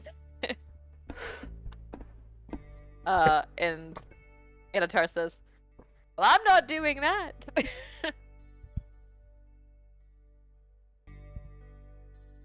Okay. And that'll be good for now. All right. Ashriel and company. And she'll walks over, cast remove curse on Caranglor, and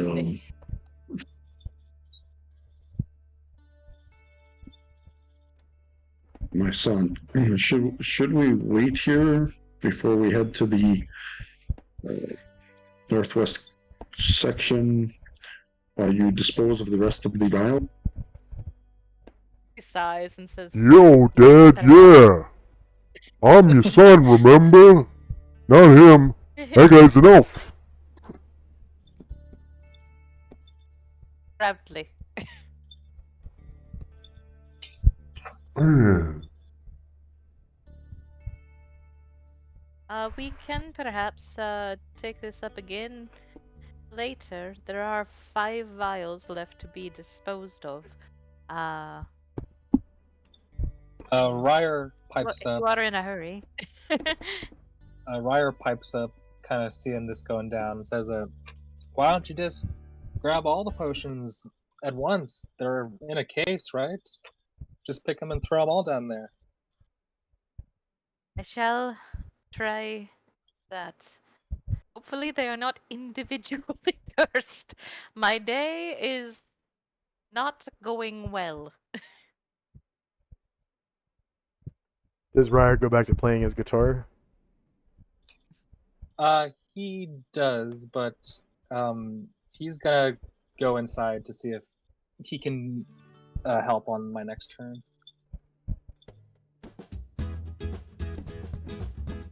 He starts playing this happy tune.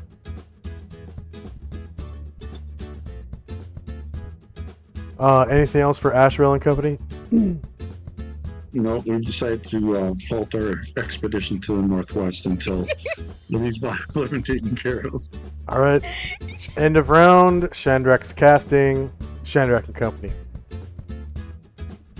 So Ryer will come on in to the house, and he goes to where the oils are. And so it's a set. So is it in one container? Can you pick them all up? Yeah, all at once. Yeah. So that's what you were identifying it. Yeah. So Ryer will put his guitar on his back, and I'll pick up the whole thing. And then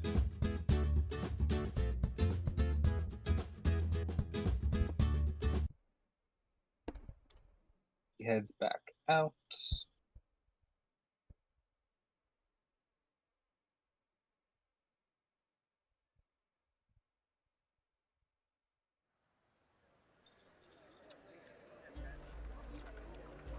There we go. Comes kind of the north side of the hole. Extends his arms out over the hole and tries to let go. Nothing happens. They are stuck. Like both his hands are stuck fast to that case. Like, well, one more time, please, Ashriel. Anything else for Shandrak and you. company? I do not know that I could have borne the humiliation again. My friend, this is the last time. Just kidding. Ha ha ha ha ha ha. That's all for me. Asher and company. Caranglor will drop the vial that has just come unstuck into the hole and like backs away from the hole warily. It comes right out of the tongs. Yeah. Yeah. Go and replace the tongs where they go. It moves a little too quickly. He Anything blade else dances for- away. Yeah. Yeah.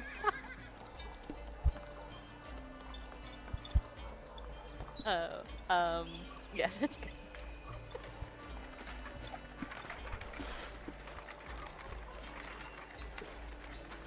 Anything else for Asher and Company? All right. Ashriel and Company. With a heavy sigh, Astral steps up next to Ryder and innately casts Remove Curse. He easily hops over the fence and casts his spell. Anything else for Ashriel and Company? Oh, I have a fence. That's why it was hard to get through. No. Oh, is that? That's it. Yeah, that's it for us. Okay.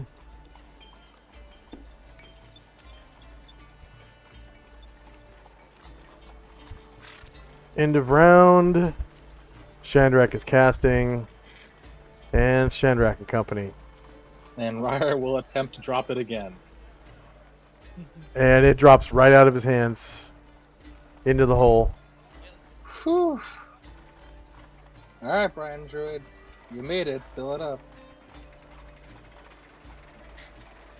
He nods. And Ryder will kind of give his hands a little and go back to the front of the house and begin playing again. All right.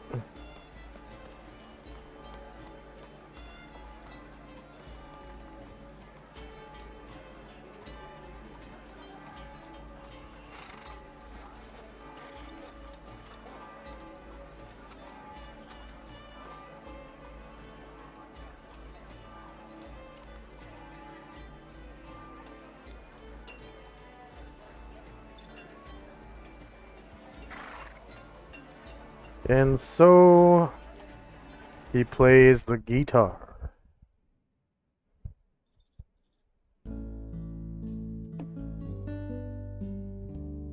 Asher and Company.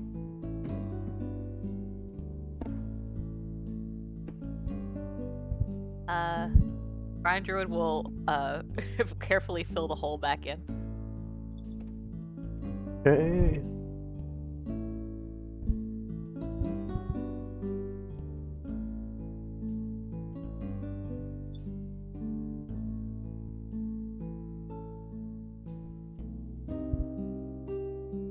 Aaron, Glor, and Anatar, both still kind of under the weather, are going to return to their beds. This was more excitement than they necessarily wanted to get involved with.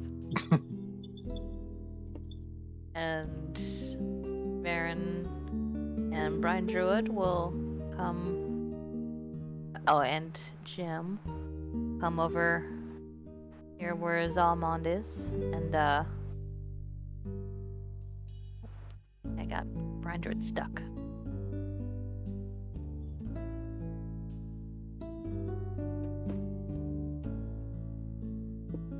And he is unstuck. Thank you.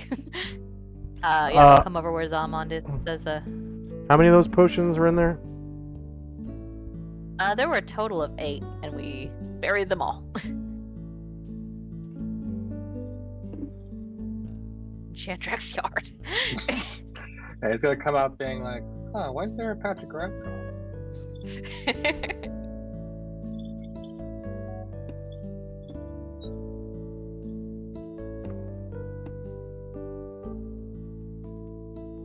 And so yeah, they'll come over next to Zalmond,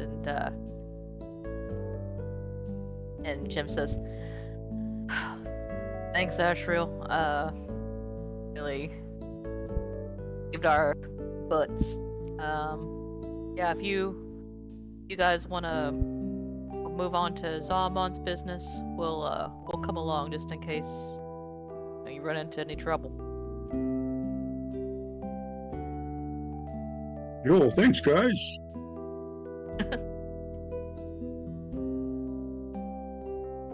That'll be it for my turn. All right. Ashriel and Company. Ashriel will hop the fence. And then, before we go, I'm going to call out to Ryer. Watch my helmet. I'm going to need that back.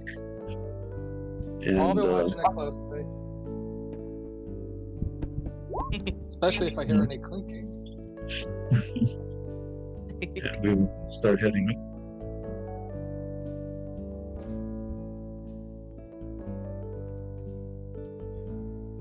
Stop there.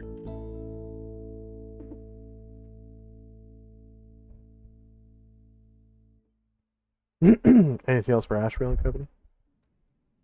That'll be it. Alright. So it's about 10 minutes to noon. Shandrak is still casting Sending. Next up is Shandrak and Company.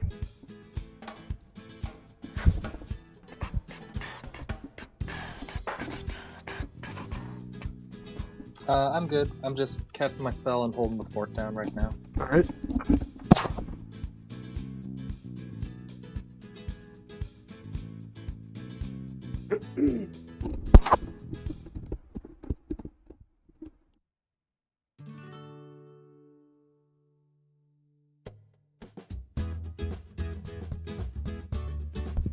Asher and Company. They're gonna move along behind Ashriel and Zalmond. Jim says, I really liked Ryer's song. You should add a verse about a priest who could just endlessly sucking poison out of people's butts, though.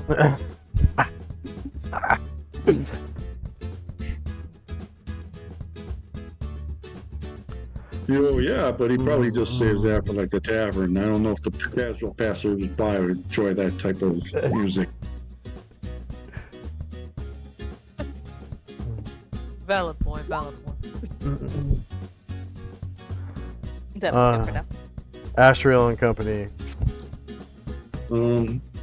Continue to move.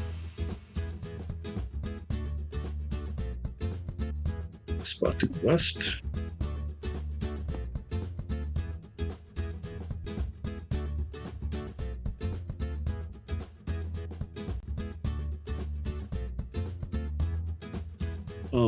Question. This over here, what is that? That is a stone wall that is slightly sloped inward.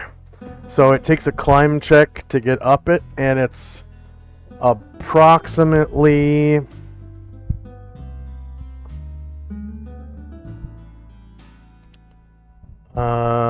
5, 10, 15, 20, 25, 30, 35, 40, 45, 50, 55, 60, 65, 70, 75, 70. It's about 70 feet tall. That's the stone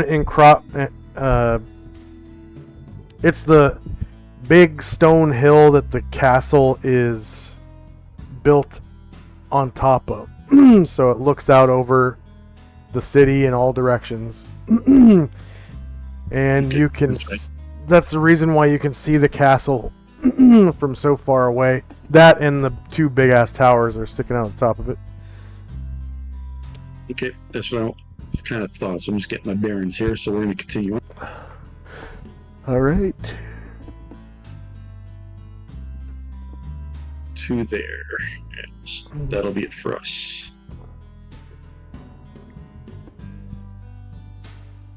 So end of round. Shandrak is still casting. Next up is Shandrak and Company. Just trying to send my message. Okay. Asher. We'll follow along behind Zalmond and Ashriel. And I think that's all I think we're just gonna move. Nothing special. And Ashrael and Company. I'm going to continue to move. Surveying the neighborhood to see if we can see anything that lends us to believe we're in the poorer part of town yet. It looks like not mansions, but townhomes. They're really nice. Like they're well kept. Some of them have backyards. You know, this looks like the rest of the King's Quarter has looked. Like there's basically parks. There's a well at every street corner, and it's beautiful. These houses are painted. They have like glass windows for the most part, and it's almost like a housing association has decided that they should all be painted white with a red door, because they look the same. It's a very beautiful street. Other than a few beggars here and there and maybe a ruffian or two.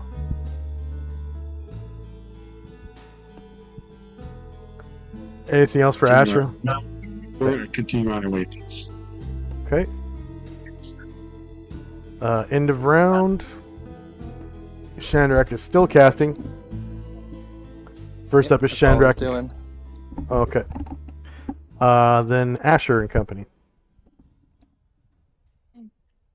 We'll just keep following behind Ashriel and Zalamond. All right.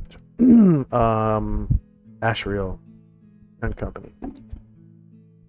Continuing to move forward, just surveying the neighborhood and seeing when we're getting to the warehouse part. All right. Just gonna fast forward until noon.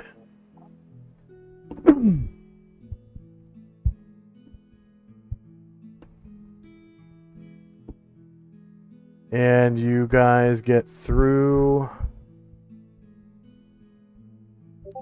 the gate to the warehouse district in the northwest end of town.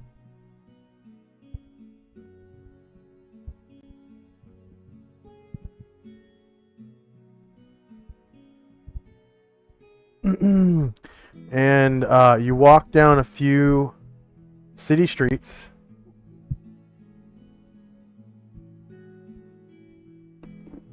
And through some alleys. And you get to a building that has kids all around it. So you're now here. And there are little children.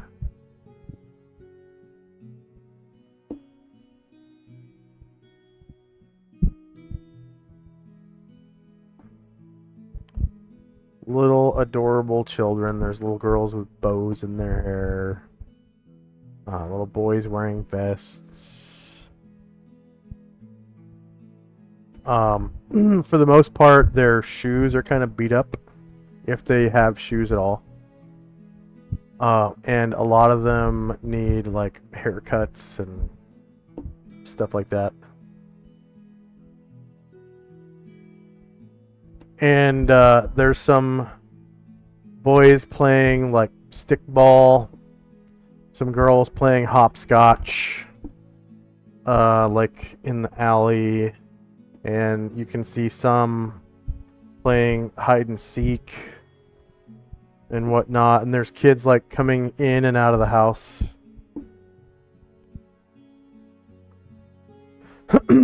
And you can see a child come out of the front door right there. And he's got no shoes on. And it breaks your heart. No, it doesn't. The way you react to things is up to you. But it is really cute that he's got no shoes on. But it's September now, so he probably could do with some shoes. And a great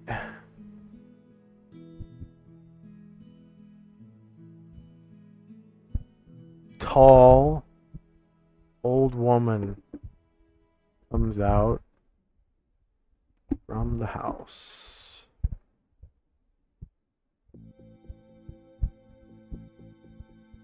She's dressed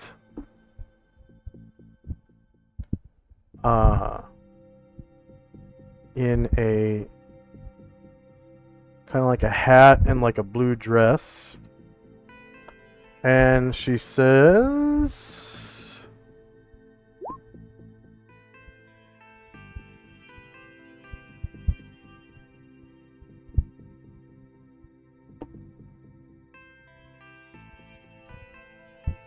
Oh no, agent.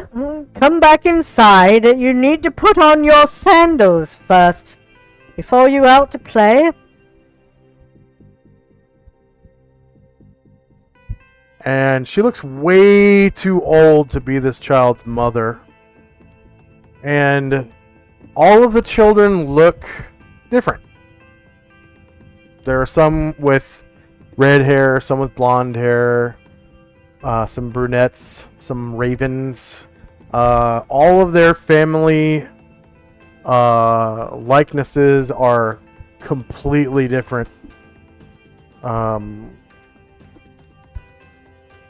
Especially from the old woman's. And she sort of sees you guys approaching, and she's like, "Oh! Oh!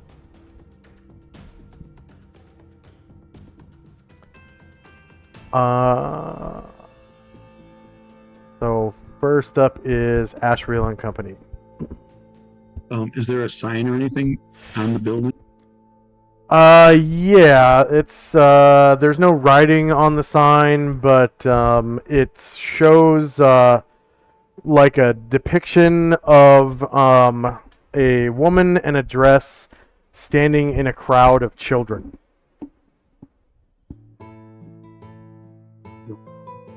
Zalman will call out, yo, are you the mistress of this home?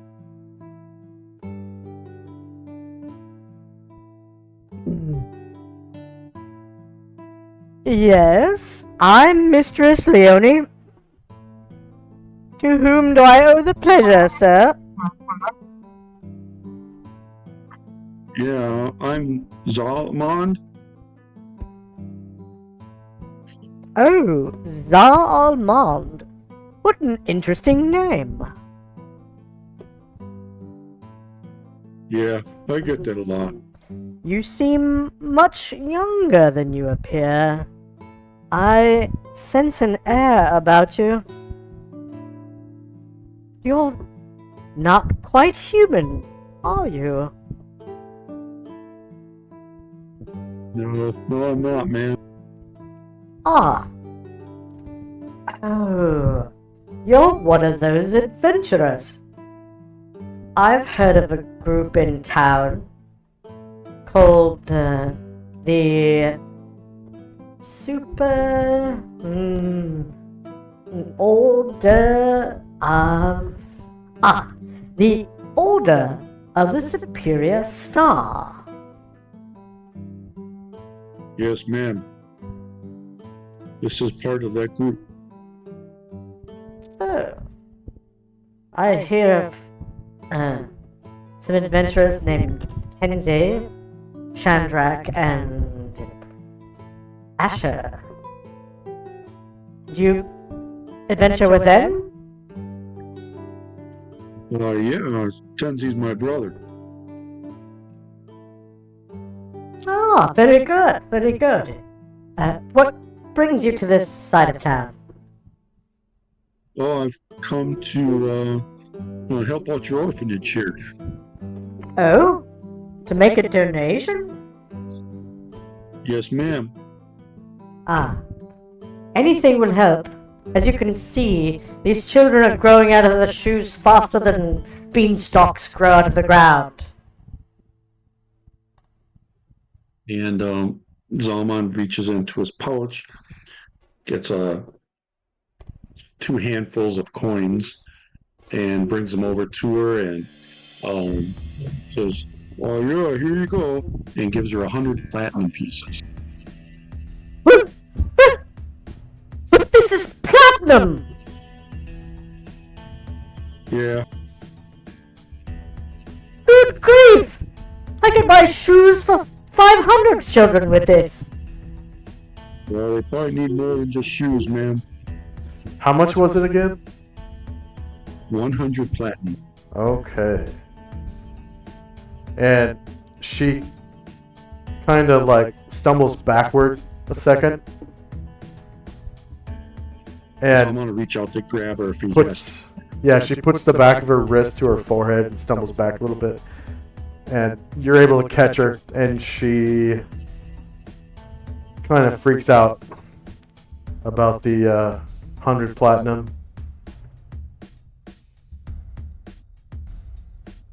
Now you take good care of these kids, okay? Oh, I shall have them all wearing elegant clothing and eating beef and wheat for dinner soon. And you could maybe hire some tutors so they can learn something.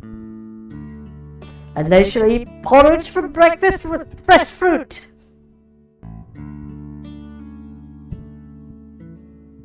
Oh, and tutors, yes. Some of them need help with their maths.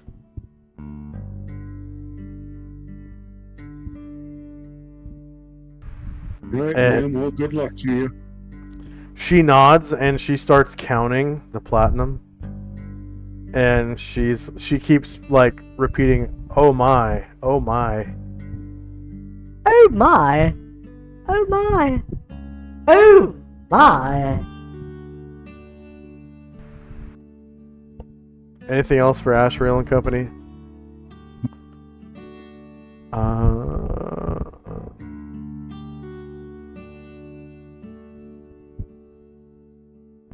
Let's see. Paladin's Handbook, tables.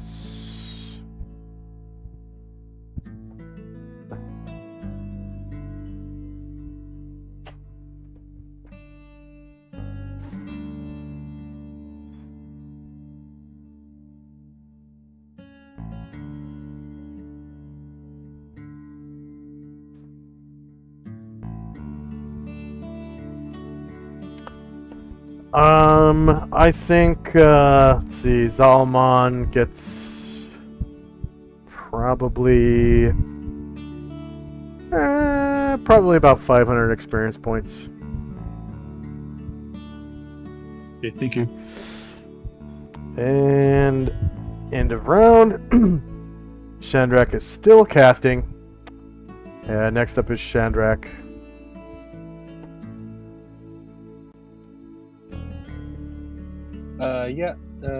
Still casting, and Oh, wires now. no. Yeah, you sent your sending. So go ahead and put it in chat. Okay.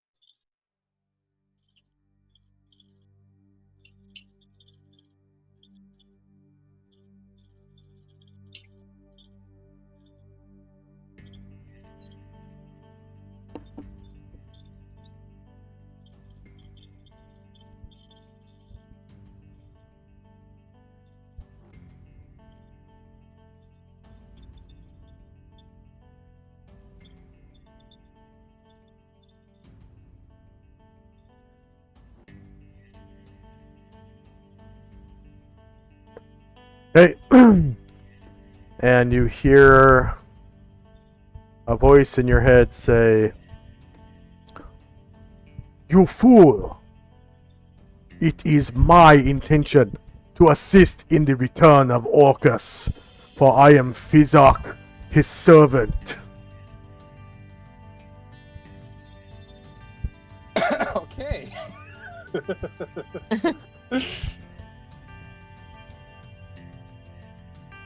Well, alright. He's made his decision.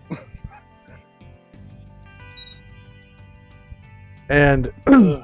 there is like a second voice mixed in Oh, uh-huh.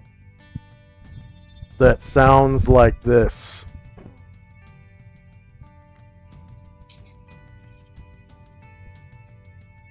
You fool!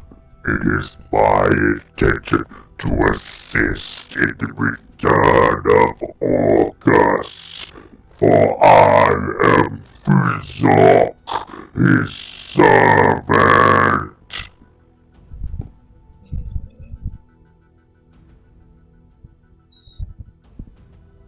Those two voices played simultaneously over one another.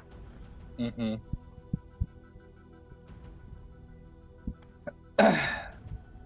Yeah, once Sandra kind of hears that and snaps back to reality, he's like, oof, okay. Well, this does not sound good. Where is everybody? Where'd they go now?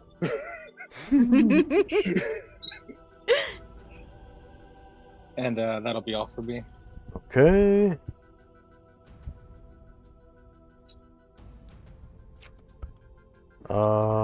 Asher. Asher will wait to see if Zalmon, or sorry, the Asher's people who went with Zalmon and Ashriel are gonna wait to see if they have any more business here, and just kind of watch and politely from the side, and but Jim does say that's a real nice thing you did. I look forward to when I can find a stronghold of Hera and do some good there.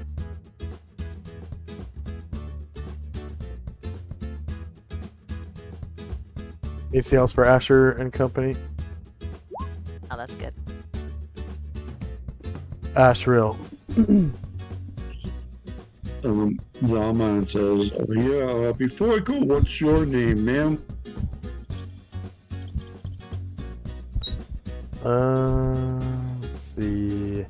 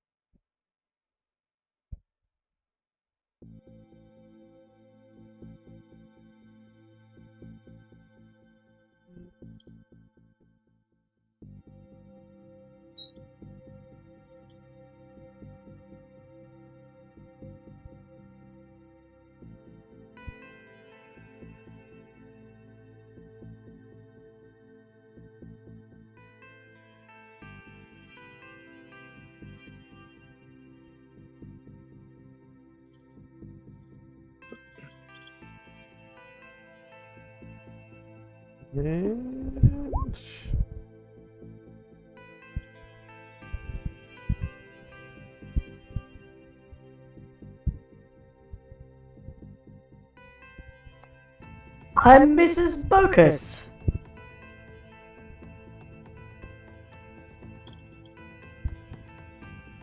Good wife of Owen Bocus. Well, his widow. Mrs. Owen Bocus.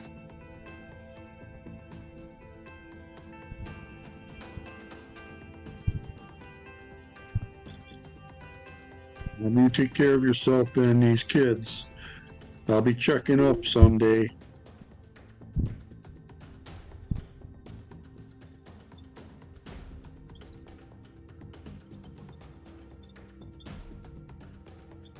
As he goes by, one of the kids, he kind of tosses their hair and thanks the other people for coming with them, and we'll head back. Okay.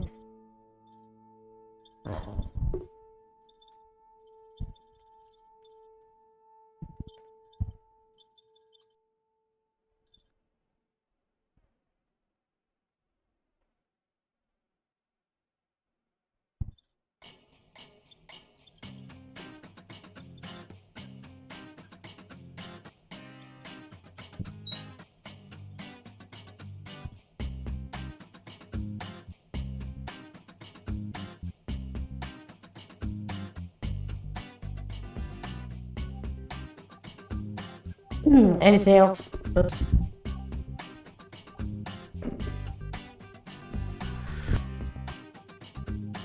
No, we're good. We're right. just gonna head back to the to Shandrak's place. So All right. End of round, and next up is Shandrak. So would Shandrak, being a wizard who grew up in Sigil, does he know anything about Orcus? You can roll religion. Oh, well, he does not have that, so... Okay. He does have access to a bard that has religion. He does. So he's gonna, after racking his brain, he'll come on out. And he'd be like, hey, Ryer, I finally tried to send my sending to the Shogun, and it worked, but I'm not exactly sure if it was the Shogun that responded. And he said it was,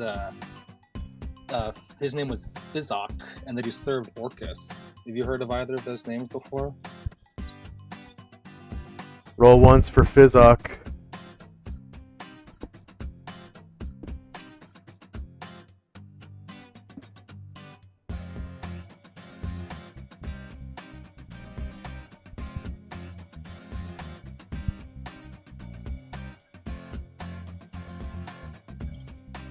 Yeah, I've heard of a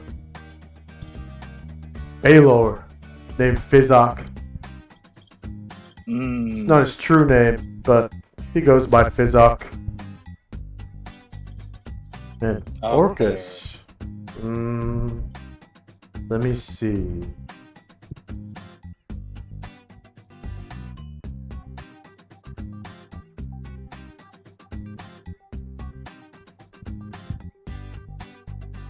Nope. Don't know who Orcus is. I'll have to wait for Jim to come back. Maybe he'll be able to ring a bell with him.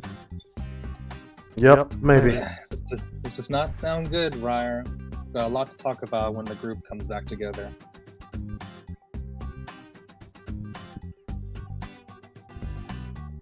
Right on. And that's all for now. Alright. Asher and company. They will, or the people who came with Zalmond and Tensi, Zalmond and Ashriel will return to Shandrak's safe house with them. Everybody else is fine where they're at.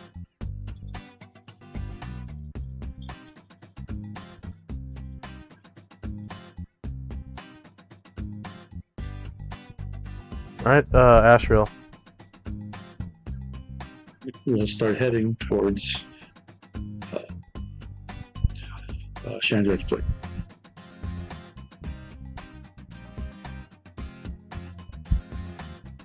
Alright, the gate is right here.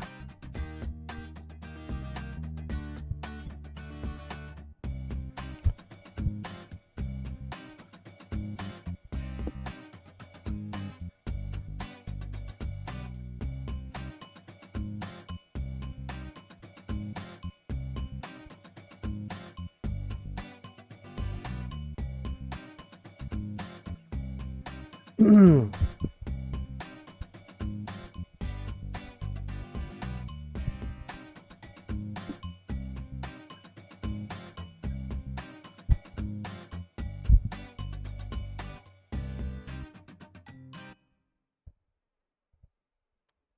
of round, and next up is Shandrak.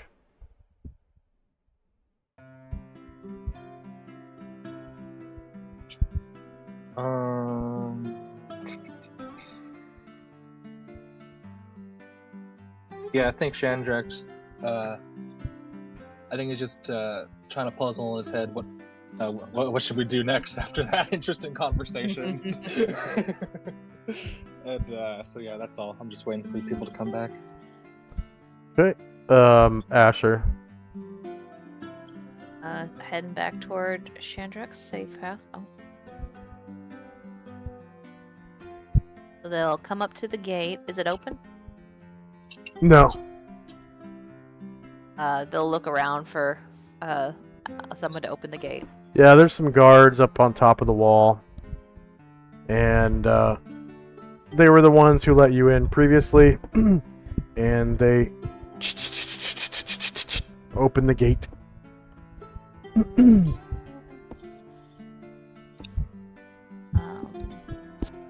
Oh. Okay. Yeah, they will keep on going. 5 squares.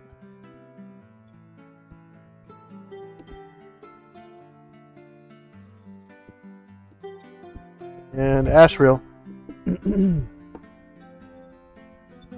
Following Asher's.